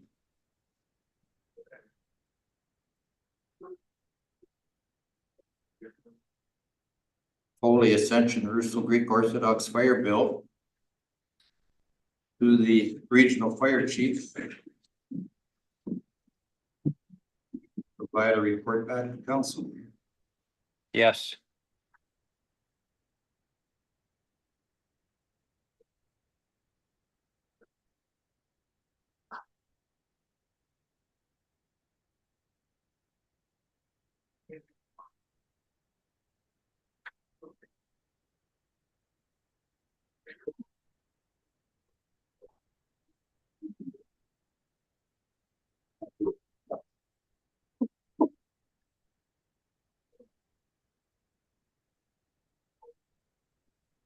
We gotta go sit on the road.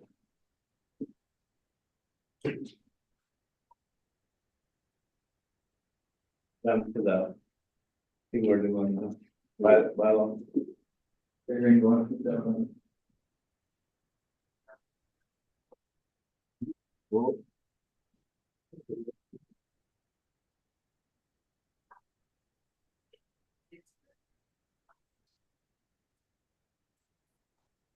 You're right, and you want to put it on there?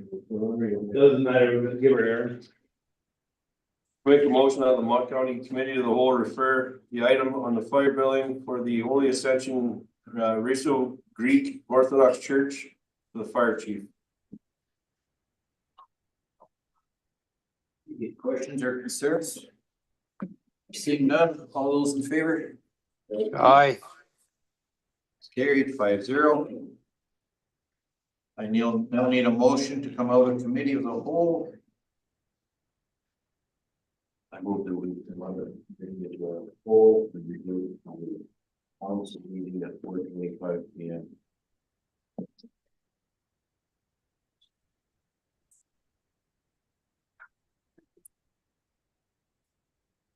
Okay.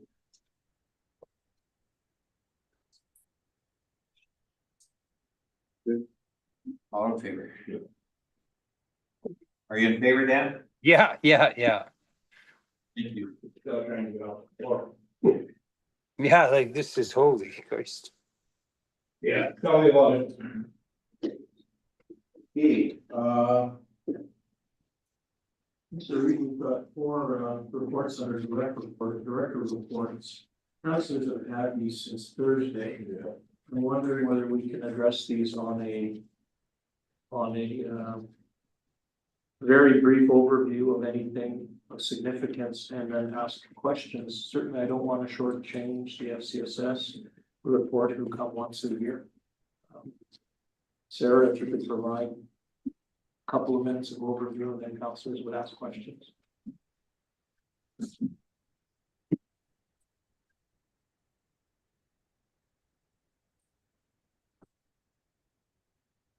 Mr. Good, how are you guys? Great. Thank you, Mr. Reed. Members of council, today I provided 2 reports.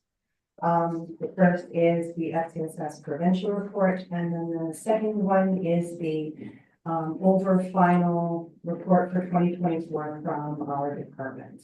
That's the simplified one, it's like this. Highlights from the report in 2024. Some of the works of my team includes 230 hours of one-to-one support with individuals in need, 198 tax returns completed, 10 municipal events, 353 volunteers recognized, 821 food hampers distributed. That is on behalf of the food hamper, but we do provide staffing for that. Food for thought, that's 597 county individuals that received food, 237 of which it was their first time accessing. 272 home visits were completed for 53 individuals. 139 kids attended our summer programs. 115 seniors were met with and assisted to access. 50 approximate seniors were recognized at Seniors Appreciation. Overall, our county, our department is 76.65% funded through grants, sponsorships, and registration fees, and 17.93% municipally funded, with Lamont County being the largest funding partner. And as a plug, I would just like to remind council as well of Volunteer Appreciation Week. You have all received your invitations, and we ask that you contact the department to let us know where and when you will be coming and how many of you will be attending. I am here to entertain any questions, provide additional information. Any other questions for Sarah?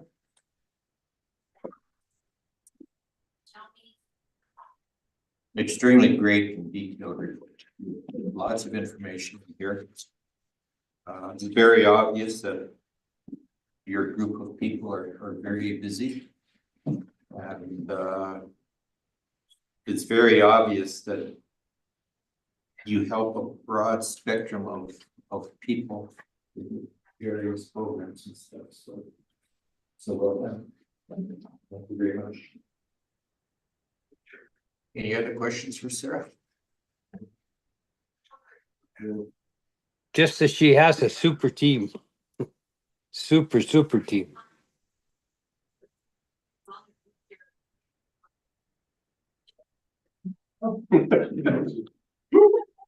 Yeah.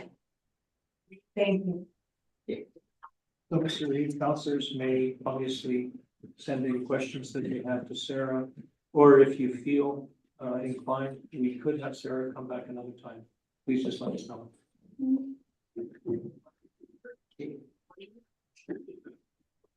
In the meantime, I will entertain a motion to accept the FCC services report as information. I'll move that the county council adopt the FCSS service report as presented.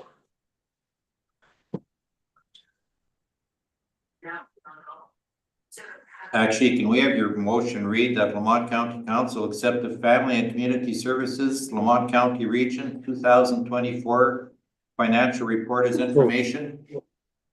That's what he said. Yeah, didn't you hear me? Jeez. Great. Questions or concerns? All those in favor? Yes. Carried 5-0. Thank you, Sarah. Mr. Reed, next we have Mr. Deeds. Once again, you have the benefit of his reports. Perhaps we can get some of the highlights, things of particular interest, and then questions. 10 words or less, we move snow, we move gravel, we fix broken stuff.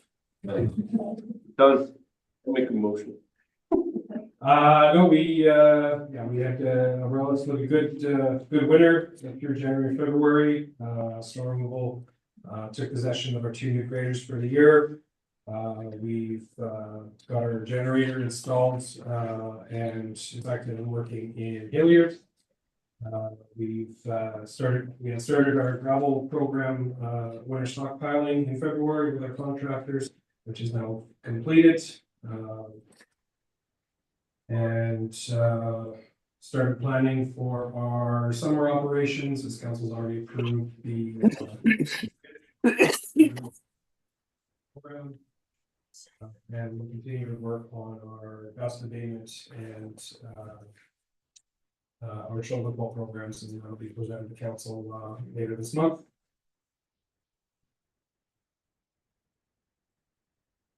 $145, no failed weekly water samples. That's an important one. Yeah.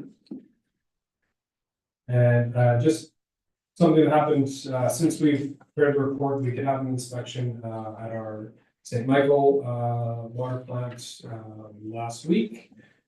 No notes of deficiency from the Alberta Health Services or from Alberta Environment. Alberta Health Services is coming out later this week just to meet with our operator and go over our chlorination system, make sure things are operating the way they're supposed to be. But they did say that they haven't seen a plant like we have for a small municipality like we're operating. They're very impressive. And that's the same like one. Same way. Yeah, that's the only one that we have because it's our only distribution system. So that's the only one that operates under that code of practice. Our other 2 are truck fills, so they don't have as stringent inspections. It's something I gotta send you an email on, Darby. It came up at Coffee Talks in St. Michael regarding putting an extension there so that we could fill up a water truck or whatever. I don't know if that's possible or not. Fire trucks. Fire trucks. It probably wouldn't be possible with our current setup because we don't have that much water stored on hand. But definitely we could potentially put an extension onto the main further west along 562. That is something we Because they're talking about putting it at where the pipeline's coming in. Yeah. And then it comes with lots of pressure to St. Michael. Yeah. Fill trucks before it gets to the. Yes, you have to go back west towards the greater shed where the connection point is there. I'll send you an email on that anyway so that you can put it on Wilson or bring a proposal back to council at some point.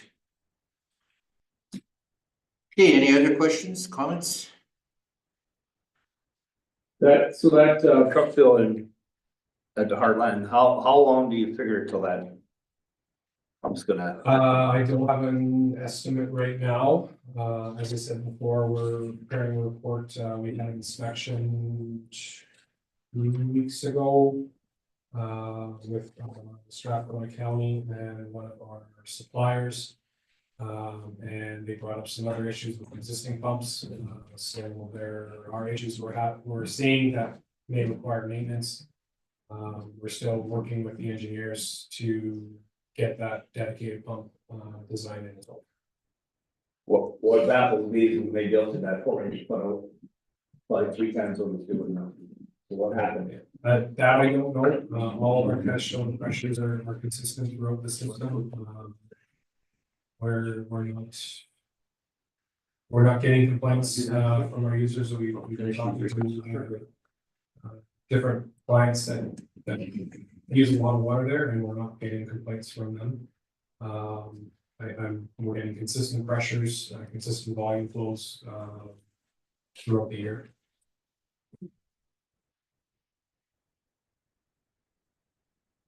Any other questions?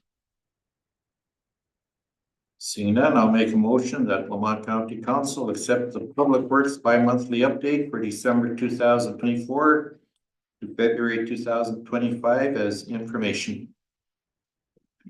All those in favor? Dan?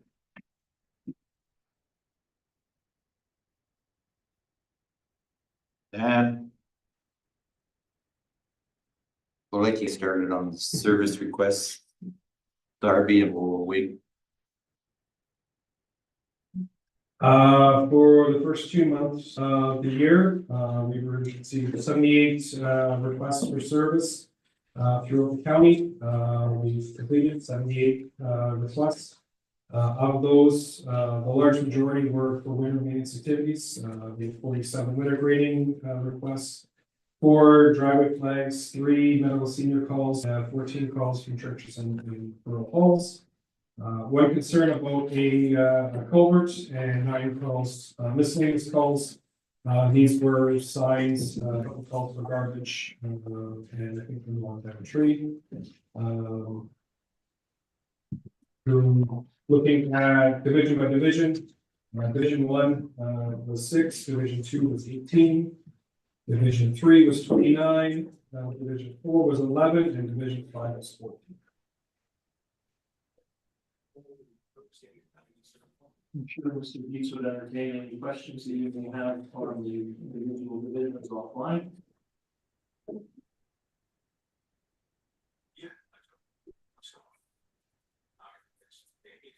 Dan, are you there? Yes, I am. I need a yes on my motion for 9.2. Yes. Okay. And I need somebody to make the motion regarding the service requests.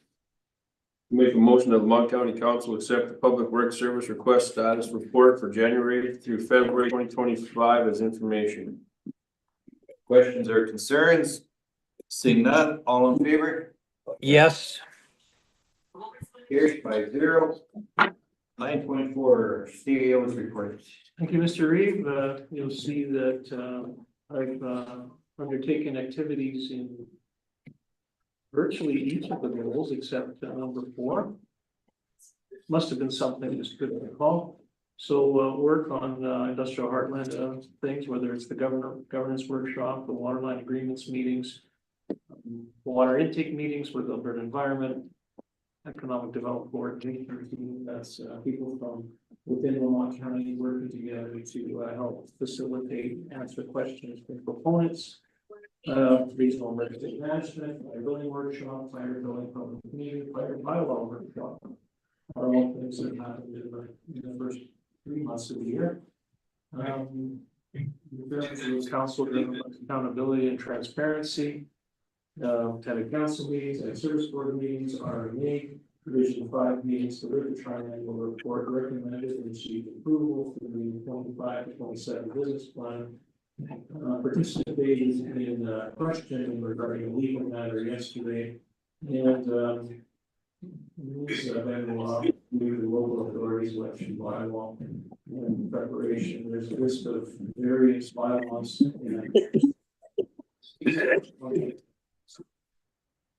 Go down to goal number 5, working with the CFO to determine tax recommendations, something that council will be looking at, it would seem tomorrow. And then as far as committed to genuine relationships, attending coffee talks, working the Andrew Rural Academy file, meetings with Public Works and Ag Services, greater operators meetings, completed and reviewed all employee performance reviews, held senior meetings, regular extended team meetings, joint health and safety, and of course the regional CEO CAO meeting. Yes, Benoit has undertaken ISDB clerk hearings on January 8th and March 10th, attended public meetings for fire buildings, organized and attended electronic records management kickoff meetings. Organization. Attended webinar regarding FIPA, which, if I'm not mistaken, is the Freedom of Information Protection of Privacy legislation, new in Alberta. Attended engagement sessions with the GOA. Oh, that was the Alberta one, the Access to Information Act. RMF and Brownlee Law Seminars, meetings with the GIS coordinator in relations. Election preparations and the parliamentary procedures workshops, we were very busy. Any questions for Peter?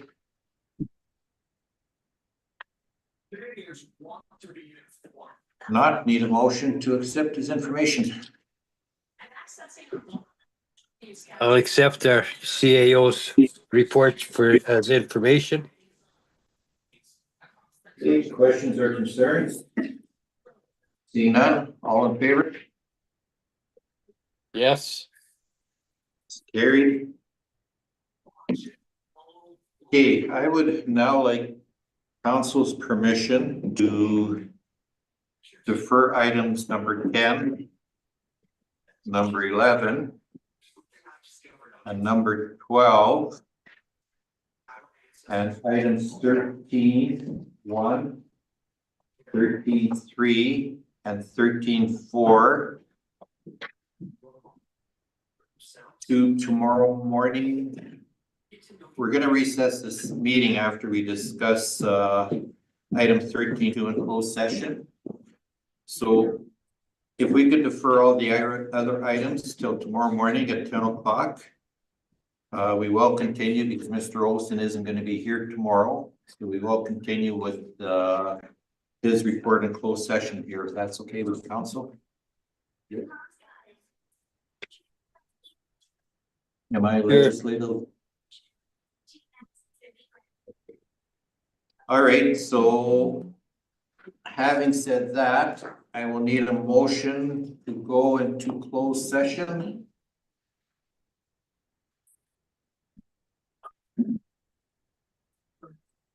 I can do that one. That Lamont County Council moved the April 1st, 2025 regular council meeting into a closed session at 4:43 p.m. to discuss the following items. 13.2 Economic Development Update, Boyd Pact Section 16.1.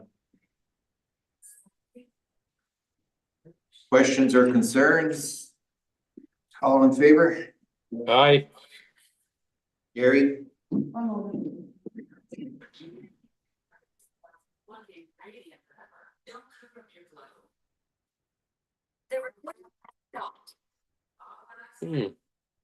Skin stains. Where does the giant change the changing of it? That's so